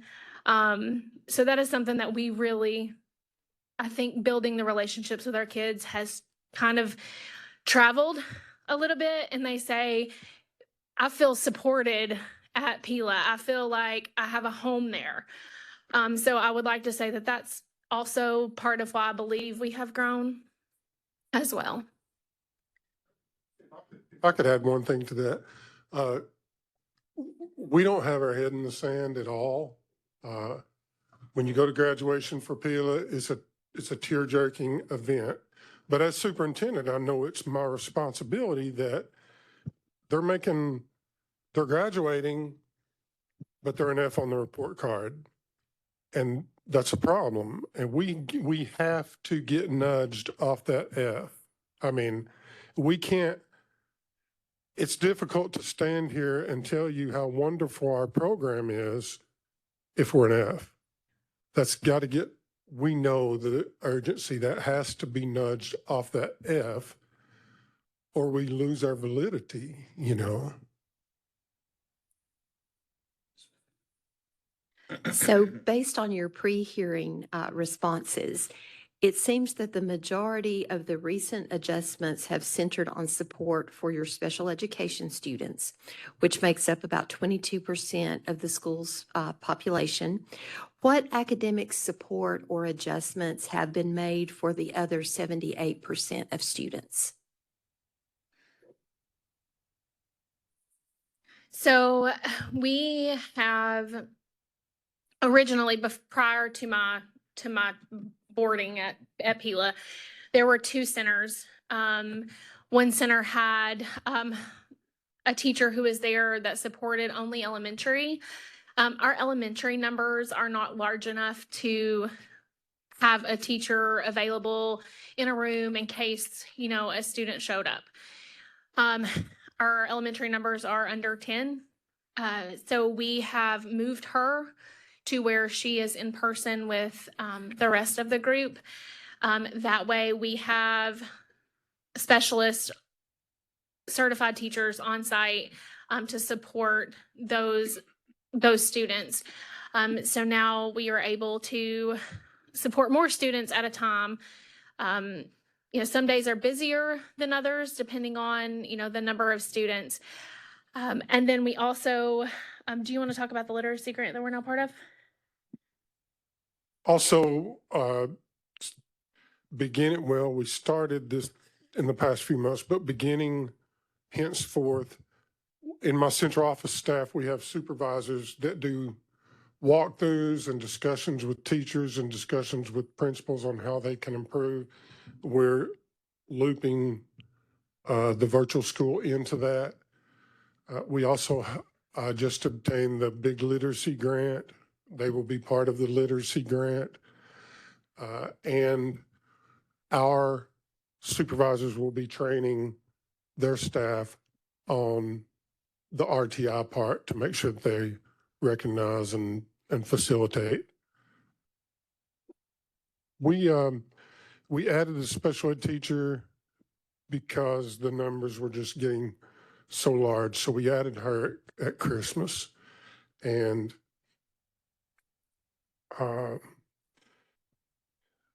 really do think that we need to, you hate to hear teach to the test, but we really need for this program to reflect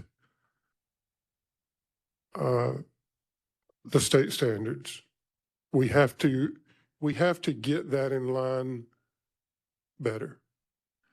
And you all know in the public part of our education, a lot of that is done for you, basically. I mean, we have to dig it out, but the scores are there, the support's there, blah, blah, blah. The virtual school is kind of like an island by itself sometimes. Not always does the rest of the staff in our county. It's hard for the rest of the staff to understand that work is attendance. And we fought a battle with regular ed teachers about, well, they don't have students every day, not, all those kind of things. But I think that going back to the very first words I spoke, the two biggest issues is alignment with state standards and realizing that we have a tough clientele to deal with that are behind the 8 ball anyway. Thank you for that. Just a couple of follow-up questions to that. How are you monitoring the academic performance of all of your students that attend there with you? Are we talking sorry, I'm just going to ask some clarifying It's questions. okay. So are we talking about their grades in class, their attendance in class, their weekly, daily? All of that. Okay, because it's all a little bit different. Sure. So we have adjunct teachers who are certified and they are assigned to the courses in our classes. They are responsible for monitoring their classes that they are teaching. They grade the work, all of those things. So there's that piece. And as the staff that is there, Monday through Friday, we quite literally look at every single student individually. A minimum of 1 time a week, we will take each student and see, okay, is this student keeping up with assignments? Do we need to move into a truancy issue here? Have we talked to parents this week? We make phone calls daily to parents, tell them, hey, we know they're supposed to be here 1 day a week. They need to be here 2 days this week. So we are in the weeds with our students daily. So let me follow up with that. Sure. Who takes attendance at the school and how frequently? So attendance is based off of fidelity within assignment submission. So I know that sounds like a whole big thing. Let's pretend that Dr. Jones is my student and he submits an assignment. The teacher gets in there and they're like, well, the assignment's blank. And he does that in every class and now he's missing 5 assignments. Now he's got a full day's absence on him. So they can rack up absences pretty quickly. They can end up in truancy, I would say almost faster than they can in a brick and mortar, just because they could essentially, if they miss 2 or 3 days of work and they've just decided, I'm just not going to work today and tomorrow or whatever the reason might be, and they don't have a doctor's note or a parent hasn't called and said, hey, we're sick, we know we're behind, we're going to get caught up. If they don't communicate, we don't know that. So they're being held accountable daily. We also know if our students have been in the center. And if they've not been in, we're like, I haven't seen them this week. Where have they been? We're going to pick up the phone and say, hey, haven't seen you. You know, where have you been this week? So again, we can pull reports for minutes spent in the curriculum, even down to how much time they spent on one assignment. We can pull those reports. We can also just go to the grade book really quickly and say, these assignments haven't been submitted, they're in red. So there's a number of different reports that we can look at any time. How do you confirm that the student is actually doing the work?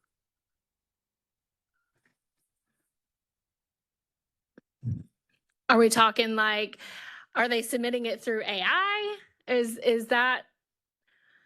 I just mean the person who is assigned as a student is actually the person that's submitting and doing the work. Sure. So our students are required to be with us at least 1 day a week. And if their work looks drastically different from what it does when they're not with us, you know, it goes back to that we get to know our kids, and we know the supports, whether they need them or don't need them. So we know what kind of quality work they're going to be producing. And in that instance, if you find that there's a discrepancy, what happens? We make a phone call to parents and we say, hey, we feel like that this is possibly happening. Majority of the time, if we see that happening, if we think somebody else is doing their work, that's typically in elementary, where parents will go, oh yeah, they did their work. Well, your benchmarks and the one-on-ones that we've had with your kiddo doesn't match the work that's coming in. So then we may change to, well, the next assignment, we want you to come pick up this printout. Most of the elementary, though, they can pull from workbooks because they have physical materials, and we'll have it handwritten by the student. So I just want to clarify and go back to attendance for just a few moments. So in our state board rule, we have that attendance is taken daily. So help me understand the attendance taking here at Polk Innovative Learning Academy. Sure. So we look at it daily. They have, so prior to last year, they could go back as many weeks and make up things. We have since attempted to hold them more accountable to where they only have a 1 week window. If something was due, they have a 1 week window. So their official like absences, they go in. Let's pretend this is a work week. On Monday, their absences will go into the system to stay, into our SIS system.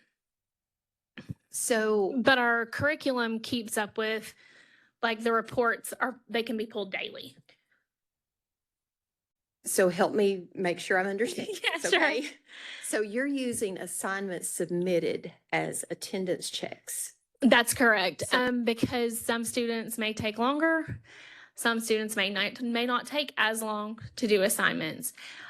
We tell them 6.5 hours is, 6.5 hours of schooling is what is expected. But we use our assignment submission as long as it is submitted with fidelity, papers, tests, things like that. That is what we use for attendance. So there isn't anyone physically at the school calling, logging into this with the student each day to check attendance? No. Dr. Maxwell, can I follow on that? So I look at your chronic absenteeism rate in your sheets that you perform, and it was less than 5%. So following up on what Dr. Maxwell, so how do you get that? How do you get that it's less than 5%? I'm still confused on how you're taking attendance. So up until this year, because we changed how we do our attendance, they don't have free reign to make up stuff for weeks. They can only make up their academic work for 1 week. So I expect that to go up this year because those absences, they won't be removed. Or not removed, but they will be held accountable for those assignments. And in conjunction with them having an absence, they also cannot make up the assignment at all. They get zeros for it. So if they submit all their assignments, they'll have 100% attendance? That's correct, as long as it's submitted with fidelity. Because I call it butts and seats time. That's hard in our world, because we may have a student who completes all their work it happens to be one of our high flyers. She comes by one day a week, checks in. So if she's done early, like, I don't want to give her an absence because she didn't work on Friday because she's got work at Papa John's or whatever she may be doing. But her work is completed.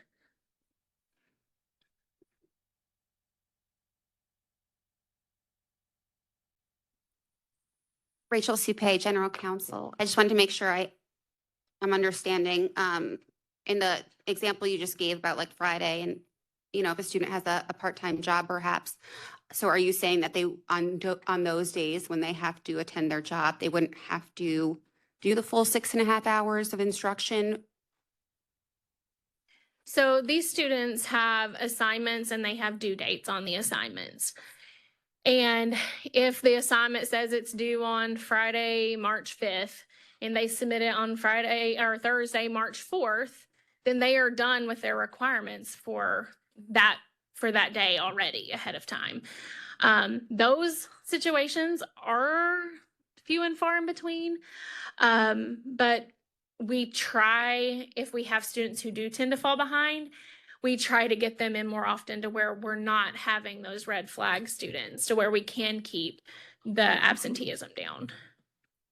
So they have if they submit it on Thursday, whether they go to do anything on Friday or not, they have 100% attendance. That's correct. Yes, sir. You also shared in your pre-hearing form, you had a considerable number of students are struggling with motivation.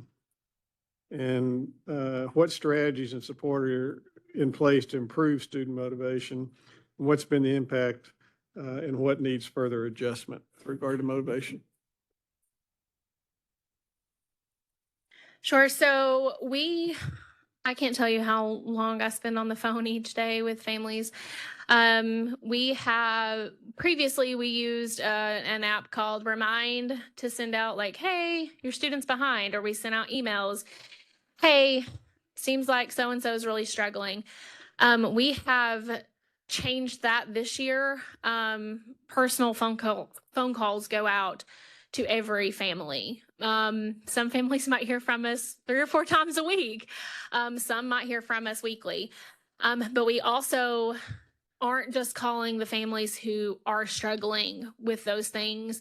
If we have a struggling kiddo and then all of a sudden we see an uptick and they are doing better, we're calling parents to say, hey, I just wanted to tell you, I know we were struggling and we're really not wanting to be here, but this week we saw something different and we just wanted to call and tell you that we're proud of them and we're happy to see, whatever we're doing at home and whatever we're doing here seems to be working for their motivation. I know Dr. Jones touched on the low income that we face. We also push our kids. We have a lot that want to give up, that want to say, I'm only here till I turn 18 and then I'm going to get my GED and I'm out of here. And we say, but you're already so close. So getting to know those kids on that level and intervening before they get there and saying, hey, you're worth more than that. I think that's what's changed over the last year for us. So in traditional schools, one of the number one reasons for success is parental involvement. I would assume for a virtual school, it may even be more important. Have you seen, when you make these calls, what kind of responses do you get? Or, what percentage of the parents are, yeah, we need to get on with, we're going to push them for it, versus just say, well, I don't have time to deal with it. My student's going to work at their own pace or something. What kind of responses you get from parents? So it's a mixed bag. I have some parents that when I call and I say, hey, did you know your student, didn't whatever they may not have done? And they will immediately, I've heard them go into their bedroom and say, hey, get out of bed. You told me you were done with this. That kind of thing. And they'll bring them into my center immediately. And then I also have the ones who tell me that I'm wrong. No, they told me they finished that. They said it was submitted, and I have the reports, and I say, well, you're welcome to come in. We'll sit down with you. I can show you what has been submitted, what hasn't been submitted, and we can figure out an academic plan to get them back on track. But we're very real with our parents about right now where they're at the end of the semester. They're not going to be able to return because while we're a public school and we don't screen students coming in that are in district, we can ask for them to be returned to a local high school or a middle school, which then I know we run the risk of losing them from the county because a lot of them will just pull in homeschool. But that is what we can do, is say, hey, either get it together and let's work, or you're going to be right back where you came from, where you don't want to be, where you struggled.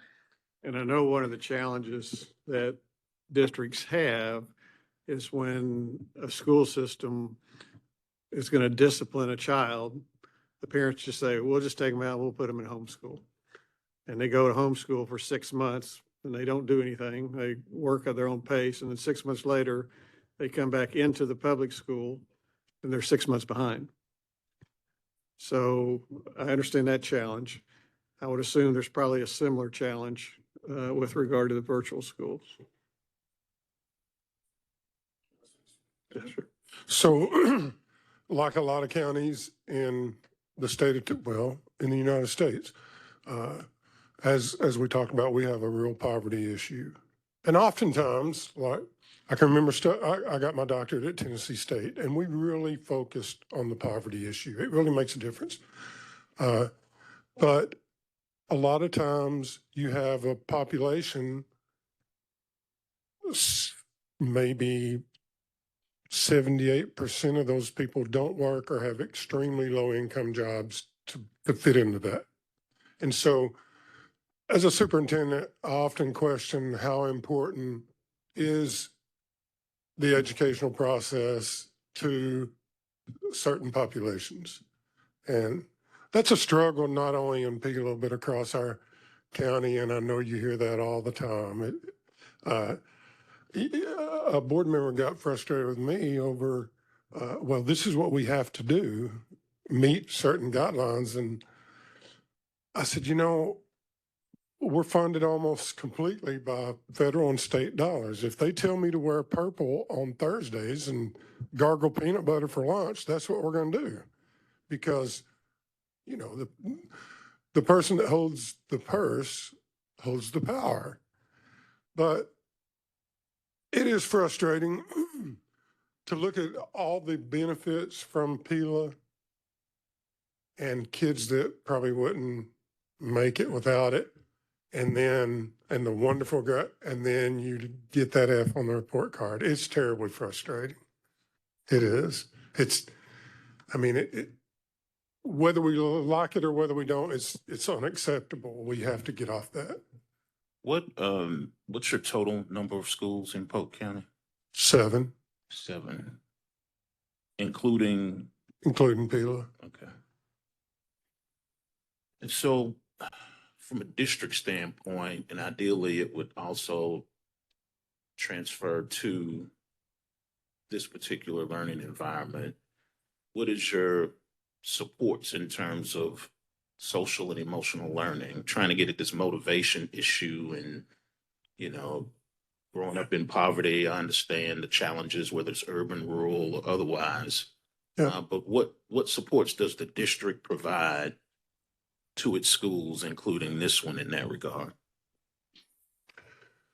Well, it's a cluster of things. We have mandatory attendance statewide. We use that as a tool to motivate from a power standpoint. We have campus court for students that are missing school. We have lots of clubs, activities, after school, before school, tutoring.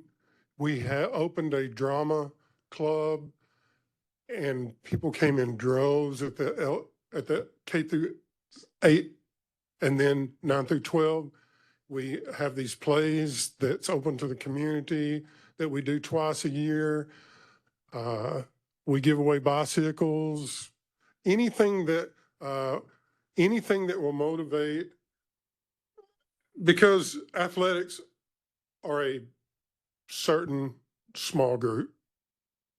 And so that kind of takes care of itself. I use my brother as an example. He graduated last in his class but was an all-state football player. Went on to graduate from Vanderbilt. But it's hard to motivate kids that are not in athletics because they need to feel a sense of belonging. And so we've done all those other things that I talked about to try to get kids to want to come to school and to please their teacher. And, in Erickson's stages of development, a teacher is right in the cluster of mom, dad, grandma, grandpa, teacher. That important until about 12 years old, and then friends become the center of the universe. So we try to set up activities that include their friends so that they'll want to come to school and they'll want to please. How would you gauge the participation of the Learning Academy students participating in those activities and events that you've planned? Yeah, so anyone in PILA, actually, even in homeschool, we open those programs up to both of those groups of students. They're allowed to play athletics for us. They're allowed to be involved in any other program that we have, whether it be after school, before school. And this year, for the first time, we're allowing PILA students to go to the regular high school's prom on those nights.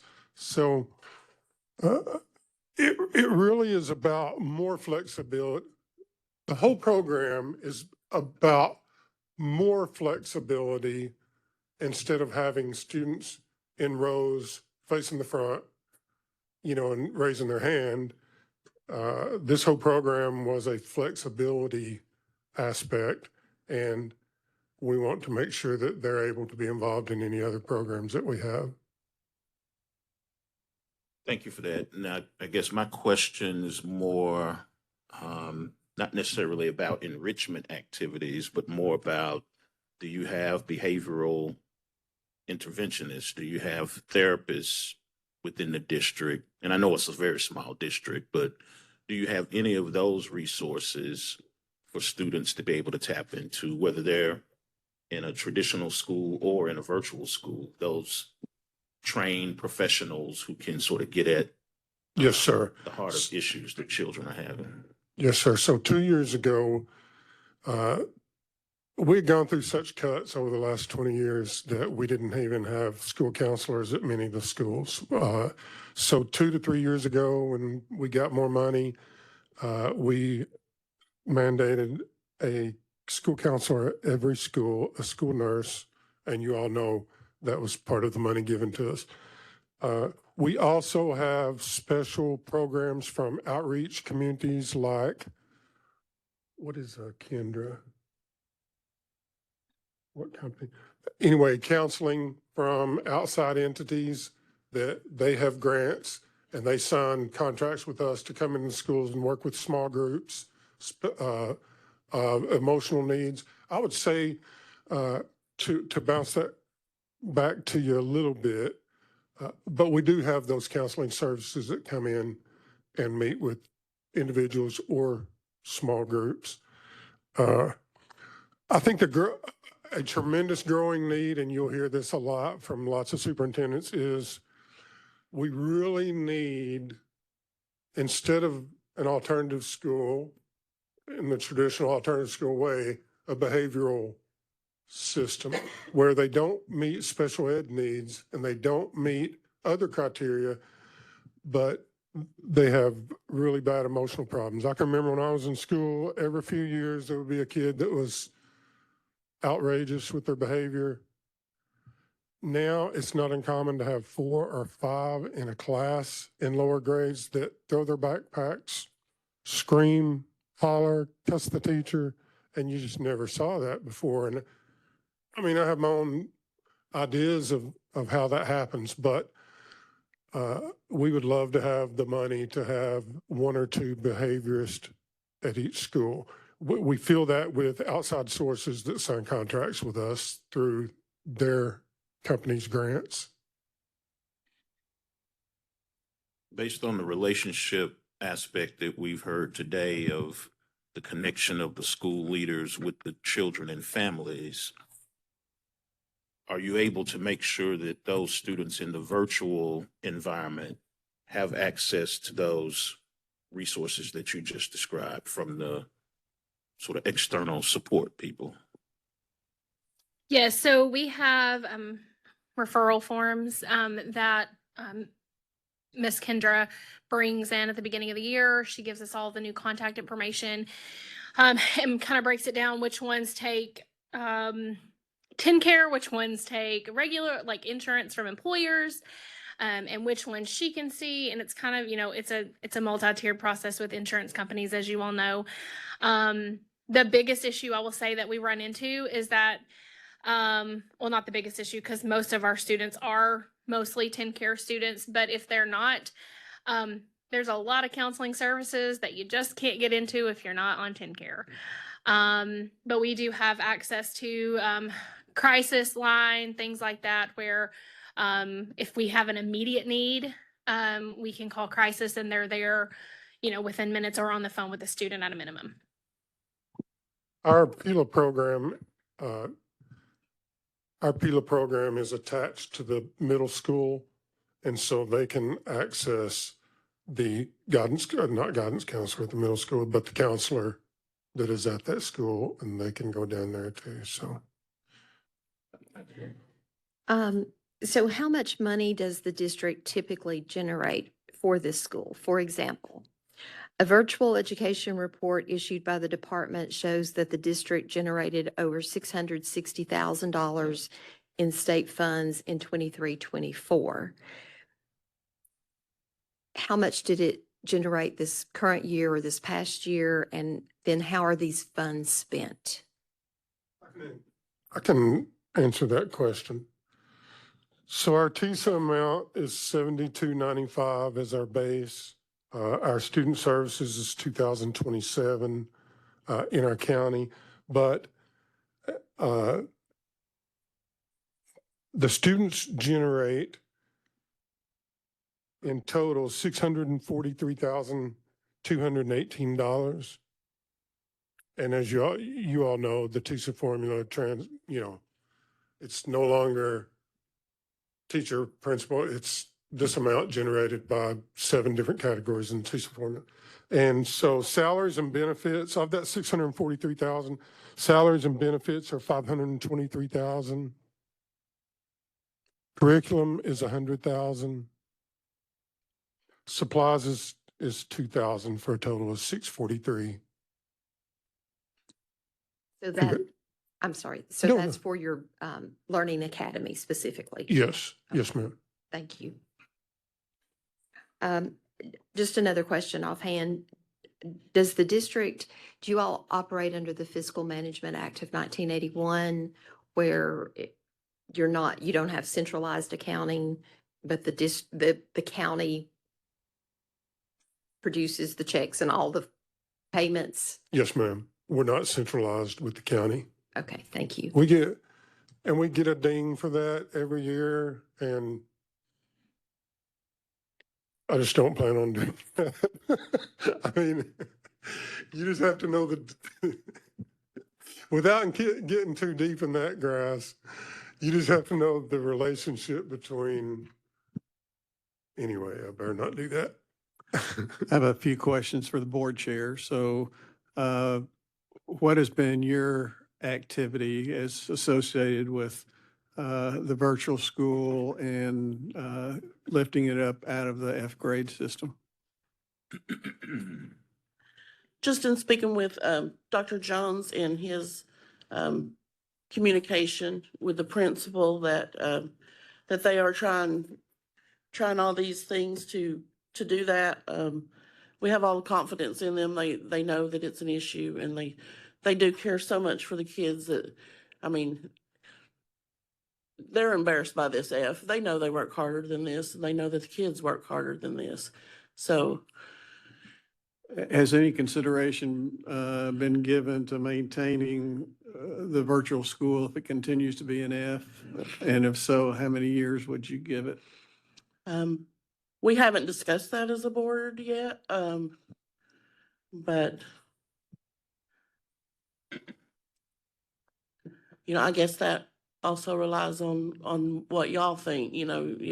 You've said 2 years in a row is an F, is an issue. So, I guess we'll just take y'all's lead. And How often do you interface with Dr. Jones? oh, as a chairman, weekly. Yeah.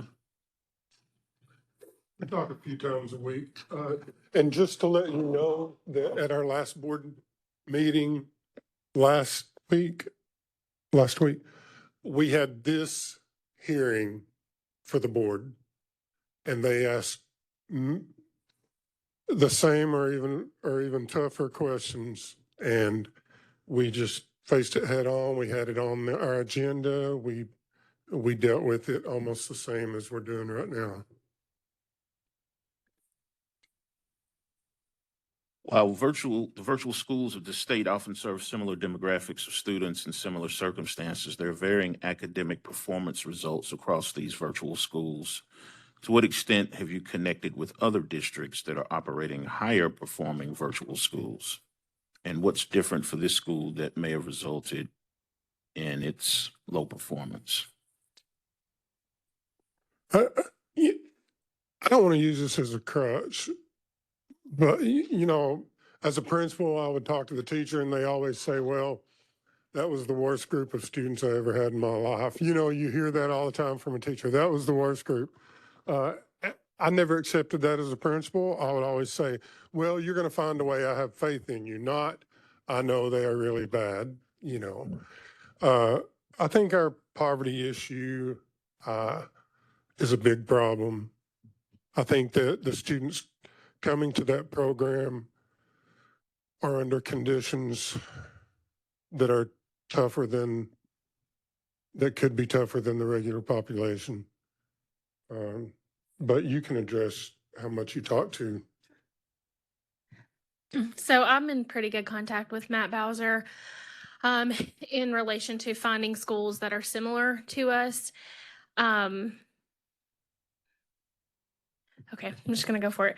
So when I started, there were screening processes for students to come in, especially for the high school. If you didn't have so many credits, you weren't allowed to onboard with us. If you didn't have a high enough GPA, you couldn't onboard with us. That was the first thing I was told that had to go from the state. Like, you can't screen students, you're a public school. There are, I would challenge you to see that some of the higher performing schools probably, they are advertising screening on students. You must have a 2.5 GPA to get in. Yes, we can screen out of county.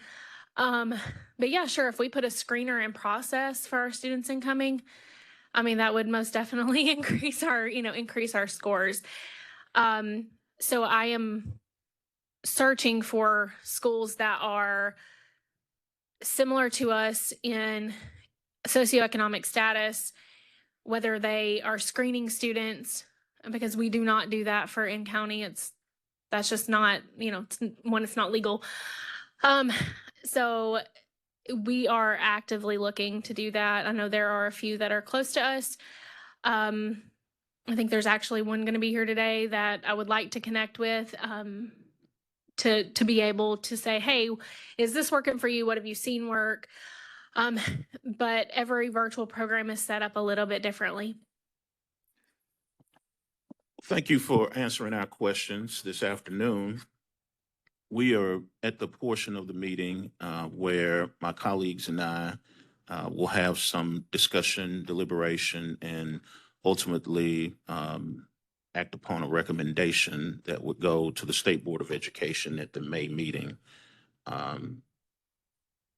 We have two routes that we can go in terms of actions today. One is to recommend a corrective action plan. The other is to recommend no action.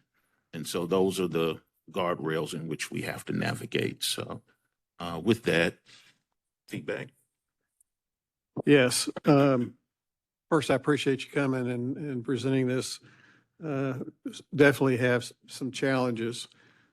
Interesting that 10 years ago, you had 10 students and went from 10 to 70, and then in 1 year goes from 70 to 170. So you obviously are filling a need or an apparent need for a group of students.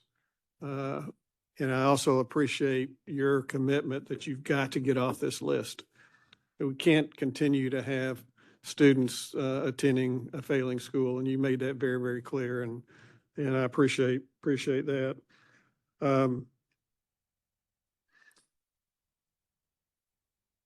How you do that is the challenge, you know, and with the poverty that you talked about, it was interesting, your comments that some virtual schools may have screening. That I would really like to know if schools do that, public schools do that, because I'm not sure how that works out. But I also, you know, what you said is that if a student is not succeeding, that you can take them out of the virtual school. And the question is, do they go back to the public school or do they go to homeschool? That's what the challenge. So you got some real challenges ahead of you. And again, I appreciate the commitment to getting off the F list. We just got to figure out a way collectively how best to do that. I too convey those sentiments. Thank you for being here. And I appreciate your acknowledgement of the situation. And obviously this has to be remedied. I also appreciate that you acknowledge that the alignment with state standards is something that you know needs work. And because our children need to be taught grade level material and providing those opportunities to learn and then, you know, to graduate and go out into the community and be productive citizens. You know, I think about, and I've read a lot in past years about poverty and low socioeconomic situations that students find themselves in. And I'm wondering, you know, are there civic organizations, churches where you could develop mentoring programs to help these young people to see that there are other things out there and to, you know, we're all searching to always break that cycle, you know, so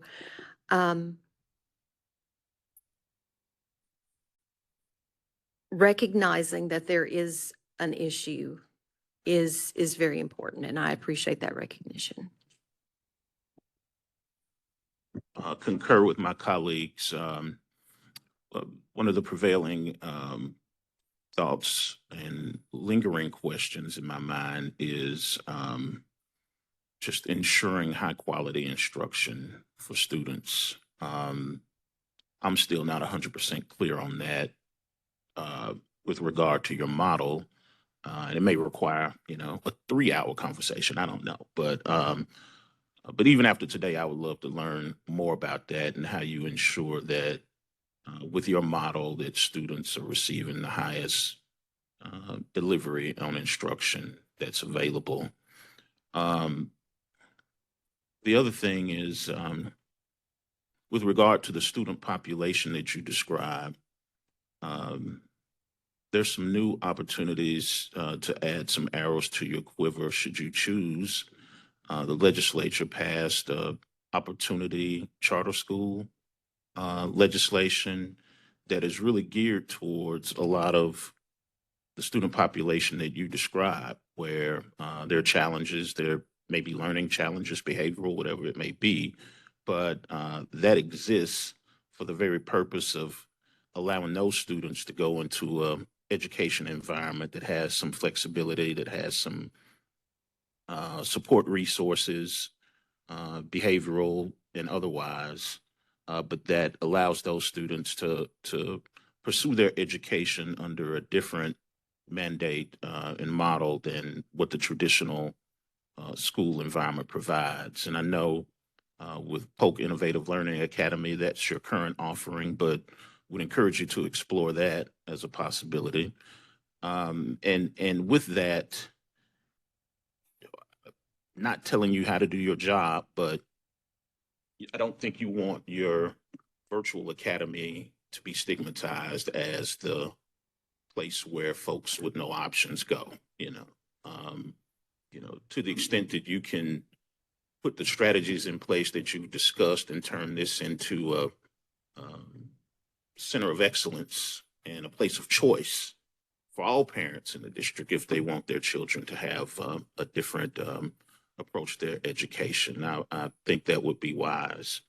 And so our charge today is to ultimately make a recommendation to the state board. So I'll ask my colleagues for their recommendation. Mr. Chairman, again, I think the importance of assuring that we get this off the F list to provide those students with quality education and to follow the plan being presented by Polk and to see it through. I think, if no objection, to recommend corrective action plan be proposed to the Board of Education. Okay. All right. Without objection, so ordered. Corrective action plan for Polk County Schools related to Polk Innovative Learning Academy. I want to make sure that we emphasize for you that the corrective action plan is just that, it's a plan. You have a lot of those elements that you've discussed for the school today, but this particular action puts you in concert in working on that with the Tennessee Department of Education and codifying those measures to ensure that we keep track of this and that ultimately we're all motivated to get Polk Innovative Learning Academy in a better place. So leave you with the fact that we're all working together. We're all one educational family, from the legislature to the department to the state board to you all as the LEAs and the school leaders and teachers and students and families. So our goal is to make sure that 1 million students in Tennessee have the best education that they can have and that they have bright futures and that our state prospers as a whole. So we appreciate you being here today and sharing your information with us, and we wish you all the best. Thank you. Thank you all very much.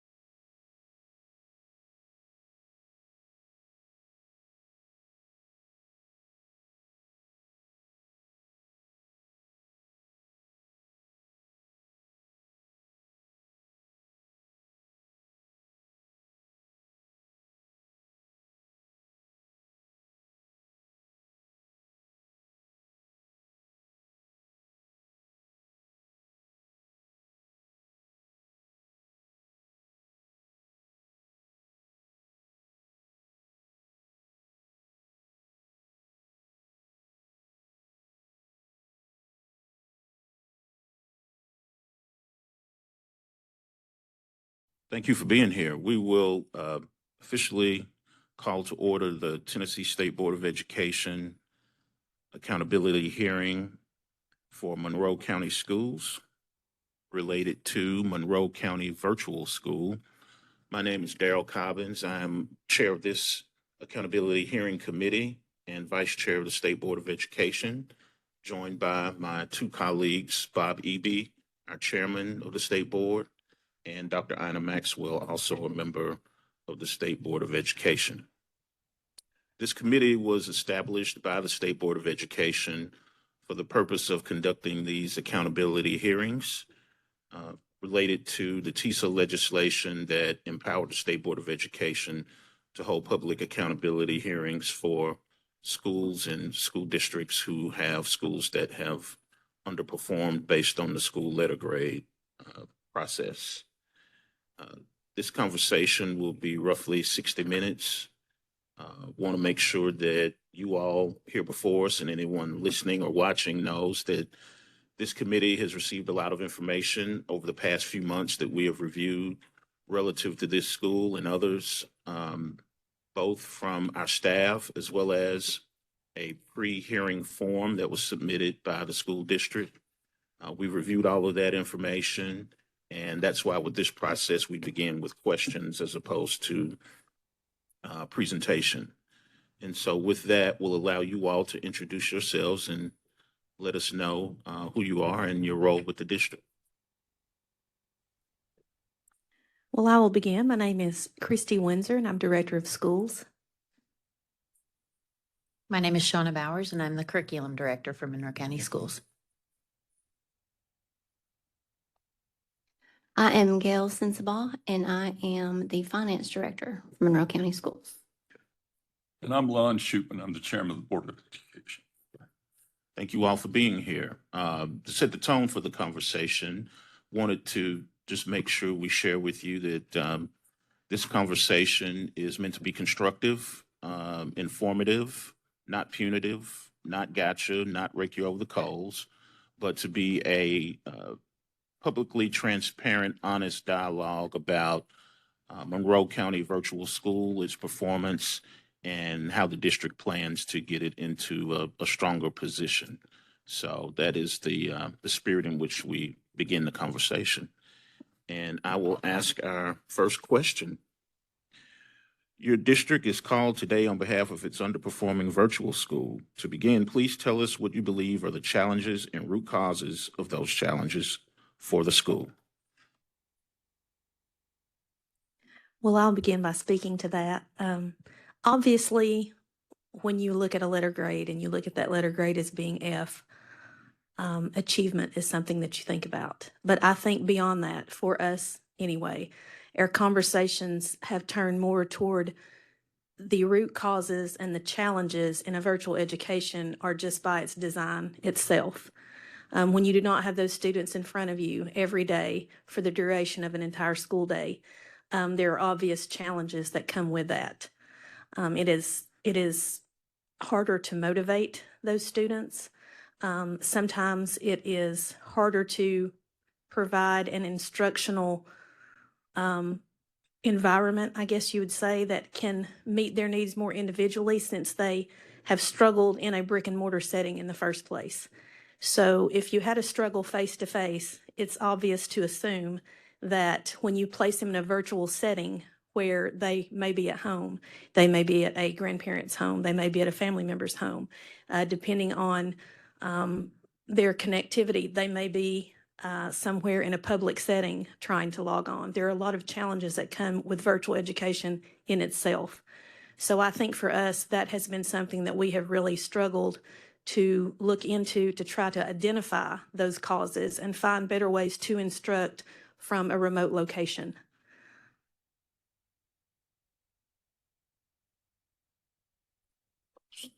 And what is the district doing to address those challenges?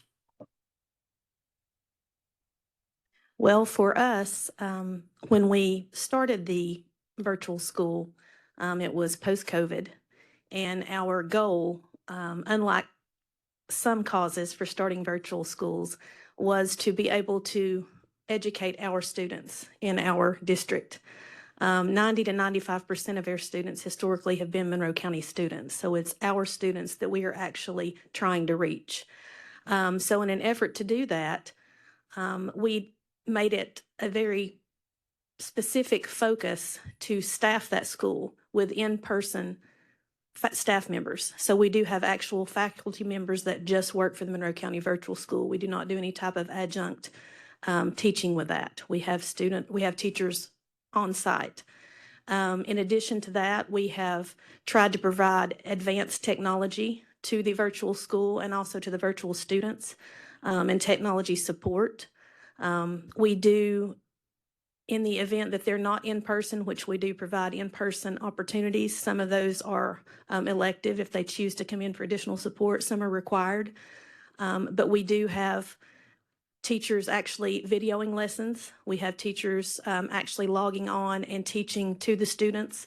When we assess and the teachers monitor the students. So we do see that those students are taking those tests. We don't just we not only trust, but we do verify that they are actually performing on the assignments that are turned in. Anything that a traditional brick and mortar classroom would use to verify that a student has done their own work, we do the same thing with their virtual students. And in the event that we do think that there is something maybe askew with their performance, if it's not in line with what we normally see, because they're very familiar with their students, then we will resort to whatever techniques we need to make sure that it is actual student work, whether that be run it through an app or some sort of system to make sure that it is not plagiarism or something of that nature. We have actually requested that assignments be repeated or redone if we do think that it's not authentic work on the student's part. So we have really, I think, tried to reach as far out as we can and as broadly as we can to address those challenges, to make sure that in a virtual setting, we're doing as much as we can without being there in person, face to face. Stevie. So, as you face these challenges, and I think if you look at your progress from 2023 to 2024 and 2024 to 2025, you have seen some improvements. I'm going to talk about that in a minute, but you mentioned that you have teachers that watch the students take the test. Your chronic absenteeism shows less than 5%. How do you define attendance at these classes then, with teachers watching the test, or is it daily or what? I'll speak to that, and then Ms. Bowers may want to elaborate some if I skip a point, because there's a lot to this. As you know, you've sat and listened to it.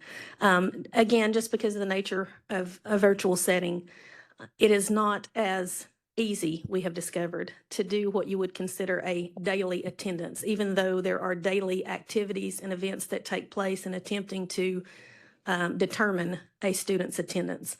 When it's based on performance or activity, however you want to say that, logging on and completing assignments, when it's based on that, it's hard to fit it into a daily term when those students have such flexibility just by the nature of a virtual setting. So we have students, for instance, I think it was last week or maybe over the weekend, the principal, Ms. Brown, she was contacted at 10 minutes after midnight. A student was up after midnight doing work and asked, they were locked out of something, and they texted her and said, "Can you let me in?" And she did. In about 10 minutes, she had the student in. The flexibility in itself makes it hard to determine how you consider that daily attendance. So it may be that an assignment is assigned and they have a certain amount of time to do it. And if they do it, then they're counted present. If they don't, they're counted absent. There are in-person opportunities where if they're there, obviously they're present. If they're not, they're absent. But that has been a struggle for us to be able to truly fit into that box of saying this is a daily attendance attempt on our part. And we've tried various ways. Actually, when we did our monitoring in November, that is something that our monitoring panel identified, and we actually had documented that. Starting next year, we are going to, and that has been already announced, we are going to implement some additional requirements that make a daily attendance mandatory. And I'll let Ms. Bowers go into more of that. So that has been a challenge for us, obviously, and we recognized that early. And so we didn't revamp it midstream this year. However, we do have plans to update the student handbook for the virtual school for next year. But they do have added this semester, they have added in-person days that they have to be, which is easy to take attendance on the in-person days.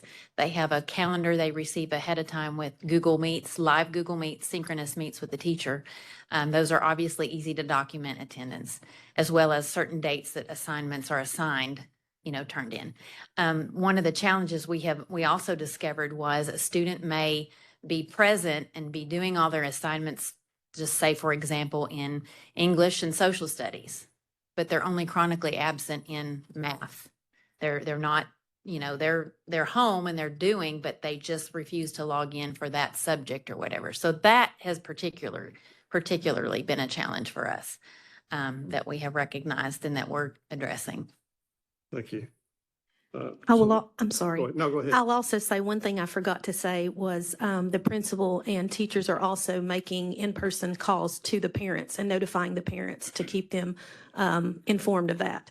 And if that is something that has to be done daily, then that's what they do, just to let them know so that it's not something where, as before, we may have, waited for the student to complete the assignment and then count them present. Well, now they're notified if they are not logging on and they're not doing what they're supposed to be doing, just as another effort on our part. Besides the financial aspects for attendance, obviously you want them attending for performance and achievement, and the way you measure achievement is success. As I said, it looks like that you've had some success between 2023 and 24 and 2024 and 25 in ELA and in college and career readiness. What do you attribute that success to? The first year of inception, the academics was not all aligned with our HQIM, our high quality instructional materials. So since that time, the second year of inception, which was the 20, whatever, I forget the year that you said, but we made sure that all virtual students had high quality instructional materials for all subjects. So we have adopted and purchased ELA, math, and science thus far. And obviously next year will be social studies. So they are using the same materials, following the same lessons, the same district formative assessments through peer assessment, as well as we hired an outside consultant who is a writing specialist, former teacher, principal, supervisor, data guru, just a wonderful person that has a great reputation in East Tennessee. And she has worked closely with a virtual school, 10 days last year, 10 days this year, which might mean some half days. So she's there a lot, and she worked closely. Like we said, they have a in-person staff, but the ELA staff in particular, looking at data, diving in their data, and then on some ELA improvements and using their HQIM. And so we were very pleased when we saw that that worked. So your curriculum that you use for virtual aligns with your curriculum for the traditional schools? Yes, sir. That's awesome. Yes. Thank you. This actually goes along with what you've actually already answered part of. The pre-hearing form describes multiple strategic planning shifts that appear responsive and intentional for the virtual school, including the hiring of an external consultant, purchasing high-quality instructional materials, hiring additional teachers and instructional coaches, and eliminating elementary grades to focus on middle and high school. So you spoke briefly, but what has been the impact so far, and how do you know that it is impacting the students in a positive way, and what are your changes that you might make for next year? The impact we've seen since all of our teachers at the virtual school, something different that they all have an individualized professional support learning plan for themselves. Whereas some of our schools, it's just, it's various teachers, but not the entire school. And so within that plan, we're able to kind of tailor with them what they need to be improving on instruction wise. But also they have more time now the number wasn't that great for the elementary student, but they have more time now since we've shifted. So they have less of a student load. And they have required communication logs that we've implemented.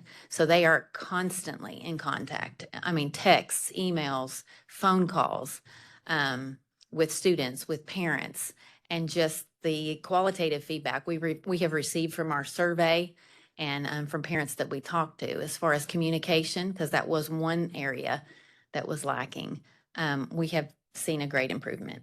We have seen more student involvement and turning in work and things like that since we have implemented those things.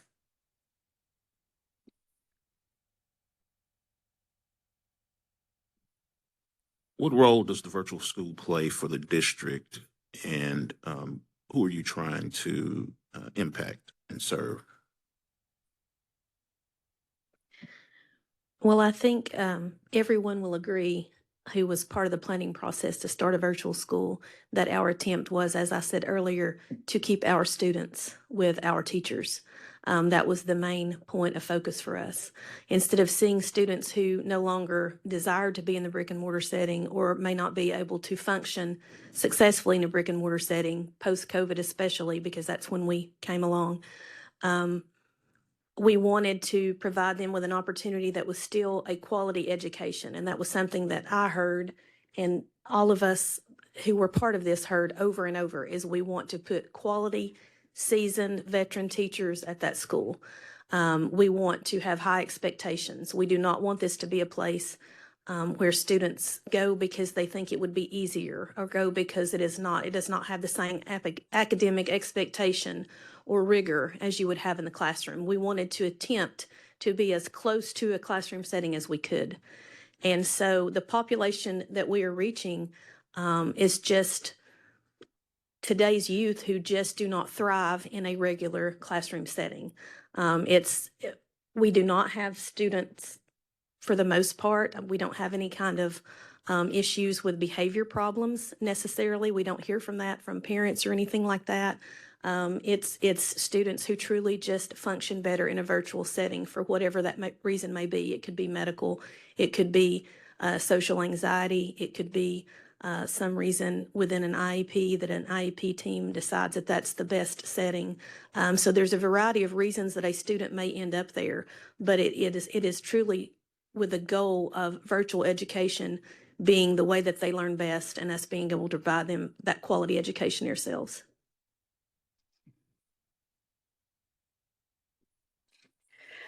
So how much money does the district typically generate for this school? For example, a virtual education report issued by the department shows that the district generated over $2 million in state funds in 23-24. How are these funds spent? Well, these two ladies have already answered some of that question for me. We do have 5 full-time teachers, 4 contracted 120-day teachers that have retired from our district and have come back. We've got 1 principal, Miss Brown, 1 administrative full-time assistant, and 1 part-time assistant. Since the inception, 23-24, we have, of course, the school board has approved us to adopt the HQIM materials every year. And for the district, we usually spend around $500,000 to $700,000 across the district for that. So since then, since 2020, we've probably spent close to $2.5 to $3 million on HQIM for our district. And as they said earlier, that our virtual students, have the same curriculum as the brick and mortar students do. We have also hired an instructional coach, a math coach, and as she also mentioned, hiring the outside consultant last year, and we have also brought them back this year, correct? They are also distributed in the fall like the other brick and mortar schools with the enrichment funds, what used to be called the BEP 100 funds. We distribute that to the virtual students as well. They are offered RTI. Tutoring is also the all-corpus tutoring. Summer learning camps have also been implemented. So we've tried to invest everything that we've earned back into the virtual schools. Almost 100%, I think. Let's see what else I've got written. We are also getting ready to add the CTE program and offer the industry certification like we do with the other CTE students that are in the brick and mortar. Obviously, the classroom size is not as big as the regular classroom, but we have offered up more building space to have more in-person settings. So when they redone this handbook, the students could come in and have a place and felt more comfortable in a bigger setting. Did I forgot anything? So based on what was reported, the 2 million in 23-24, what would you say the amount is for the 25-26 school year that the school generates? I calculated about 1.8 million. So they've seen a decrease in funds that are generated from the school. Yes, I don't know how many students we had last year compared to this year.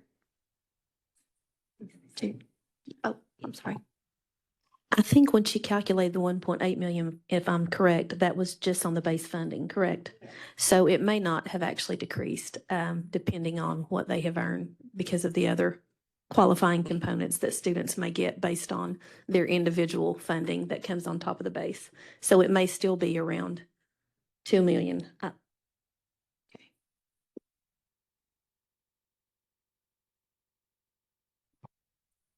First, how many schools do you have in your district? 13. 13.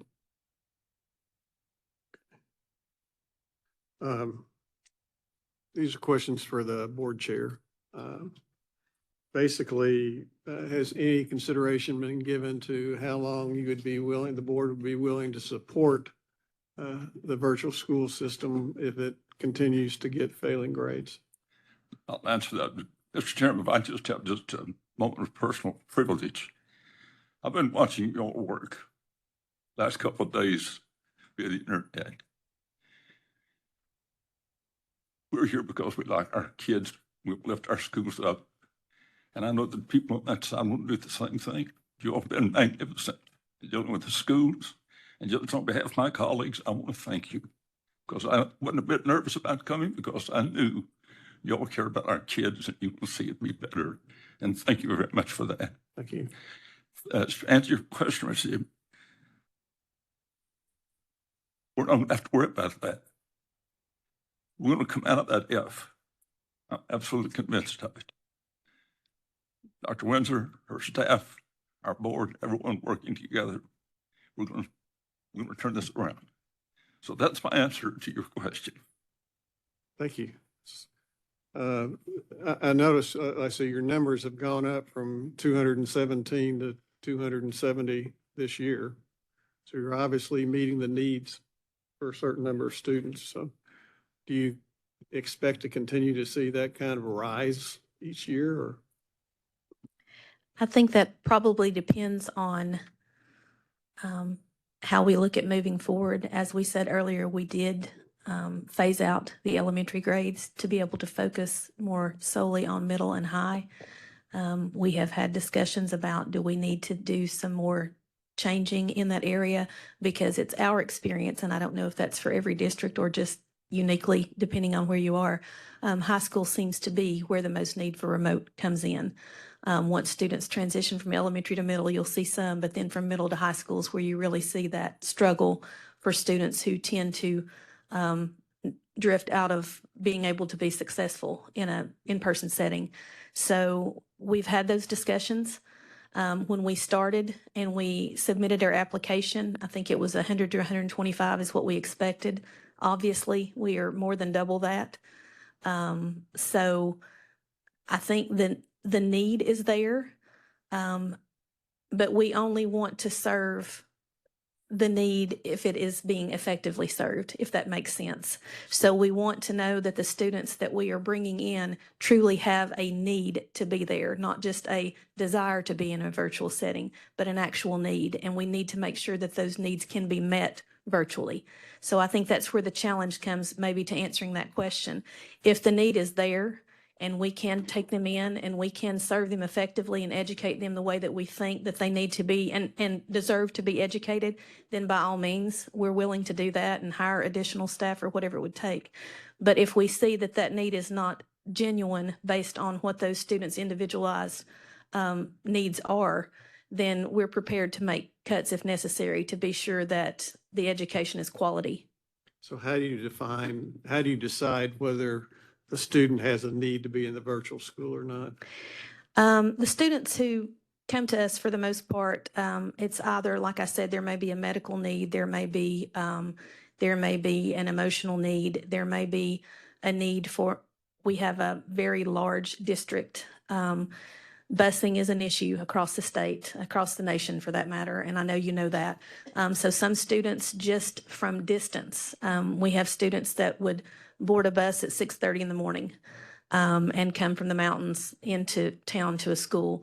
If there is no bus, sometimes that poses a problem. If parents have to shift work and they can't be there to take their children to school or to pick their children up, transportation has been an issue. But each individual student that we look at, we make a determination of whether or not there is an actual need there. And that's why I mentioned earlier, there are various reasons that people pursue virtual. But for us, we have made it intentional in making it clear that we really have to have a perceived need, that the virtual is the only option before we will agree to that type of setting for any student. So if they don't have that, if you determine they don't have that need, then their option is to remain in the traditional school or do something else. Absolutely, yes. And we've had those conversations before. And at times, people have withdrawn their students and moved them to another location. That's obviously not why we do that, but we just refuse to compromise what we feel needs to be seen as a quality education for those students. And if we feel like brick and mortar is best for them, that's what we encourage them to do, whether it be with us or if they choose to go somewhere else and pursue another path. But we don't just simply say, okay, if you're going to move out of brick and mortar, we'll put you in virtual. That's not how we serve our students. Thank you. Have you had the opportunity to identify or converse with districts that have high-performing virtual schools? Actually, I can't speak to that as well as Ms. Brown can if she could have an opportunity to speak. She did a lot of research and did a lot of reaching out to other virtual schools. So I think you'd be interested to hear what she may have heard or found out.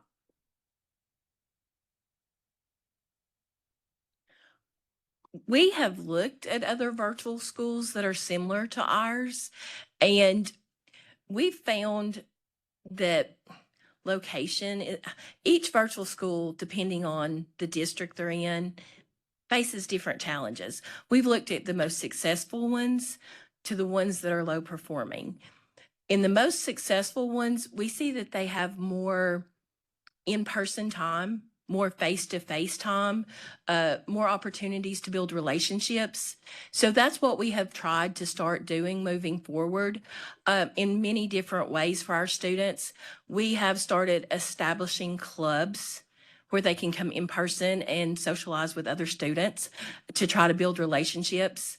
My staff personally contacts every family for parent conferences. We call after hours when we know they'll be home. My teachers call at least 10 to 15 families a week and log it, whether the student's performing, below what they should or a student that's on level, just to give them some praise and let them know we're thinking about them. So we've also increased the amount of times our students have to come in face-to-face. We've done more Google Meets with face-to-face teaching with our students. And next year, we plan to implement more of these days where students come in person, and so that we can build stronger relationships. So I believe that we have researched all sorts of virtual schools, but the ones that are really successful are building those relationships with families, and they're having more face-to-face and in-person time. And so that's our goal at the Monroe County Virtual School, is to build stronger relations with families, to motivate them more, get them more involved in their education. So that, I mean, the ones that aren't performing, I feel like have fewer face-to-face.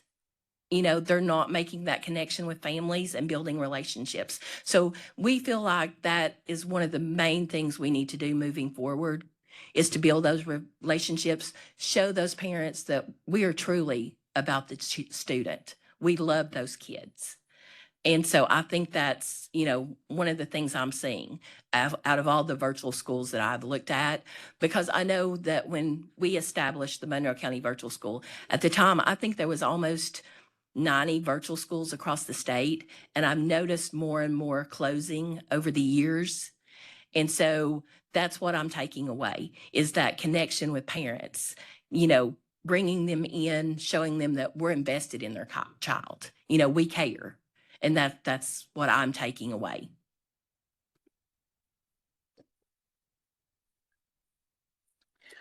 It's our understanding that the virtual monitoring report is a document designed to provide families with a summary of a virtual school's performance and includes an overall score of meeting, approaching, or below expectations. In reviewing the last 2 years of monitoring reports for this virtual school, the reports indicate that the school is meeting expectations and there is minimal information provided for families. Will you please explain who is responsible for oversight and monitoring of the virtual school and how the school can be meeting expectations with at least 2 years of F ratings and level 1 TVOS growth composite?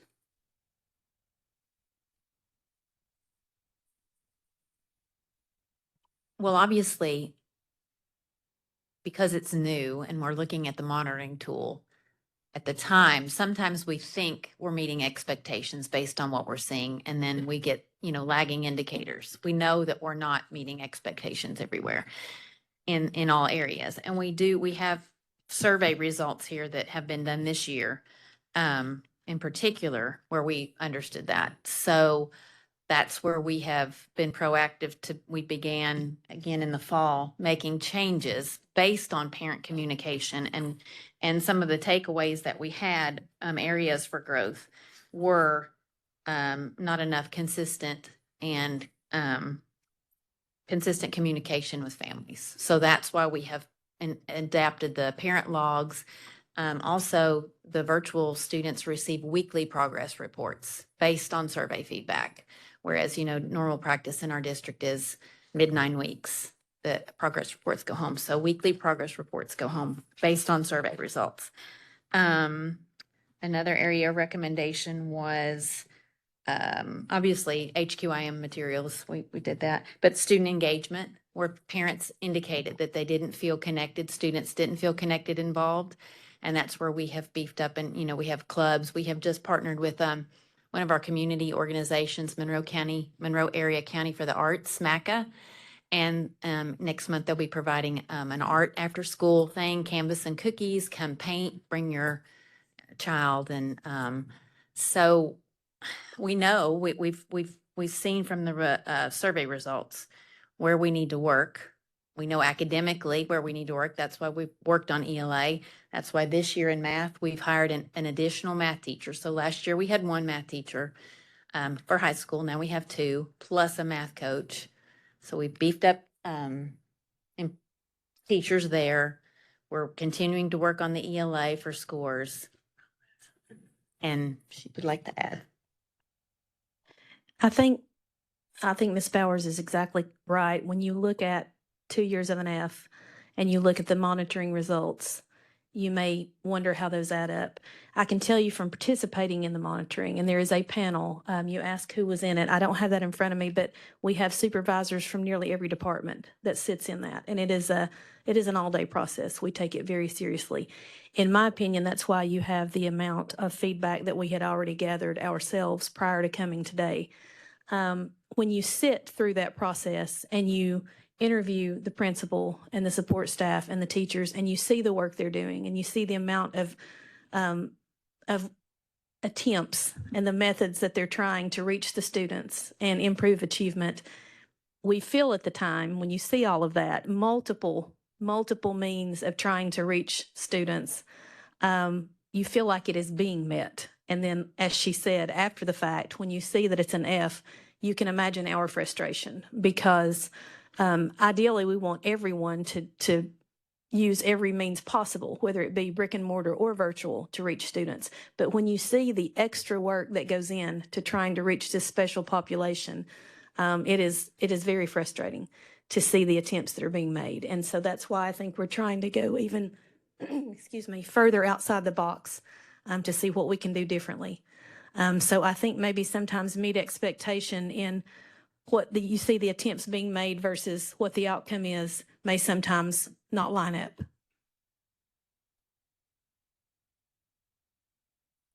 I'd like to go back to your identification of your students, virtual students. What percent of students have indicated that they wanted to be in the virtual school that you have not accepted?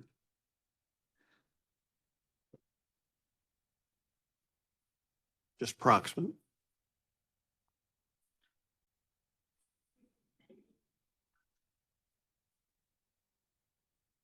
Up to 10%, she said, maybe. Because I know we were talking to another district and they had mentioned, that there were some districts that were screening students and they didn't understand in a public school how you could do that. So I assume you've had your attorneys and everybody look at that, and that's okay. Please. So when she talks about screening students, if I have a student that comes to me as a senior and I do their graduation checklist, if I can't meet their focus area and get them graduated on time, I recommend that they stay at the brick and mortar school where they're at, because I don't offer every focus area in CTE or somewhere, and it would be near impossible to get those students graduated.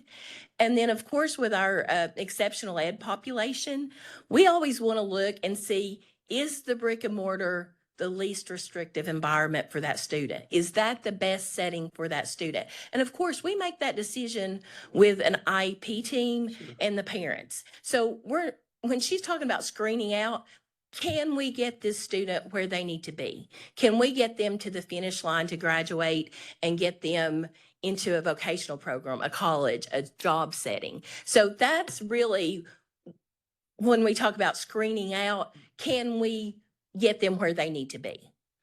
That's very helpful. Thank you. Let me ask this other question. Do all the students that are in the virtual school have a high school and beyond plan like is required for other students? And do all your students have 8th grade and beyond have high school beyond plans? We do have plans. I meet with all of those students because I'm also a certified school counselor. Okay. So, and we also house in our building a TRIO, federally funded TRIO program called Talent Search.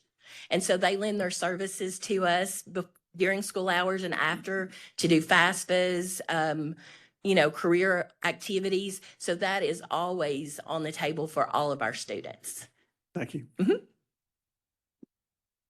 And I wanted to clarify, I did not mean anything to sound as if screening out. I guess she hit the nail on the head. Our goal with every student that applies or requests, or even a family that requests a student to go virtual, is to see if we can meet that student's individual needs. So it's more, instead of screening out, it's more making sure we can meet needs. The way I asked the question, I said, identify the students because absolutely, because what we were being told by other districts is that there were some districts that were screening out. Yes. I wasn't saying that you were screening out. Right. Okay, good. I didn't want to make that miscommunication because I have heard that as well. And you know, that's not, number one, you can't. And number Right. two, that shouldn't be the goal. If you Right. can't meet the students' needs virtually, then ideally that's not the setting for them. Right. Thank you. Can you describe for us within the virtual school leadership team, what the structure of that looks like and, you know, the folks that are really running it from day to day? Well, we have the principal back here. There is an administrative support for her who is a retired teacher. He was a teacher and principal for 30 plus years. So he is very well versed in public education and all grade levels of education. So he assists her. He does a lot of the personal communication. He does a lot of the overseeing of the teachers and their communication logs and checking off those requirements. The two of them work together for the teacher improvement plans. As we said, every teacher there is on an improvement plan that came as a result of last year's monitoring, and that was something we did ourselves, noticing that there was a need. Again, not because they were not quality educators, because we made certain that the teachers that were hired for those positions were veteran, seasoned, quality teachers. It's just that setting is a challenge, even for the best of teachers. So we put them on a plan, not because they're bad, but we put them on a plan to make them better in that particular setting. The two of them work together on that. There are two administrative assistants there that help with the paperwork involved with any kind of 504s and IEPs. With attendance monitoring, with parent communication, with taking the phone calls, with setting up and scheduling the different events that come in or that come up throughout the school year. There is an instructional coach, that's correct, to help in the area of math. We saw a struggle there. Of course, we have the consultant that's been coming in working with ELA. So once we identified a need in math, we put that person there full-time to work with the math teachers. Also, we have a coordinated school health program in the district that is very strong and very successful.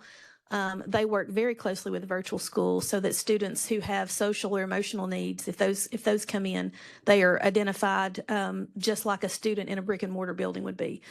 So they may not have someone, obviously the administrator is also a licensed counselor, or certified counselor, but she can contact coordinated school health and express any kind of need a student has, and they immediately set up something to send someone to the student or to get the student to that person to be seen for whatever needs they may have. Additionally, the school in the same campus, the way the location is, it sits on the same campus as another school. And so they are able to share resources as well if necessary. There's an SRO there that's full-time. There's obviously a counselor there that's full-time. They go to the school. The graduation, I did want to make a note of this, so much so that I put it in the additional notes. When I said the thing about monitoring, what we sit down and see that these people do to try to reach these students, I cannot tell you the impact it has made on anyone that has attended their graduation at the end of the year. It went from probably a partially filled primary school gym, which the entire side, of bleachers was partially filled, to last year's standing room only. They put out, all of the bells and whistles to recognize those students for their hard work and their achievement, because we don't ever want it to be said that they did not earn their graduation just like any other student, because we know what our expectation is in our virtual program, and it is the same as it would be in any other classroom, even if we have challenges and struggles trying to ensure that they get that. And that is recognized every year at the end of the year, from the caps and the gowns to the diploma covers to the people who speak and recognize them, and to the families that attend. We want it to be the same as any other graduation ceremony that we have throughout the county. So with that, if you were to compare that structure to a brick and mortar structure with 270 students, how do those two differ?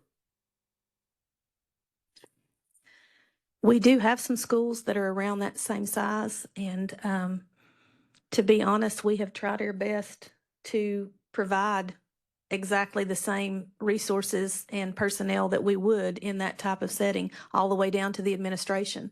Administration at a school that size, we actually have probably four schools, maybe five, that are around that same size.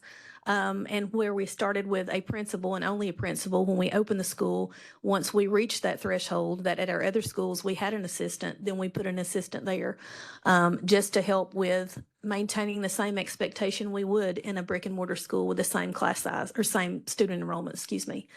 So I think we've done our best to provide the same resources and personnel within reason with it being a virtual setting. You know, speaking about graduation, so these students, like you say, their diploma is the same as others, 22 credits, I presume, and they meet all the requirements for graduation. So like on a world language or something like that, how do they get their world language teachers? I'm sorry, we're 25. I'm so 25. used to us saying You're 25. on a Yeah. block Sorry. schedule? Okay. Yeah. All right. So world history, did you say? Language. World language.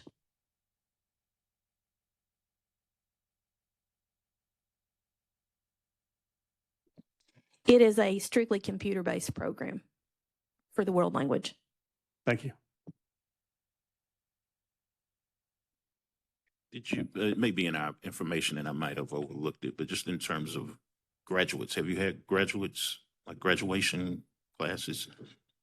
Okay, you have. So what is your? Yes. What is your quote unquote graduation rate? It's at least 95% or better. Okay.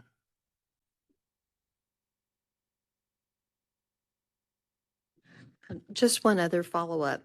What other courses are completely computer-based?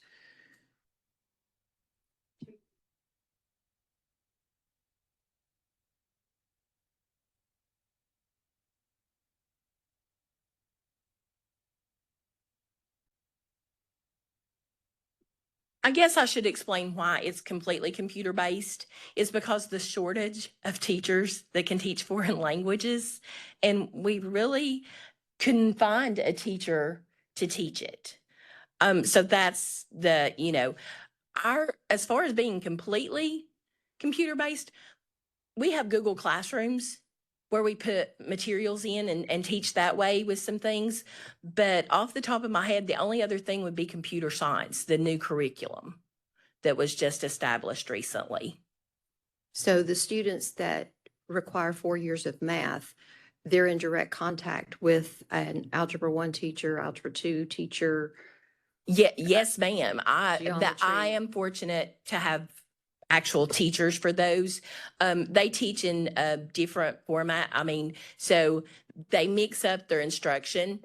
They do Google Meets with their students where they teach the lesson. They have videos where the students can go back and watch them actually teaching. They video themselves teaching like they were in a real classroom setting. They have to join a Google Meet to take their test. So yes, they actually have a teacher for every math subject.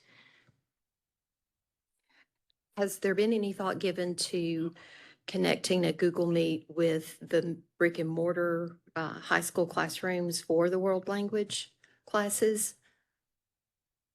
We have actually tossed that around back in the fall semester.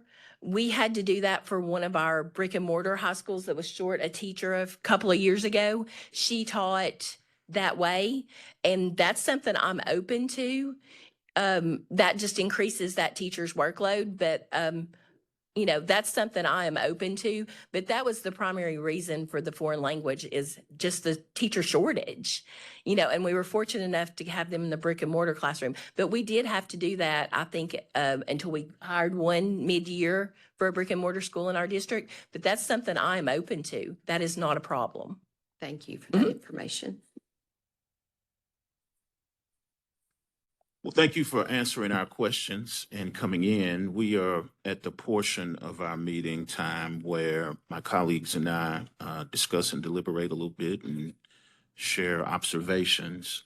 And so following that, we will entertain a recommendation to go to the State Board of Education at our May meeting with regard to Monroe County virtual schools. So with that feedback. I like that there's been a proactive movement in regards to implementing things this year after receiving your information about the 2 years of F letter grades.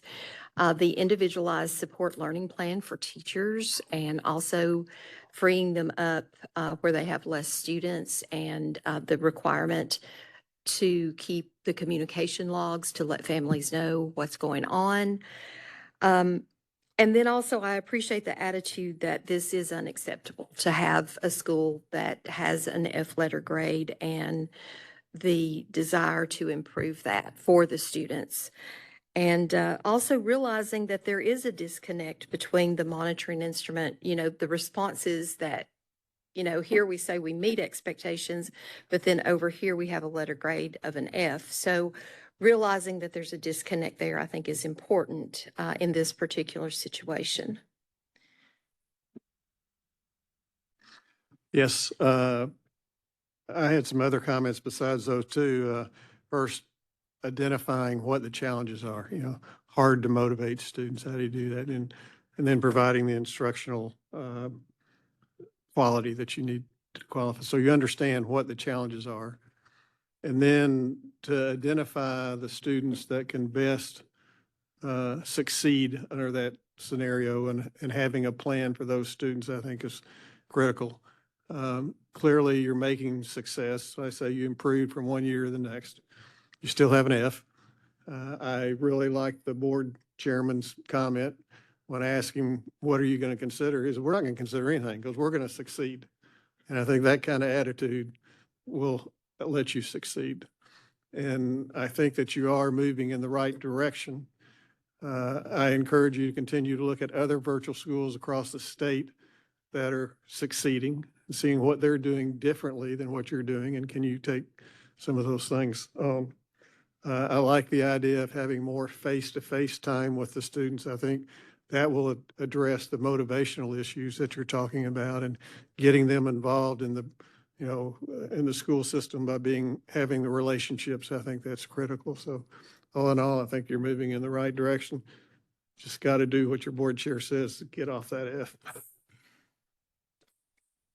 I'll concur with my colleagues. I have a 16-year-old who's been educated virtually and remotely for the past 5 years. So the relationship aspect of what you mentioned with the family and that connection and bond is really, really important. And I'm glad that you shared your sort of fidelity to the virtual education process and making sure that it has integrity with the face-to-face measures and other aspects that sometimes seems a little loose with others, but definitely it sounds like you all have your finger on the pulse of the issues.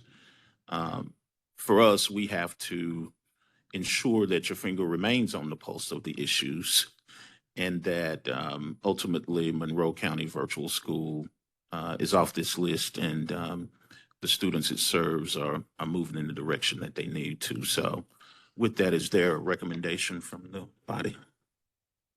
So I would recommend, even though we have seen movement in the right direction, I do appreciate the attitude that this is going to get better, that it has to, and I appreciate that. I do recommend, though, I ask for unanimous consent for a corrective action plan.